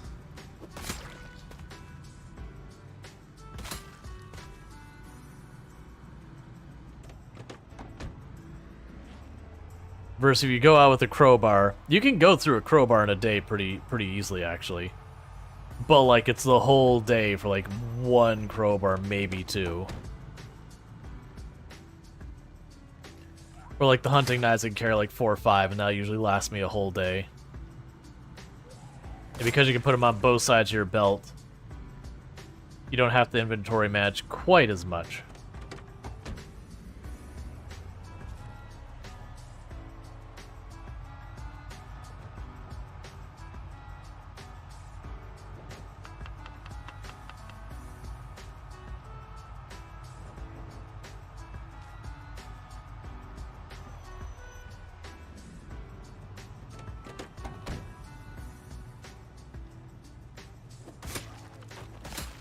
I'm just gonna go BS kill these ones.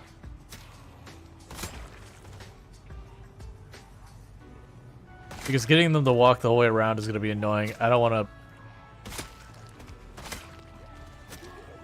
to deal with going around myself. I've already more than proved that I can handle the zombies many times over.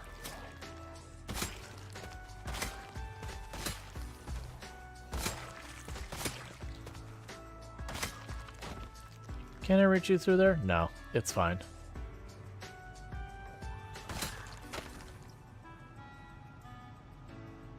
Killed a group of zombies. Time to get a new spear.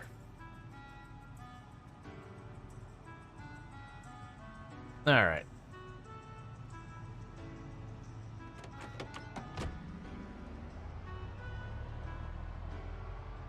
So we'll drive down here, pull up to the pump, switch vehicles, we'll get out of the vehicle. Do that, because usually what I end up doing is I fight till about 7 p.m. in game, and then I back out. And that's because you just don't want to fight in the dark. Poor visibility is the thing that kills you in these runs. Because you make that one mistake.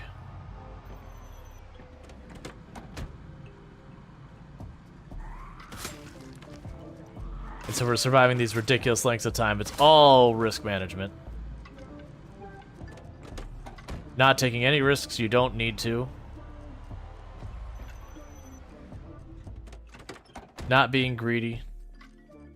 Knowing when it's time to go, okay, like, you know, gunshot brought the zombies to my base, time to, you know, back away.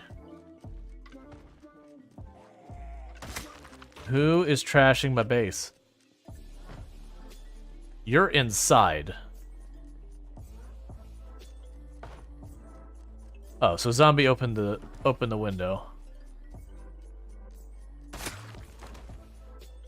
Yeah, so hit a door that was unlocked.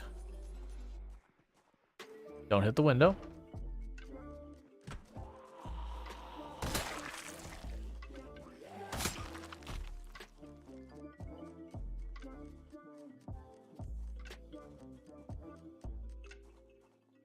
Alright, so they busted out one of the windows, so I need to get 3 planks.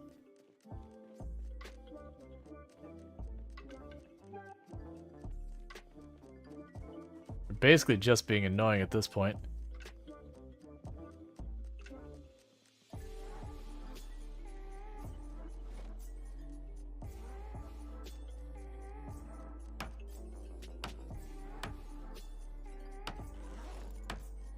Alright.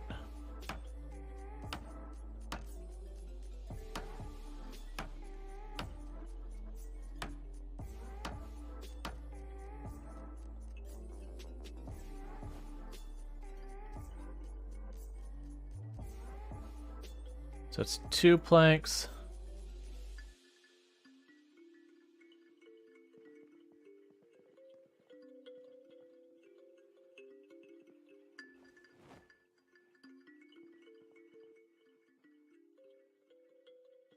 Okay, those aren't real. I can't take them apart.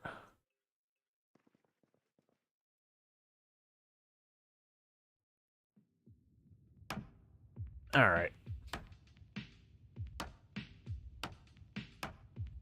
If one of these doesn't give me a plank, we'll probably end up backing out again. Because this is a little dangerous in the sense that I can't really see well, so if you have a zombie wearing all black just rolls up on me, I'll be none the wiser until bad things happen.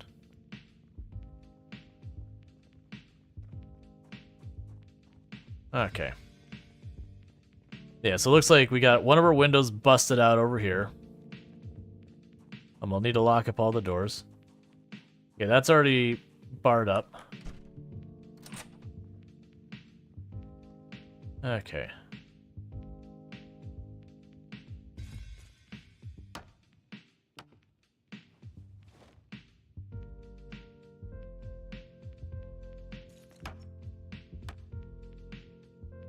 And just covering it up so zombies can't see me through it and all that good stuff.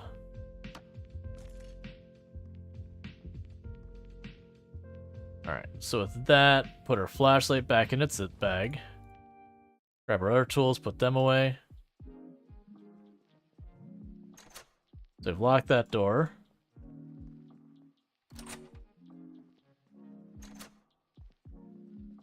Okay, and the reason why we're locking all those doors, by the way, is I do have the zombie's cognition set up to its max, which means they can open the doors and windows just like a player.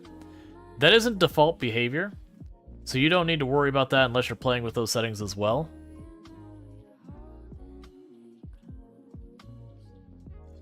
I forgot I have all of these all over the place.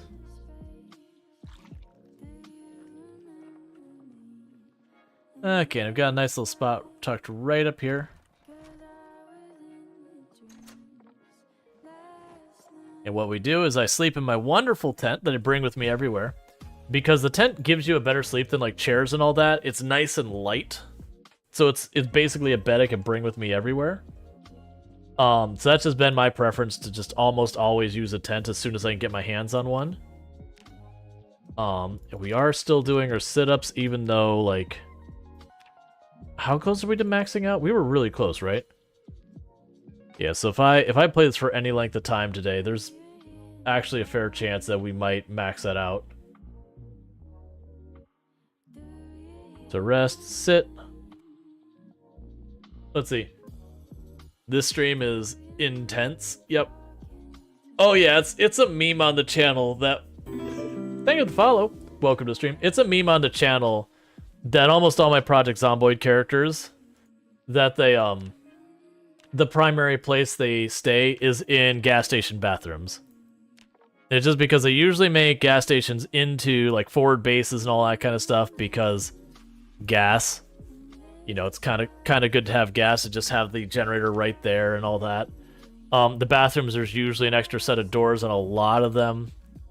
There's enough space for me to put the tent between me and the door, so if something does get in, they start banging on the tent before they're on top of me kind of thing.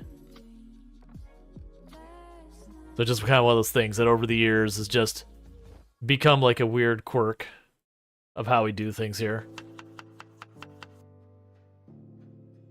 And how are we doing on our potatoes? Because I'm burning through a lot. Oh yeah, I know we got plenty.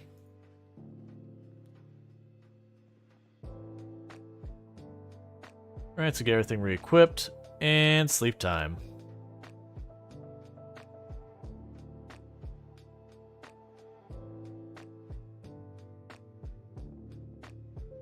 And now I pick our tent back up.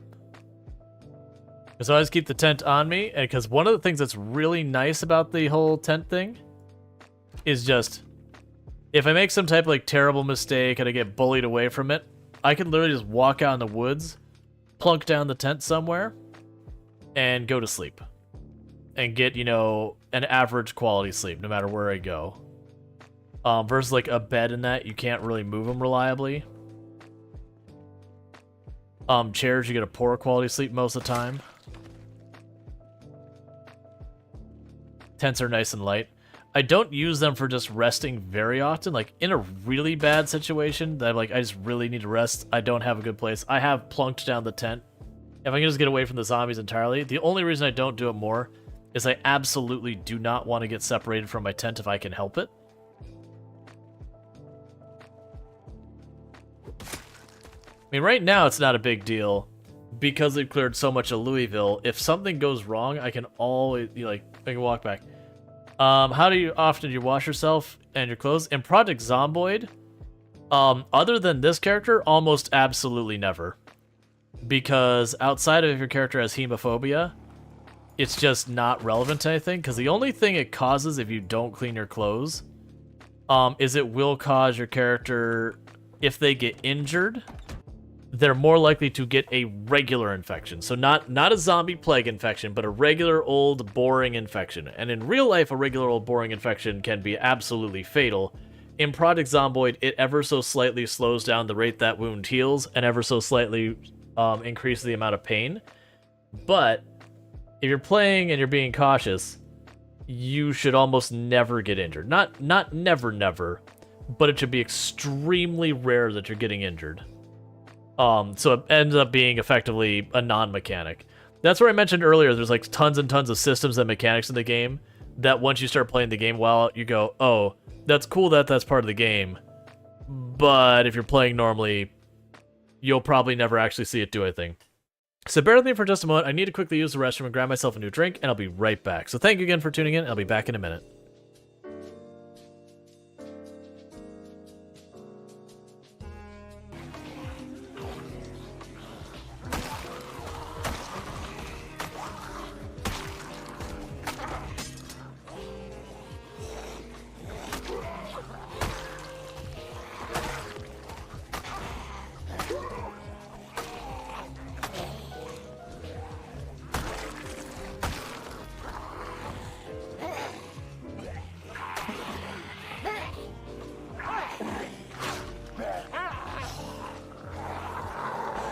I messed it up. Don't be bitten. No! No!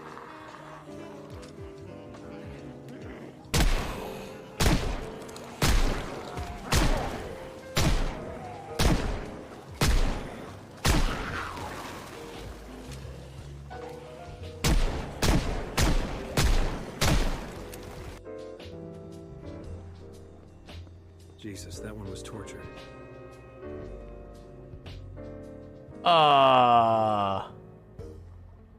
We'll deal with that in a minute. Keep the threat on one side of me.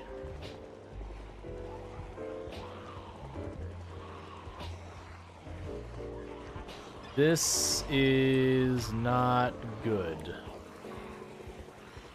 Alright. Sweaty time.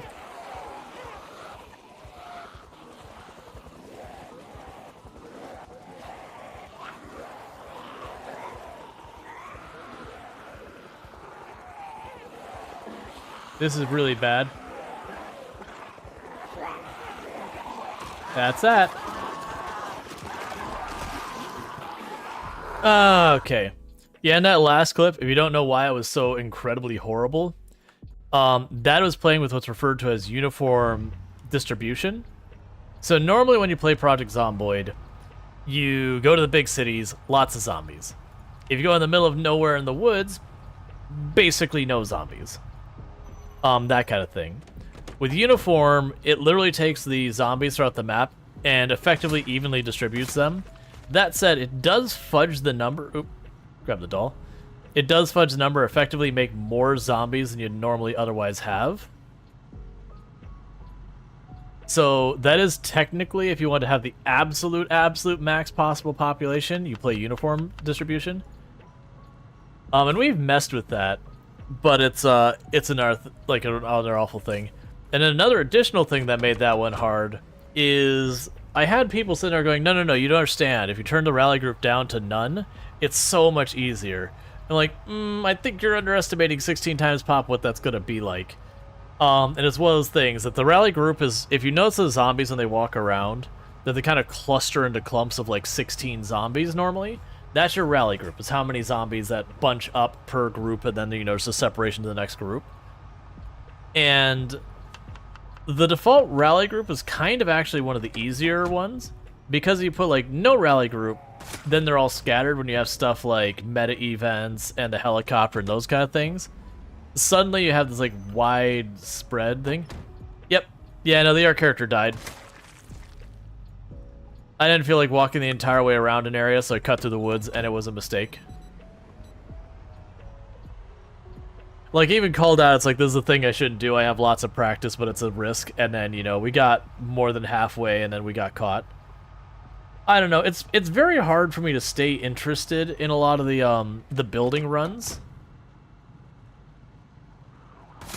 It's just like the problem is I've kind of done it before.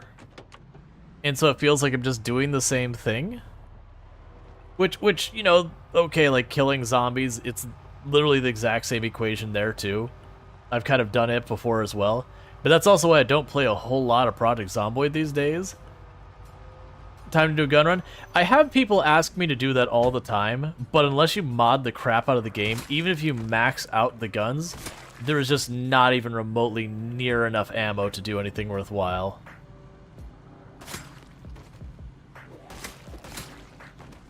So, like, this character has used every gun we've gotten a hold of, so far as the ammo goes. Hey, Quack, how's it going? But I get asked to use gun runs a whole bunch, and to be fair, I actually am not really that interested in doing it. But that's just the problem I have in Project Zomboid these days, is just, after 3,000 plus hours, Is it true? People even tell me Breeders give me play of ammo, ran out of ammo. Oh yeah. No, if you have any meaningful zombie population, it's just the amount of ammo you'd need is absurd.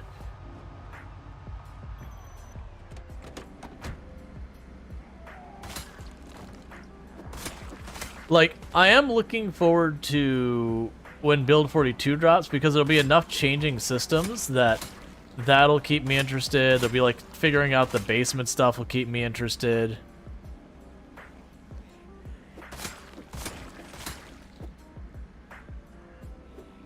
don't fake me out. Okay. Like, that'll keep me interested. Exploring the new map, like how, when I say new map, the new parts of the map will keep me interested for a while. Like, ultimately, I still will probably get to the whole thing where after I've kind of checked out the new map, I'll probably just, I don't know, because I'm not going to start up another 16 times pop run and see it through. I already accept that's a thing I don't think I will ever repeat. At least I don't foresee doing that. And I already know when I do lower populations, if I don't have something like more exploration, checking out new systems, that I probably won't keep my interest. But I mean, I got like almost, like we're not far from hitting 4,000 hours. There's not many games that could hold interest that long. Like Project Zomboid has done amazingly.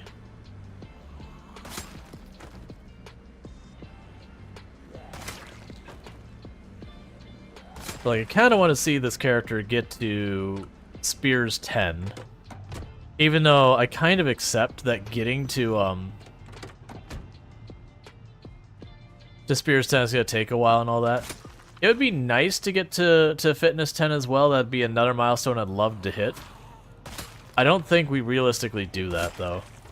Because it is, unfortunately, the reality is the time it took me to get to Fitness 9... Like, getting to 10 is almost the same amount as... I think it's like getting up to, like, Fitness 8. It takes the same amount of time to get from Fitness 9 to 10 as it does to get from 0 to 8.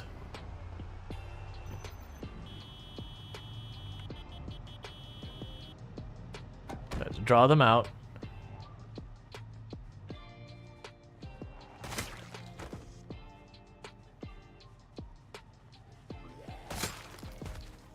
So it's just one of those things that we're talking, like... Probably about another in-game year to get it to 10. And I just don't see it happening. Considering it with an 11-hour stream, we usually go through about half a month if I were to go like the whole stream for it. With where I'm doing half streams of Project Zomboid, like half Project Zomboid, half the other stuff when I do that, I get through about an in-game week. Give or take.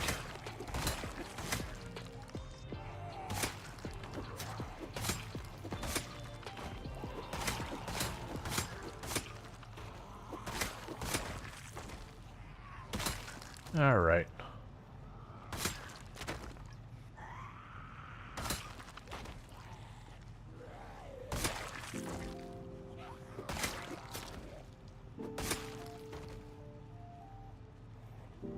Yeah, and that's yeah, saying 2.6 years is about how long it takes to max out all the skills. Yep. I'd believe it, because like the crafting skills don't take long. Like if you actually go out of your way to grind them, there's a couple like electricals annoying.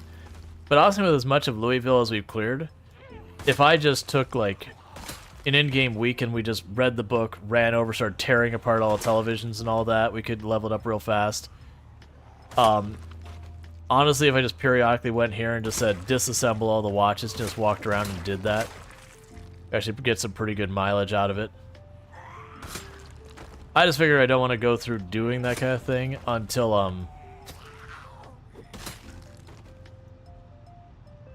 like until we like when I max out all the other skills, I might just have our character just stop worrying about everything else for a little while. Which, I mean, I'm saying this is going to happen. None of it's going to happen, I don't think.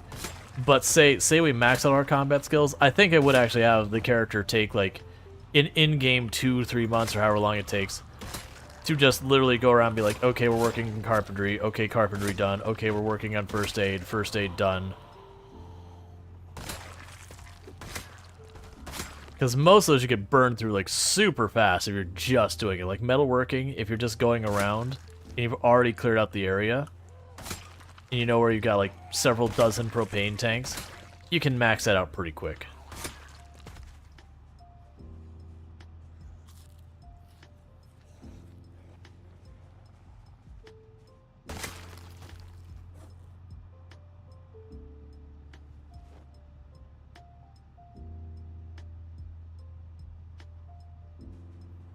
Okay.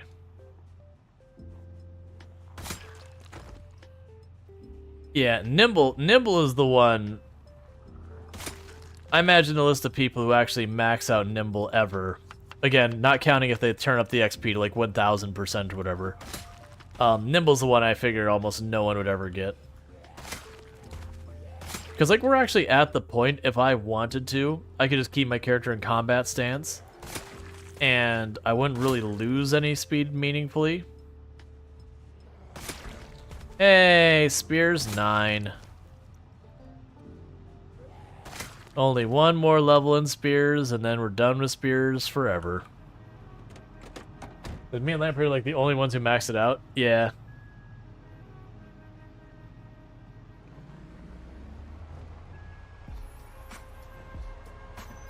Just takes so long to level.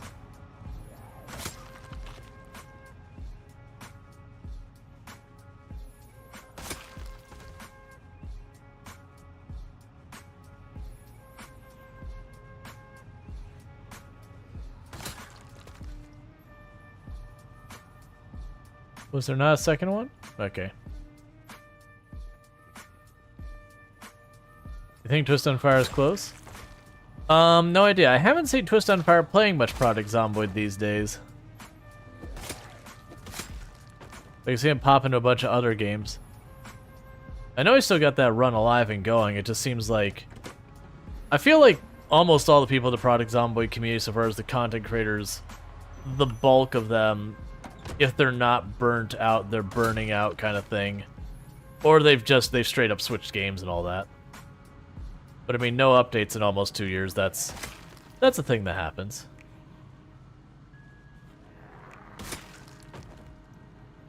Yeah.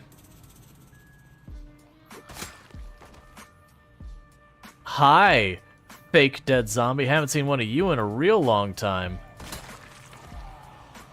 Usually I'm making so much noise I don't have to worry about it. They haven't updated in almost 2 years?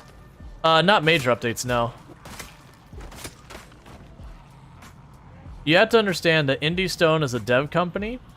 They are very much in the infrequent but really good updates. So they've got a really, really long roadmap. But it is one of those things that, like, if you're like, oh, I can't wait, like, I'm gonna wait till they drop the AI, like the NPCs that run around, that, you know, doing whatever they're doing. Yeah, that's probably like 2-3 years down the road. But we got Build 42 coming. It'll probably be first quarter this this coming year, would be my guess. You hit the 5,800 hours, getting fatigued. Yeah. Like, I definitely got fatigued. I'd say it's starting to properly fatigue at like 2,500 hours or something like that. Like it was when I set the record on Jeremiah Wiener. Like that character is the one I kind of burned myself out on. And then, you know, going as a content creator, being like panicked about not playing your game that you're known for. You know, oh no, your channel's gonna die. That kind of stuff, which I kind of had my thing saying, no, I really do need to get another game going on a channel. Like, I was always variety, but it was just getting, like, deliberately distancing myself from Project Zomboid. That I came to realize my variety content, because Project Zomboid had been falling off, just on the platform as a whole, that my variety content was pulling roughly the same numbers as Project Zomboid had been. And that's kind of when I started making, like, the hard switch. Now, like, the actual hard switch happened because my mouse I was using at the time, the right mouse button started going on. You just cannot play Project Zomboid without a reliable mouse. So that forced me to just not play it at all for, like, a week while I waited for the new mouse to come in. And then when the new mouse came in, I just, you know, I was getting better numbers not playing Project Zomboid. So... yeah, and that's because the builder died. I basically got impatient, and I was like, yeah, well, I don't feel like going around this whole area of the map, so I cut to the woods, and it was Spicy Woods. It was the woods just north of the warehouse by Riverside.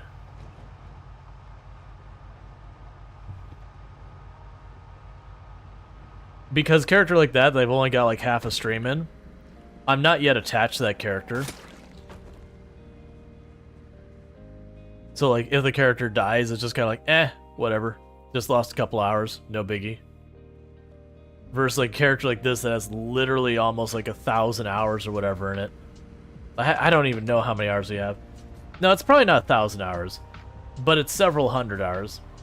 So 1 year, 7 months, 11 days. Do the math of about 30. It'd be between 30 minutes per day and 45 minutes per day, like real life minutes per day.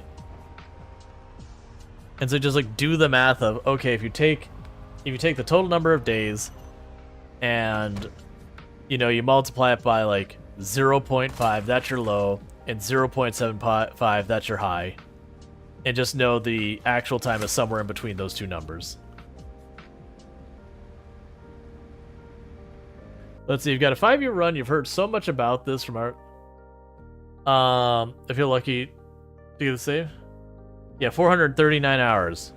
So for those who are wondering like the time it takes to get this character has been going hard as can be. And it was kind of sitting on like the high end of like the maximum sustainable kills. It's probably not there anymore, but it's sitting around that range. And we have 439 hours. And we're at about 170,000. And the current record is about 700,000. So just do your math. You're talking somewhere in the area of like 1,300 or like 1,320 hours to start a run and then tie up the record.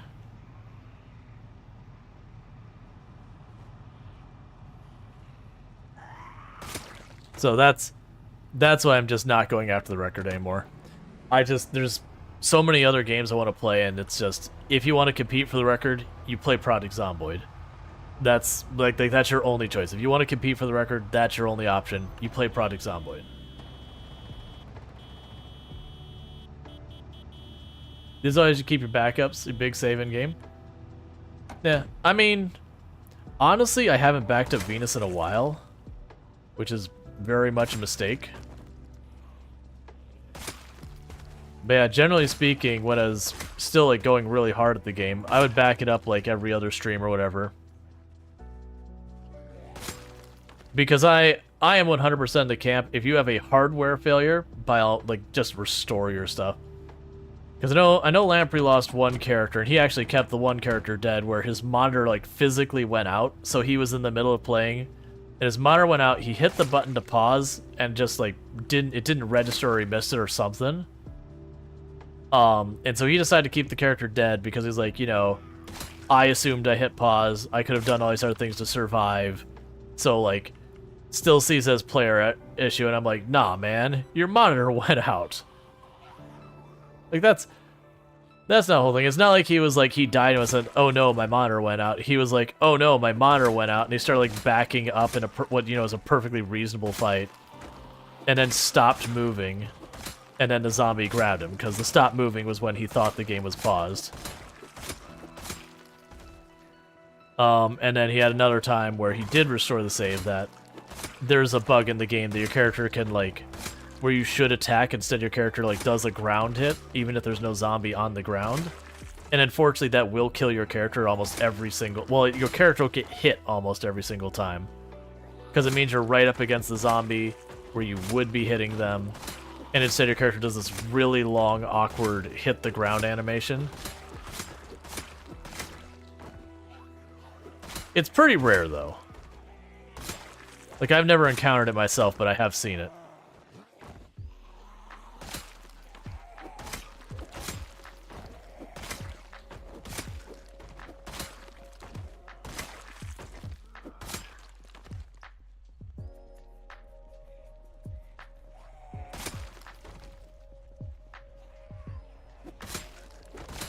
He clicked off the monitor, he couldn't even pause? Yeah.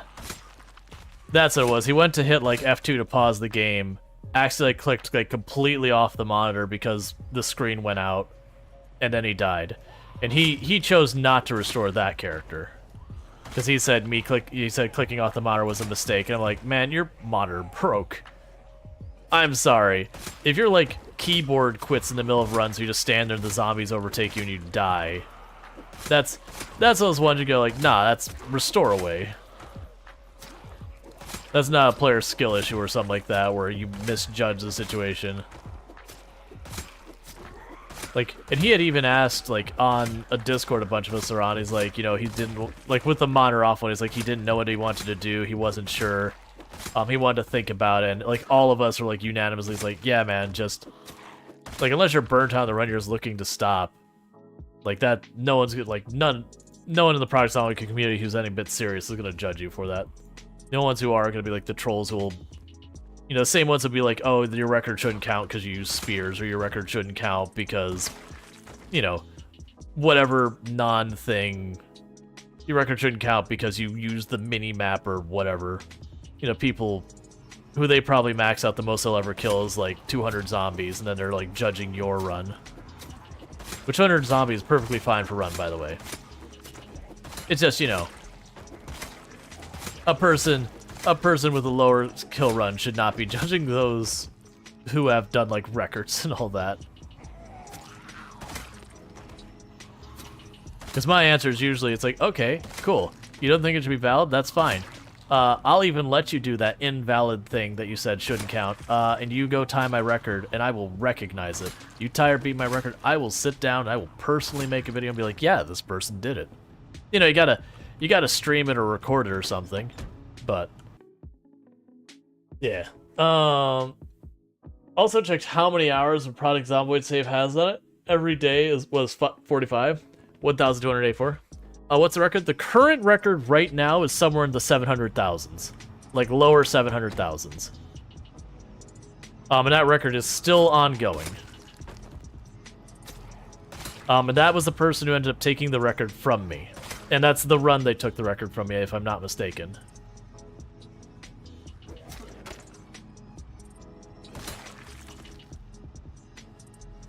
Because I had the record 135,121. Then they eventually overtook my record, and it's just been going strong since. And that's been well over a year ago that they took the record, and that character is still just trucking away. And that's a real life year ago that they took the record, and that's the game they play. He's had a couple streams where he's not playing Product Zomboid, but they're pretty infrequent.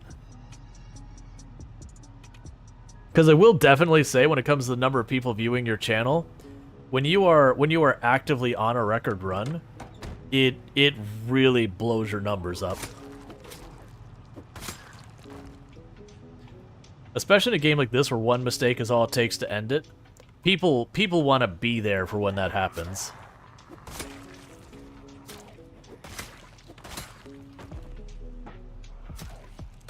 Like when my character is on the record run got bitten. Like I had people in the community who ended their streams immediately to raid me just to watch. Which really meant a lot. But like we had an absolutely absurd stream that day. Let's see. You're only one of the ones who's relatively close to Lamprey, and I can't truck away as hard as him. Sadly, we have to work, yeah. So I'm guessing Respawn is on with those numbers? Nope. It is off. You gotta keep in mind, Louisville on just regular apocalypse settings is like 140,000 zombies. The whole map is like 1.4 million or some nonsense like that. Like, just literally, you hit apocalypse and go. That's how many zombies there are. It's some ridiculous. I probably have the numbers wrong. There's gonna be people who have the updated numbers. But on 16 times pop, which is what we're playing on, you know, do the math. Multiply it by 16. It's not exactly like that, but, you know, it's not far from that. Like, to give you an idea, where I'm at this 170-something thousand zombies, almost 171,000 zombies, I haven't left the first city. Like, I'm still in Louisville, I haven't left Louisville, and I'm only about a third of the way through Louisville. Like, I haven't... This character has never stepped foot out of the city.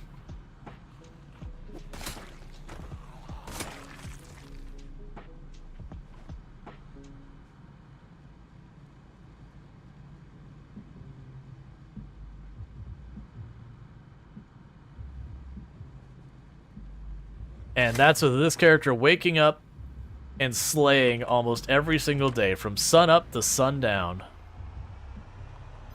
Then where did you spawn? Louisville. I have a mod on here that's called Pillows Random Spawn Mod. And what that does is instead of where you go, I want to spawn in Riverside, you say, I want to spawn, and it goes, all right, roll the dice. Where do you end up? And it just unceremoniously drops you wherever it feels like on the map. So you might get lucky, and you might end up in some, like, nothing nowhere farm where it's super chill and you have all the time to get everything working. Or you might spawn in the middle of Louisville. And I can actually show you where I spawned a minute ago. I marked on the map when it, like, the end of the first day kind of thing. Like, I've actually had notes on the map. Like, you can see, like, how much... Oh, one second, let's deal with you. Like, I've got notes on the map that shows, like, each and every helicopter. I may have missed one or two and just not realized it. It's fine. But, like, where each and every helicopter, where I took it, major places, like, where I've set up bases, where I found the generator magazine is marked. Okay. Wasn't sure what weapon that was. It was a weird angle. I figure it's probably the garden... Not garden fork, but the little hand fork, but... You never know.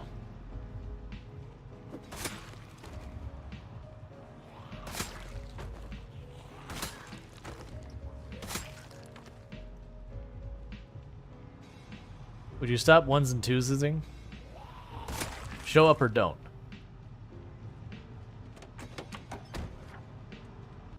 Yeah, so if we look, here's Louisville.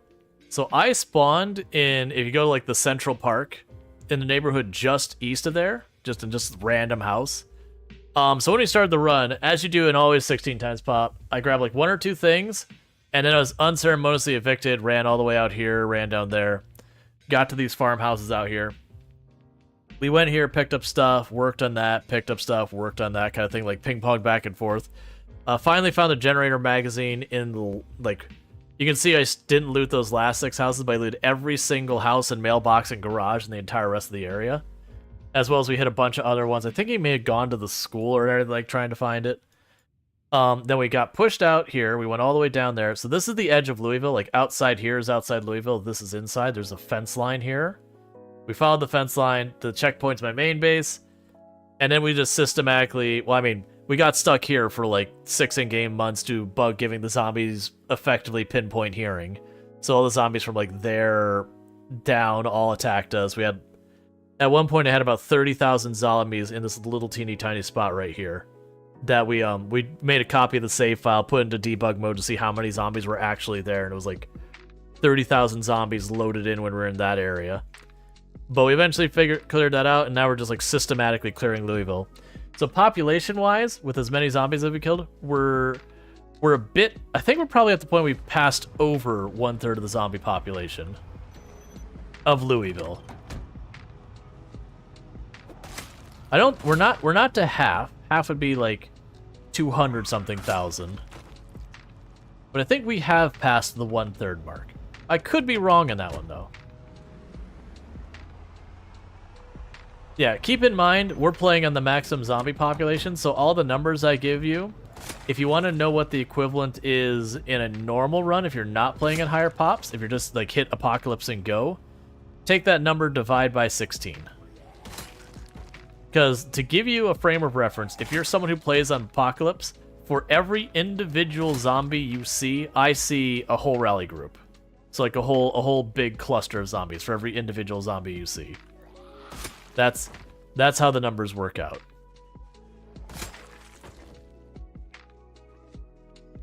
Okay.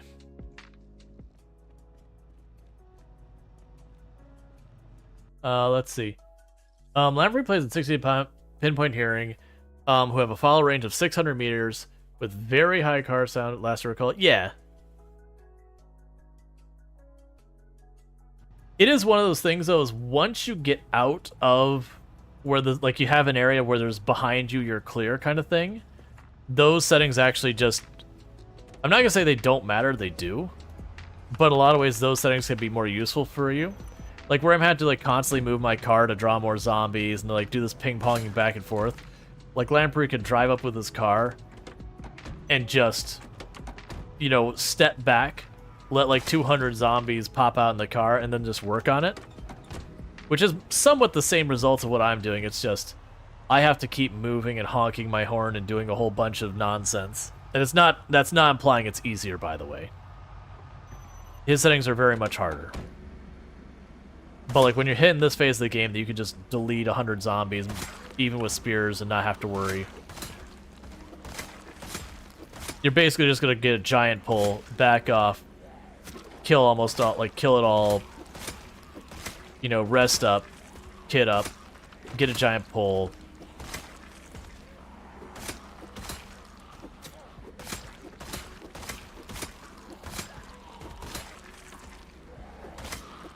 That's part of why I'm trying to push back to this corner over here on the west, is I want to get those big pulls again, because getting these like little groups of 4, 5, 6, 7, all that, like I'm still getting roughly the same kills per day. It's just way more stop, go, stop, go, stop, go. Because your endurance is kind of the real bottleneck. The endurance, the fatigue, and the time.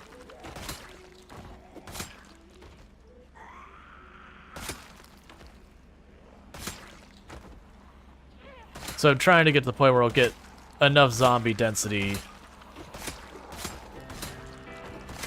to just be able to, like, pull a group and fight them, like, the whole way back the street.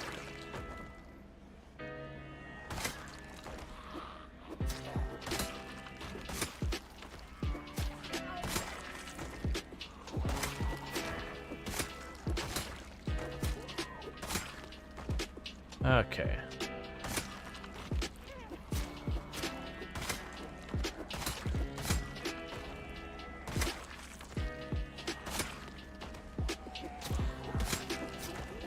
It's like, that's not a bad one where, you know, I get to sit there and fight them. Yeah, like, it means I have to do some endurance management, all that I'll have to worry about. But I would much rather just fight them straight up. Because it'd be a thing, I'd actually like to be forced to switch weapons out to consider my endurance, versus nowadays, the only time you see me switch is if I, like, pull, like, a really, really big group. I'm like, okay, like, we do got enough gas in the tank of our character's body to handle that many. Or if I see I'm actually creeping up on high exertion, I'll immediately switch over to either, like, hunting knives or something else that won't be quite as bad.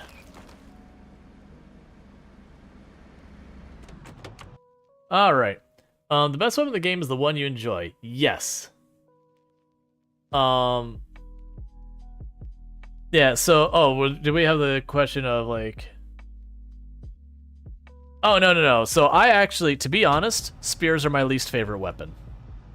Like, very genuinely, to give you an idea, if we look at my stats, I have maxed out every single weapon category with except spears, because I put off using spears because I dislike them so much. They're good. To be clear, they are good. Oh, I need to read the carpentry book. Like, to be clear, they are actually good weapons. It's just the things that they have as their negatives. Every weapon category has pros and cons, and the cons of the spears I find to be the most annoying. Which is, their durability is basically non-existent. So I have to carry around like 8, 9, 10 of them anywhere I go if I'm going to use spears, because that's how fast I'm going to break them. Like, you can see I'm already down to 5, and we started like 10, 11, 12. Yep, no, my favorite weapon is the hunting knife. Which hunting knives don't have the most amazing durability either. Like, that's the thing. Like, hunting knives are weird in the sense that... Well, I mean, short blades, actually. Short blades are weird in the sense that they're actually... In most stats, they're not great. Except for endurance efficiency. Of which they're like... If they're S tier, like, the next highest would be, like, short blunt would be, like, B tier, and then the next highest would be, like, I don't know, maybe long blade at, like, D tier. And then it'd just be a matter of, like, what's worse, long blunt or axes or spears, and axes and spears are both pretty awful from the endurance efficiency standpoint.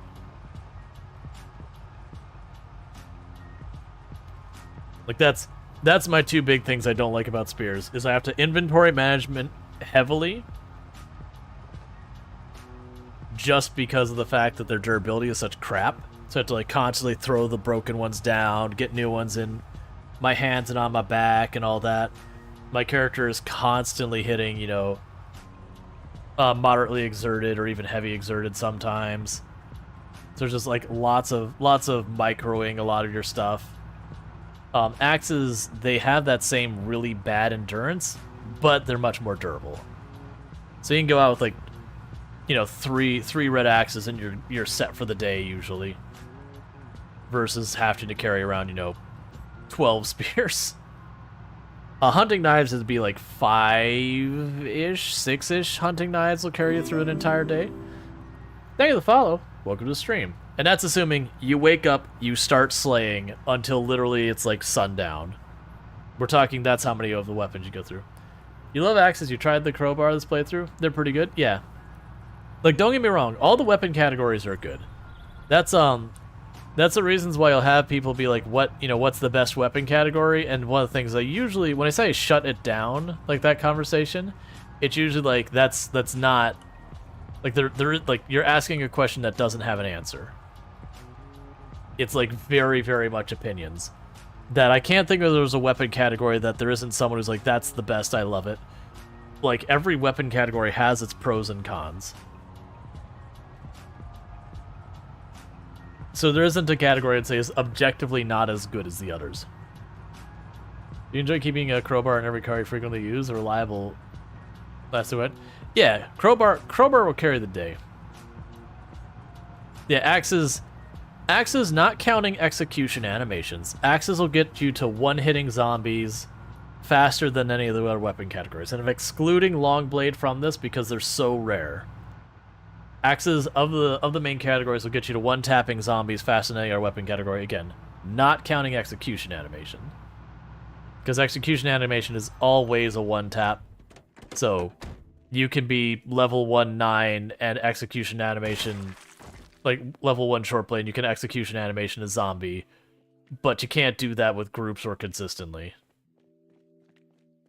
Yep.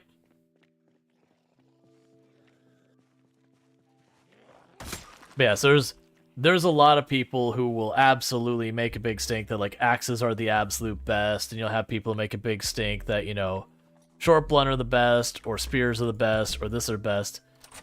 And it's kind of like, well, it depends on what you care about.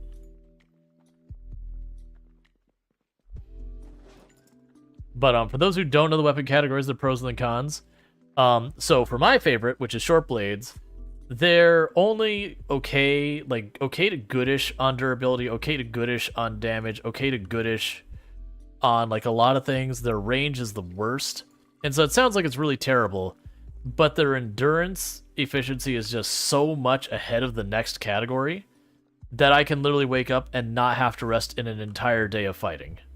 And that's like fighting nonstop. And that's only with like a couple points in fitness and some points in short blade. That's just how efficient they are. So they're not good at a lot of other things, but one thing they're good at, they are in their own league by a very large margin. Then you can get to short blunt. Short blunt is your jack of all trades. It's your all-arounder. It's good-ish at literally everything and not bad at anything, which makes it so it's like it's a weapon that doesn't have a shortcoming, which is really, really good. Like, if you're ever not sure what weapon to use, short blunt. That's just what you do. If you ever can't decide, short blunt. Because there is not a situation they're a bad choice. Long blunt weapons, generally the things they're actually best at is the ability to knock down zombies. Now, that said, they do also have the highest like the weapon that has the highest durability, which is the crowbar. So it's kind of weird that like that's not a characteristic shared by most of the long blunt weapons, but the crowbar does have the highest durability, so it kind of has like its own thing. The one downside with meat cleavers is they're My way I describe the meat cleavers is it's a short blade having an identity crisis. It's a short blade that thinks it's an axe, but it's really kind of not good at being either of them. Now, the magic of the short, or the meat cleaver, is it's actually the most endurance-efficient weapon for breaking down doors. Because it has a bunch of extra bonus damage to breaking doors, not as much as axes do, but it uses way, way less endurance than axes do.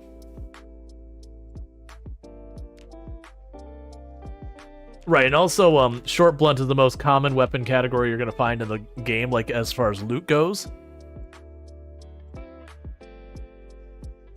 So, like, that's just, you know, you can always reliably get weapons. Then you get to then you can get, I didn't do long blades. You get long blades. Long blades, generally speaking, are kind of like really, really solid weapons just in general. But the caveat is, they're kind of like getting quad damage back in your old first-person shooters, where, you know, you grab quad damage, you just delete the map, but it only lasts for like 30 seconds. That's long blades. They're super duper rare. They're hard to find. They don't last super long. Like the machete with some decent maintenance lasts a pretty good amount of time, but they don't typically last that long. But for a little while there, you just demolish everything.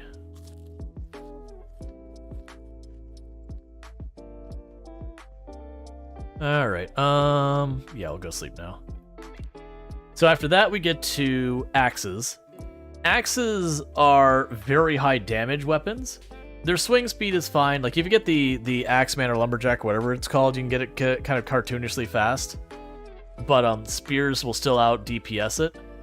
But like, if you're looking for a weapon that you want to one-tap zombies, it'll get you there the fastest. But the downs, and they are also fairly durable. The downside with them is they're horrifically bad when it comes to endurance efficiency. They're also a little on the rare side. Not really, really rare, but they're one of the harder ones to get consistently. And that leaves you with spears. And the issue with spears is they're basically your glass cannon weapon, that they have a ridiculous amount of damage. They're the highest DPS weapon in the game by a decent margin. Their durability is absolute crap. Their endurance efficiency is the only weapon worse than them is the axes. And I want to say, I think the yellow axe might still be more efficient than the spears. I'm not sure on that one. It's pretty close. But you know, it's just kind of one of those things. Spears are also the ones that the spears you loot are objectively worse than the spears you craft. So you're best served to like just go and chop down a small army of trees, ruin a whole pile of short blades to get yourself, you know, a stack of spears that'll last you like an in-game month, and then do it again. Let's see, did the building run die, or did you swap over? It died. I was being impatient. So I was expecting the helicopter, and I ran around, and then the helicopter didn't even show up. And it was getting late in the evening, and it's on a road like south of where I wanted to go. And so what ended up happening is I went to skip through the woods, and, you know, I was like, this is dangerous, I shouldn't do it. And it was dangerous, and I shouldn't have done it. The spear animations annoys me as well, with a little bit more disciplined swing. Yeah, the spear also has an execution animation that can get you killed. Like, the short blades also have an execution animation, but they have different rules on when they trigger. So the short blade one only triggers if there's only one zombie aggroed on you. If there's a second zombie aggroed, instead you'll push the zombie. Like, it doesn't care about like how close, it's just that it's aggroed on you. So you'll have a zombie banging on a window half a screen away, and you still won't execution animation with the short blade. So the only way the execution animation kills you in a short blade is if you're like right on a corner. So the zombie steps forward as you're executing and sees you and then triggers aggro, but they're just on top of you, so they grab you instantly. But that's you're fighting someplace you shouldn't fight, not anything related to the weapon you're using or anything like that. But the spear, it's if you have only one zombie in close proximity in front of you. Like in front, you have only the one sorry, you only have one zombie there, but it means you can have one zombie here and 1,000 over there, and you'll still execution animation. So then your execution where you get locked in place, and they just get grabbed from the side and it's over. So that's like one of the other things I don't like about spears. And then the last weapon category you have is guns. Unless you're playing with some like really, really over-the-top mods and really, really over-the-top settings, guns are very strong and good, but it's kind of the same thing as the long blades. It's just so impossible to have enough ammo. So you kind of, guns in the game normally, unless you have like respawning ammo and ridiculous settings, you go out, you go blasting for a little while, and then you're out of ammo, and so your choices are, you either A, you go to the next place that has any reliable amount of ammo, travel the map to get more bullets, and then after you do the, your handful of stops to do that, you've just kind of tapped the map out in ammo. Or you mix your weapons where you're doing a little bit of guns and a little bit of other stuff.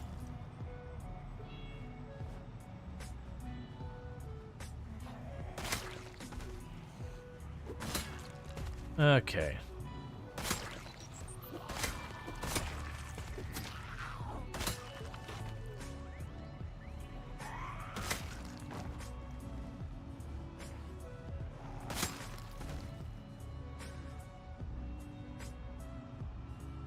No, I was gonna say I thought I heard one.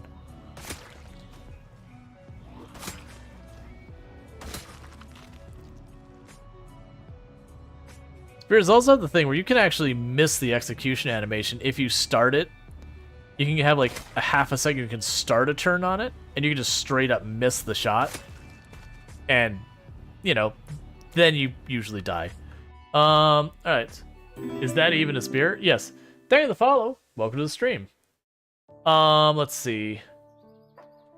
A weird con for the spear is you can swing it,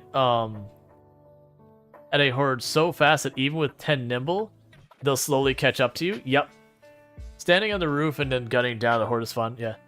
You think the abundance of ammo loot spawns could fight maybe 4... Oh, I don't think it could even do that.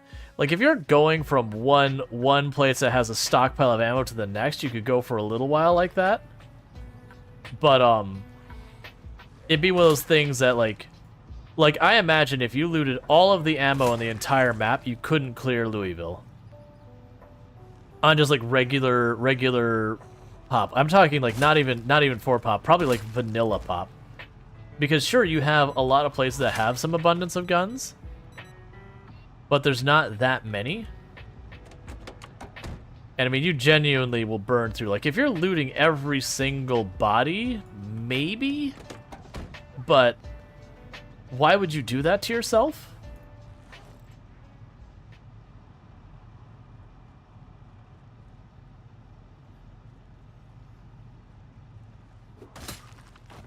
Like no one wants to take the time to do that.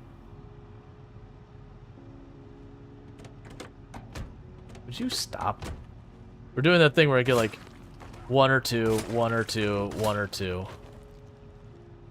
Because I don't really want to stand here very long, because it's very hard for me to see the body, like the zombies that are alive, on these dense bodies that they're not moving. So it's real easy for this to get dangerous where I can just walk into a zombie and die.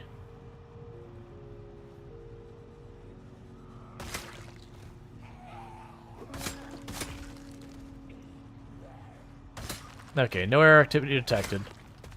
I almost walked into the zombie because it's trying really hard to see if it said air activity detected. That I lost track of what was going on. If you really want to use guns long term, you almost need to have something. Oh yeah, no, you have to have Britas and you have to like max it out, and then even then you can still run yourself out of ammo.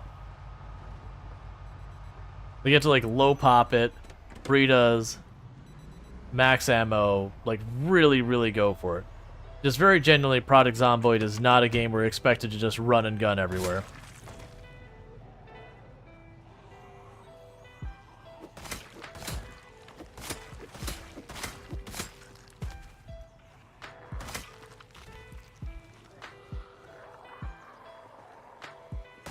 Yeah, so I'm trying to fight them away from the other bodies, so I can actually see what the heck I'm doing and don't just, like, walk into a zombie.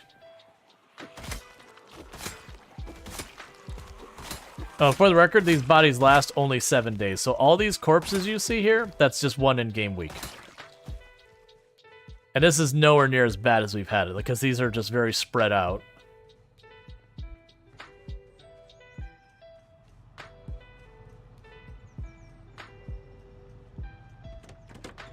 In runs past, we've had it so you couldn't make out the road. There's just so many. As you wonder when to no man's land, all I have is spears. Let's see, yeah. Even then, the normal ammo spawns with Breedus. You can completely dry out ammo of every type 8 times pop. Then again, clear the completed map. Yeah, it's just kind of like an absurd thing. But yeah, like the game is designed where you're not expected to just have guns all the time. Because honestly with guns, as long as you don't like run into the middle of town and start shooting, like you work your way in, if you had enough ammo to be able to just do that, the game would be ridiculously easy. Because the guns actually are super duper good in the game. It's just, a lot of people either A, they don't know how to use them effectively, or B, like, they don't survive long enough to train them up to where they are good. Because the problem most people have with the guns is they'll sit there and be like, you know, bang, bang, bang, bang, bang, moving around the whole time. And the way product zomboid guns work is your character has to aim, so you like walk, you stop, you aim, you wait till it turns white, you fire a bunch of times, and then you back up, you stop firing. You know, you reload or whatever, bang, bang, bang, like you just like, you know, you basically, you shoot a bunch, not moving, you back off and reload, you stop moving again, then you start shooting. When they get close, you stop shooting, you back off and reload. You just can't keep blasting. Like when your aim skill gets super high, you can kind of get away with it, but you're still going to get way more mileage if you just stop and start firing until you start getting overrun and then back off and repeat.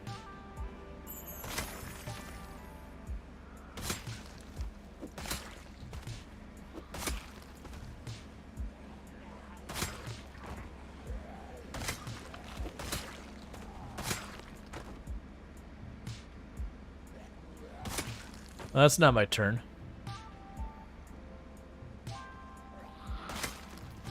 And also, like, early on when you get guns, generally don't bother until, like, I'd strongly say don't bother even with the guns at all. Until you get a little bit of shotgun ammo and all that. Get that up to, like, 2, and then you can start mixing in, like, the 9mm, and then, like, the little revolver is also good. Generally, I find all, like, the really big revolvers and all that, like, really high-power pistols to be pretty awful. Like, to me, by the time they get to the point that they're worth using, you're one-tapping with a 9mm anyways, because you've got high enough skill. So it kind of defeats the entire advantage of where they do more damage per hit.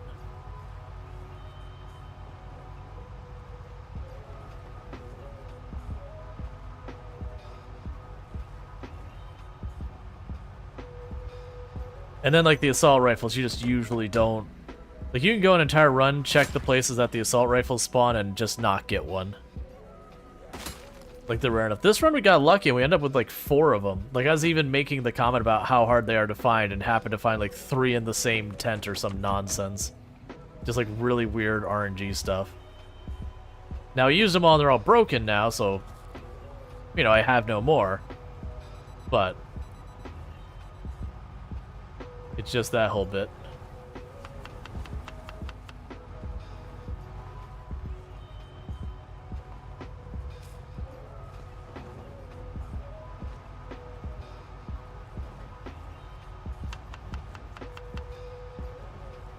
Okay.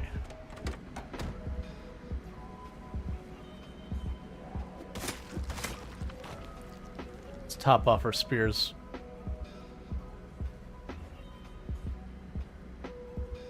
That gives you an idea of how many spears I've gone through that I can just sit here and just put like 8, 9 more in my pocket. Because that's how many spears I've used.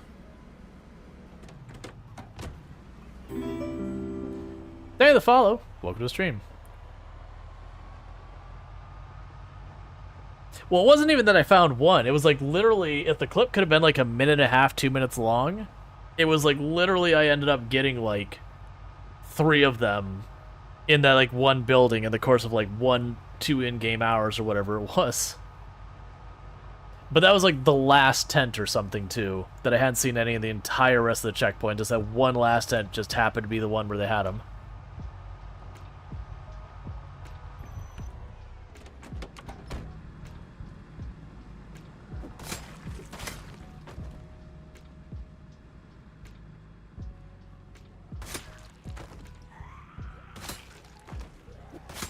Okay.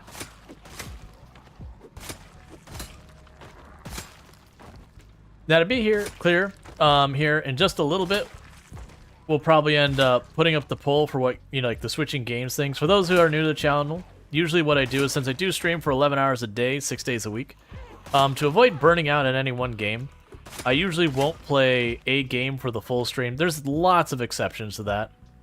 It's actually happened a lot lately because I've been waffling on what I even want to play lately, because just my heart's set on games that aren't out yet. So what I want to play, I am not able to play, kind of thing. Which just undermines your interest in doing a bunch of other things, which sucks. I feel like that's something that a lot of people can relate with, that, there'll be the show that like the new season's coming out and you're super hyped about it, but it's not out yet. So you're like trying to find what you want to watch on TV, and you kind of sit there and just flip the channel, just kind of like, maybe you watch something else. And it's not like you're not having a good time, but it's really not what you want. Or the same with like the game. You have like the new game is coming out, and you're like, man, I can't wait to play it. And you have games that you're having a good time, but you're just like really not into it, kind of thing. It's like you're having a good time, you're like, but I really want to be playing the other game. So it's kind of one of those things, and I gotta wait 2 days.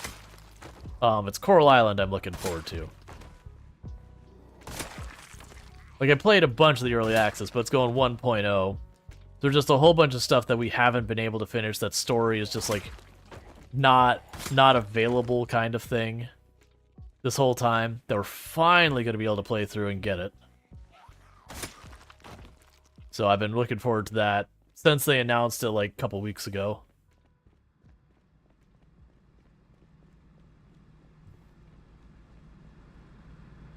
Where do we first spawn? We spawned in Louisville. To be fair, to do that, I have a mod that it makes it so I don't get to choose where I spawn. I just say spawn, and it puts me somewhere randomly on the map, and I just have to live with that. That's called Pillow's Random Spawn mod. And the reason I like that mod is, as you play the game more and more, you'll find yourself falling into habits that, like, you'll spawn in, you'll spawn in Riverside, and you'll go to the bait shop right away, and then after the bait shop, you'll make it a point to, like, get to the warehouse real fast. Like, you'll have, like, kind of different order of operation you just kind of go through, and, like, what order you do them in will change run to run, depending on your needs. Like, if you find some decent weapons, you might delay the warehouse. If you're, like, really hurting on weapons, you might prioritize the warehouse. But you have kind of a list of things that are, like, because in the end, when you're playing Project Zomboid, and this is one of the reasons why there isn't really much of an end game right now, which is fine in my opinion, is Project Zomboid by its nature is almost like you start a run, you've got your checklist of things you want to do. Like, things you want to do, things you need to do it. And it might start like 50 items deep. And it's like not like you formally write down, you like put down checklists. Some people do. But it's not like you sit there and like you get out a clipboard, it's got your checklist, and you start ticking the boxes. But effectively that's what's happening.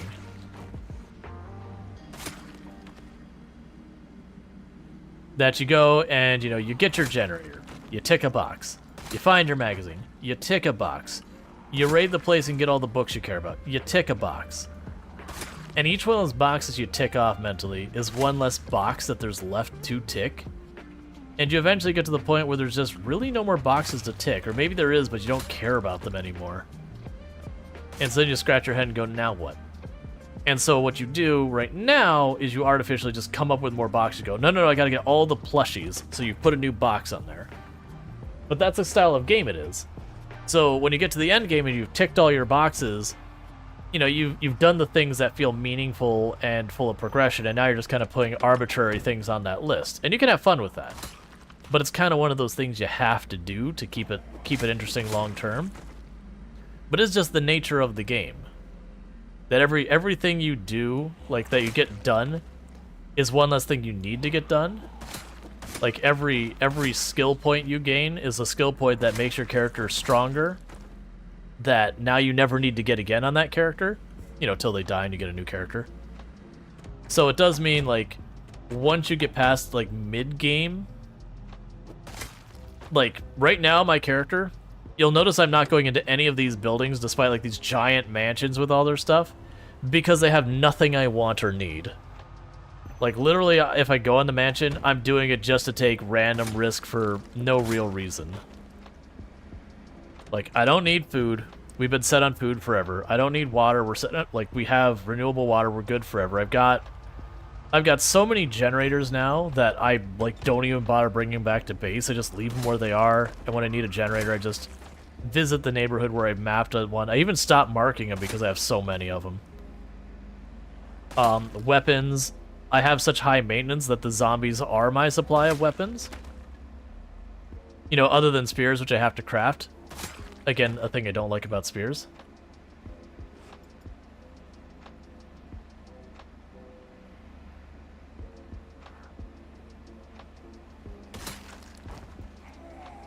Oh, it sounds like Tomb might be home.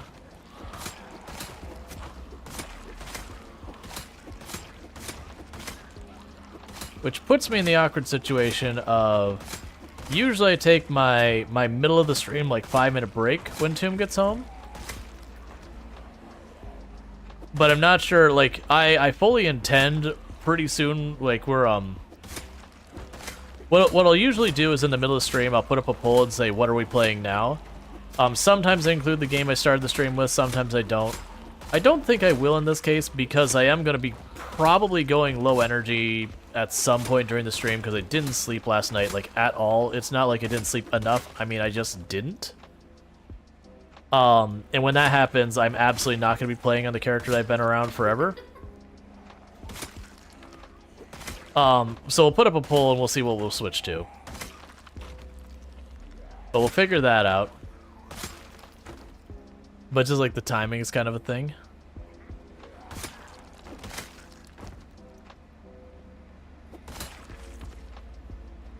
But that's pretty standard. We do that most of the time. Like, there's days we don't do it. Like, if a new game release happens, usually I'll play, like, the game release for the entire stream that day because, you know, it's worth doing that. And usually I'm excited for whatever game it is. Oh, hey, don't do that.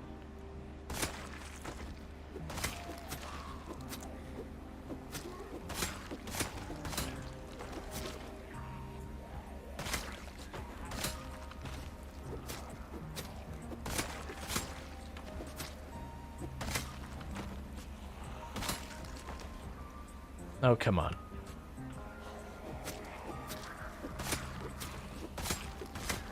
So we're getting pretty exerted because the spears aren't that efficient with exertion, and they're just streaming and gradually. Like, what I should do is just back off, let them collect on the car, recover my endurance, and then pull whatever's on the car and repeat. Let's... oh. I have our spear prime. We already broke both spears that we had primed. Where are you? Get in my inventory. Put the one in the back.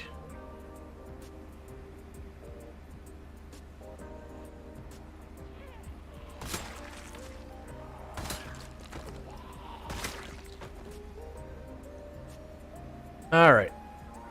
And I'll catch up with chat in a minute. The other thing is, like, one of the bummers of streaming Project Zomboid is because you have to focus the moment, like, the entire time you're in a fight, unless you constantly pause, it's really hard to keep up with chat. Like, you have to make the deliberate decision to, like, I've been playing for, like, 5 minutes, let me pause and interact. Been playing 5 minutes, let me pause and interact. So I know I'm falling behind in chat. It is just the unfortunate way this game works. Because one mistake and it's over.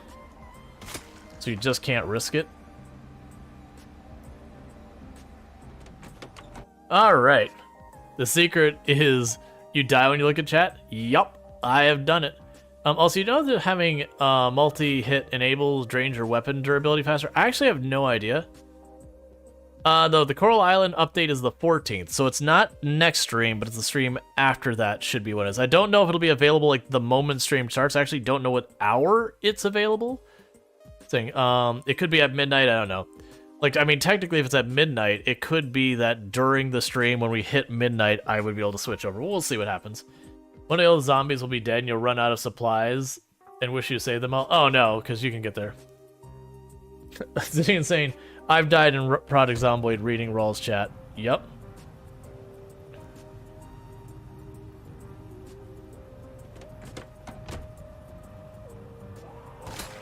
Yeah, no, I've had like big characters that died because I let myself get distracted by chat, and then people are like, "Oh my god, I'm so sorry for distracting." It's like, no, I as the content creator went to myself and was like, I am in a safe enough position that I feel comfortable checking chat, and then was wrong.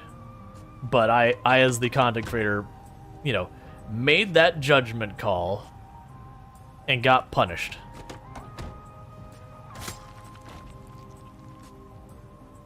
And didn't pause and didn't do the 1,000 things I could have done to prevent the death.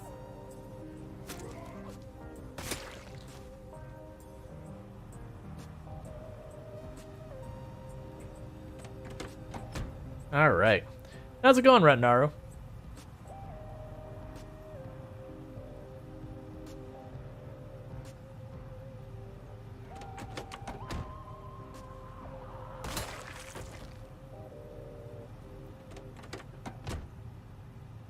Okay. So we're just trying to recover our endurance a little bit. If you put down a chair, it's way, way, way better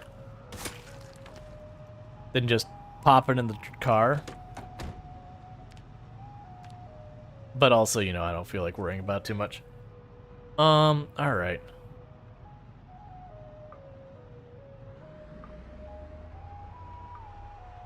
So I move up a block. And then again.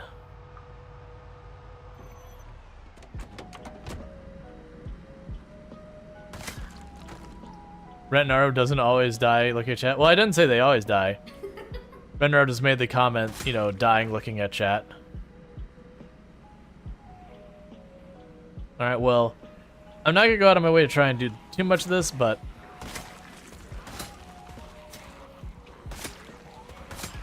I'm not gonna worry about trying to go around with it. They're here. It's fine. But as far as we are in this run, just kill them if they're in range of the fence side. Yep, spears and short blades go through fences.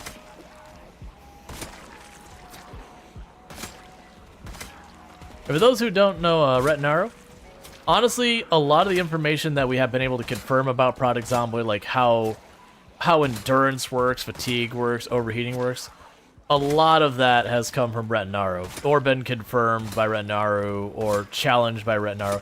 Retinaru is like one of the players who has done so much for the community about, getting rid of things that's just not accurate that the community, you'll have people like claim stuff and like fix that. Discover new mechanics we just didn't even realize were a thing. Like the fact that any amount of like overheating or getting too cold will start causing fatigue issues and that kind of thing.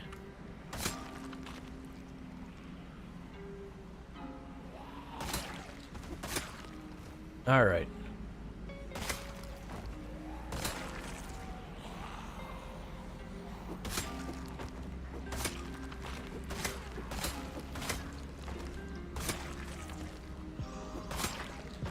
Like there was ones. They also Retinaru made the mod Cursed CDDA challenge. So if you ever want to have an absolutely completely unreasonably difficult challenge in Project Zomboid, that's a mod you can check out.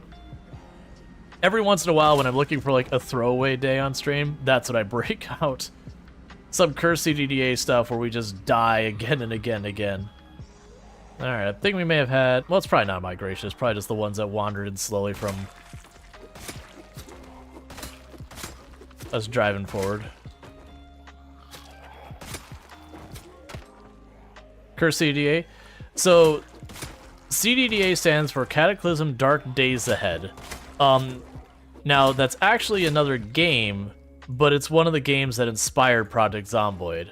So as a nod to it, they put a special like challenge map in the game called the Real CDDA or whatever it is. And the idea behind it is when you start the game, you have a piece of glass lodged in your groin in a deep wound. You're drunk, you're naked, you're soaking wet, you're sick, and your house is on fire. It's also the middle of the winter.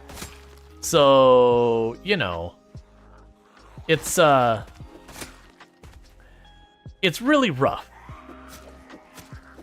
It's Project Zomboid what if everything started at absolute 11?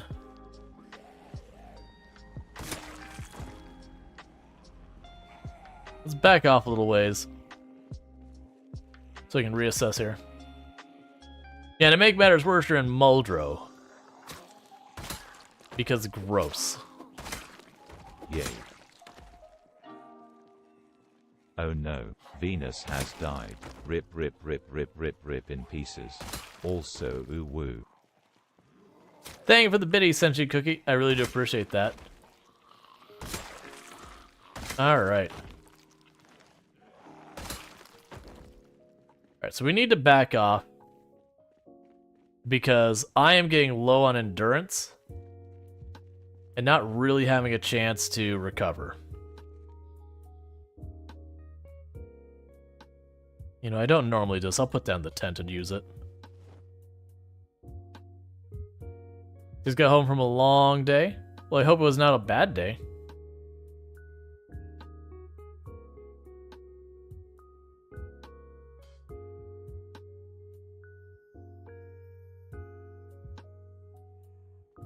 So the catch is you can only use a tent to rest if you're exerted. If you're like halfway to moderate exertion, it won't let you rest at the tent. Normally I don't pull it out for that. You woke up at 5:30, had 3 hours of sleep. Yeah, I didn't end up getting any sleep last night, but I didn't wake up that early. It's just, you know, my night goes late and then the day was what would be fairly normal for most people, but is very, very early for me. Alright, so there we go. We got that all sorted.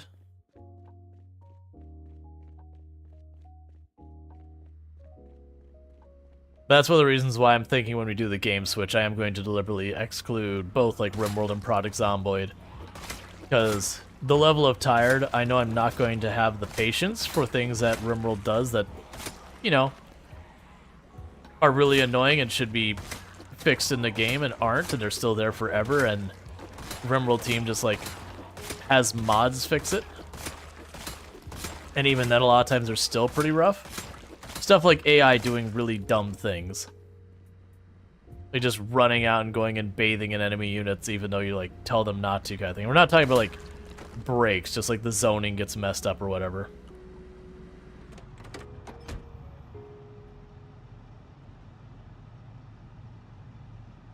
Yeah, define normal. I mean, when people like tend to wake up, you know, for like 9 to 5 job kind of nonsense.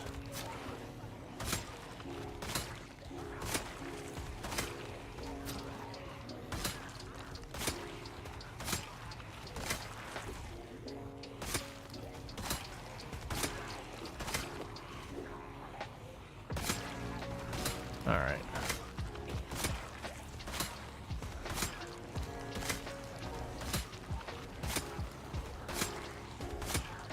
Normally I don't cheese them. Like, I'm at the point I don't care anymore.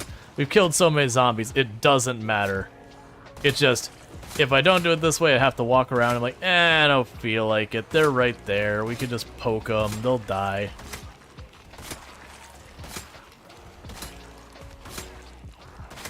The damage penalty almost doesn't matter. Kill them all. I will kill all of them that I can reach the fence.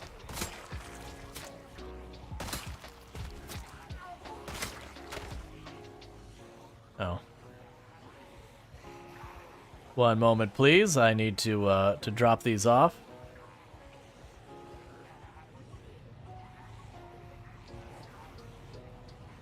Put one in the back. Get my next spear primed. In one moment, chat. I think my wife's coming upstairs, so I'll be right back. And thank you again for tuning in.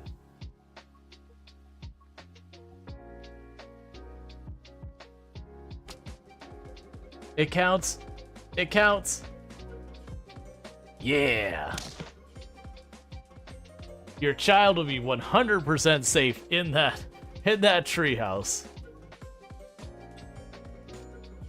I wish it kept the treehouse up there. And we could build a bridge that stands. But it takes an engineer to build the bridge that barely stands. Alright. I have a potato harvest all...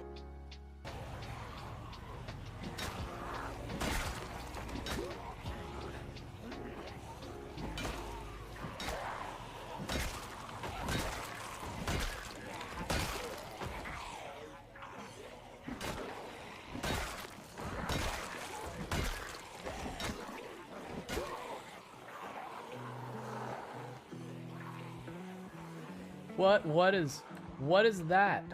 What is that? Hang on. What is that nightmare?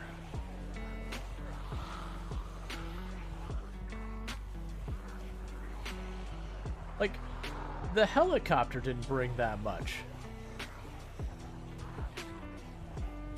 No, I get that's from the trap, but it's the sheer number that's like, what? What? As well as 556, the big downer is we don't have a gun that uses 556. They're extremely rare. Like the weapons that use like 556 in that, the ammo is almost irrelevant because you'll never find enough guns to actually use it. And unfortunately, the gun's the only way to repair. You'll definitely never find the gun that uses it.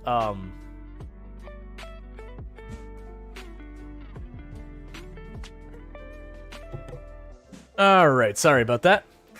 Wife just got home and wanted to welcome her home. She brought me dinner and all that. Because she knew, like, basically I was running at, like, no sleep. So she's like, is there anything I can do to help? It's like, if you don't mind grabbing dinner. Like, that'd be a big one. Oh yeah, that was the clip. We were actually talking about that clip earlier on stream. Was just the you'll never find it like in a meaningful amount. Immediately finds it, and you're just like, okay. Was that 2 clips during the Venus run? I saw the one with the assault rifle was Venus's clip. I didn't see what our clips happened. I was, you know, checking in with the wife. How are we doing weight? We're probably losing weight. Yeah, so we're going to end up needing to... Did you all move up? Alright, I mean, if you want to.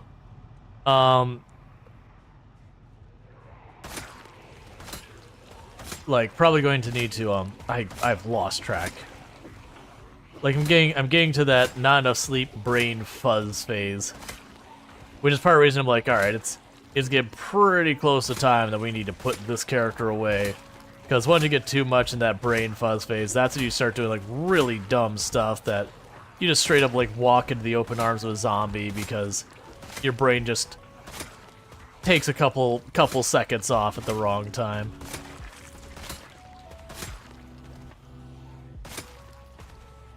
Oh, hey, friend. Yeah, I'm not gonna go down that side with all those trees there. It's a good way to get grabbed from behind. Alright. What am I now? Well, that's the plan, Cookie, is we're gonna wrap up this in-game day, I think. And then what I'll probably do is I'll get the poll going about what game we're gonna switch to. And while that's happening, I'm gonna kill the mic for a minute while the poll's going on. so that way I can eat my dinner. Because I'm actually surprised I'm still going pretty strong, like, in general. Like, yeah, I definitely have, like, the fuzzy brain thing from not enough sleep. But, you know, I'm not sitting here yawning, like, half falling asleep, which is honestly where I expected to be. It was funny, like, before stream, I was, like, really just struggling to stay awake, and as I almost got to the point of canceling stream today, I'm like, no, I should try. And then I did, and, you know, like, once I got going and warmed up, I kind of, you know, got, like, the second wind that I got energy for it. I do figure, like, at some point I'll end up probably going low energy, and then maybe the stream doesn't go as long as normal. But we'll see. I'm doing okay so far. It's just in that phase where, you know, I'll make dumb mistakes. So you don't want to make dumb mistakes on runs you care about. You also wouldn't call it cheesing, it's just using mechanic. Yeah, no, it's a thing. Like, people get upset about cheesing in games. Like, what they do and don't define as cheesing. And the first rule you go into it, is it a game mechanic? Well, it's not cheating. Like, that's the first and easy way to go. Like, well, people's like, that's cheating. It's like, no. It's like, does the game have it as a mechanic? Like, someone very clearly, deliberately took the time to add it to the game, then it cannot by its nature be cheating. Because the game was literally designed to do it. They get upset so many silly things. Thankfully, it's just loud minority. Yeah, generally speaking, most of the Project Zomboid community doesn't make big stinks about stuff. It's just like a really small, select handful. And you'll find they don't get to be in very many channels because they make that attitude and they get banned. That Project Zomboid as a community is pretty positive, like outreaching to people. And like welcoming them in and like being like that. You know, it's a single player game unless you're like playing multiplayer. But however you play the game, as long as everyone playing the game with you is on the same page, play it however the heck you like. It literally hurts no one to play it, you know, a different way. Yeah, it's Project Zomboid by its very nature is play how you want. Like, you go to those sandbox settings they give you, it is ridiculous. You said Guns of Icarus community was like that in its heyday. That's awesome to see. Yeah. Multi-hit infection off. Heavily modded. Enjoy. It's fun. You'll like you'll occasionally see a clip pop on the where I've got that thing going. I don't know, it'll be like one of my really old clips, like when I first started playing, where I think at the time if you loaded up Apocalypse it had multi-hit on just by default. I can't remember. But like, so I used to run multi-hit because that was the default settings at the time, or whatever settings I was running on. But like, seeing those old clips nowadays, you're like, oh man, how long ago was that clip?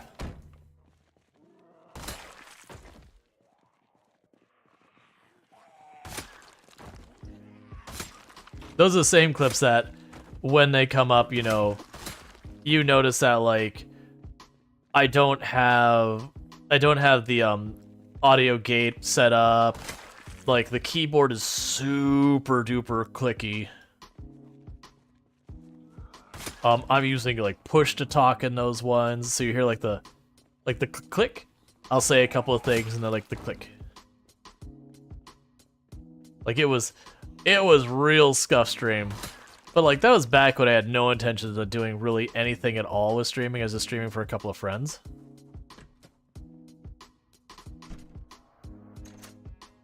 You know, then a whole bunch of people who were outside that group of people I was streaming for started showing up, and more. It's like, okay, let me try actually doing something with this if people are gonna, you know, meaningfully show up. So I do think the next in-game day in Project Zomboid, we probably have to fall back and get the calorie-rich food happening.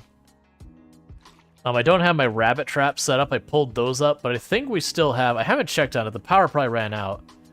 Over here, I believe it's that gas station. It's either that one or that one. Maybe it's that one? It doesn't matter. One of these two gas stations is currently running a generator as well. And that gas station has a bunch of food at it that's just in the freezer and all that. Alright. Hey, Sirius the Mage, how's it going? Okay, so we've got this. we need to drop the bag first.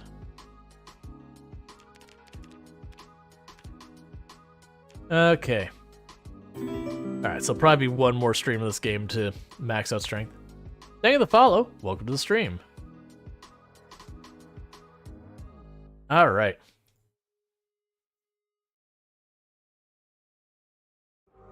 And we're just doing this to get past midnight. So it's not that I try to deliberately just grind out exercise or whatever. It's very genuinely just... I don't want my character to go to sleep before midnight, because then if I do, I wake up before it's sun up, and then I'm fighting in the dark. Still a little rough time mentally, but feeling better. Gotcha. I hope it does continue to improve, and that, you know, you're not still in that rough spot any longer than you need to. It's not a fun place to be.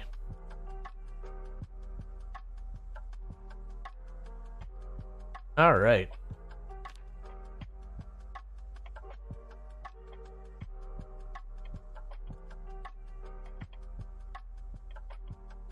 Okay, and with that, we can put our bags all back on. Put that back in her hand. Okay, so during the stream, we did hit Spears 9, and we got about, you know, not quite 10% of the way to Spear 10. So that's not too shabby. We're still sitting at about Nimble 6.5. We've been there for like ever. It takes forever to level that. I think we have like 2 streams left to max out strength, and then no one cares about this. So with this, we're looking like 5, 6, 7 streams to max out spears, I would guess. That'll be maxed out before then. I don't see Fitness 10 getting done on this character before like build 42 drops. It's just so slow. How's your day and stream going? Stream is going great. Day is going pretty well. I'm very, very tired. I did not sleep last night, as in, like, literally did not sleep. Not like a specific reason. I wasn't like, you know, brain is dwelling on some awful thing. It was, I had to wake up early today, and then my brain was like, a non-standard schedule. What if we didn't sleep? Alright, so with that, what is going to end up happening here is I do know we're going to end up switching some stuff, so for those of you who are checking this out on YouTube, we are going to be like ending the stream on the YouTube side real fast, so don't forget to like and subscribe and all that kind of stuff over there. So YouTube is going to be going away. And that's just because we're switching games and all that, some, you know, likely. For those who are on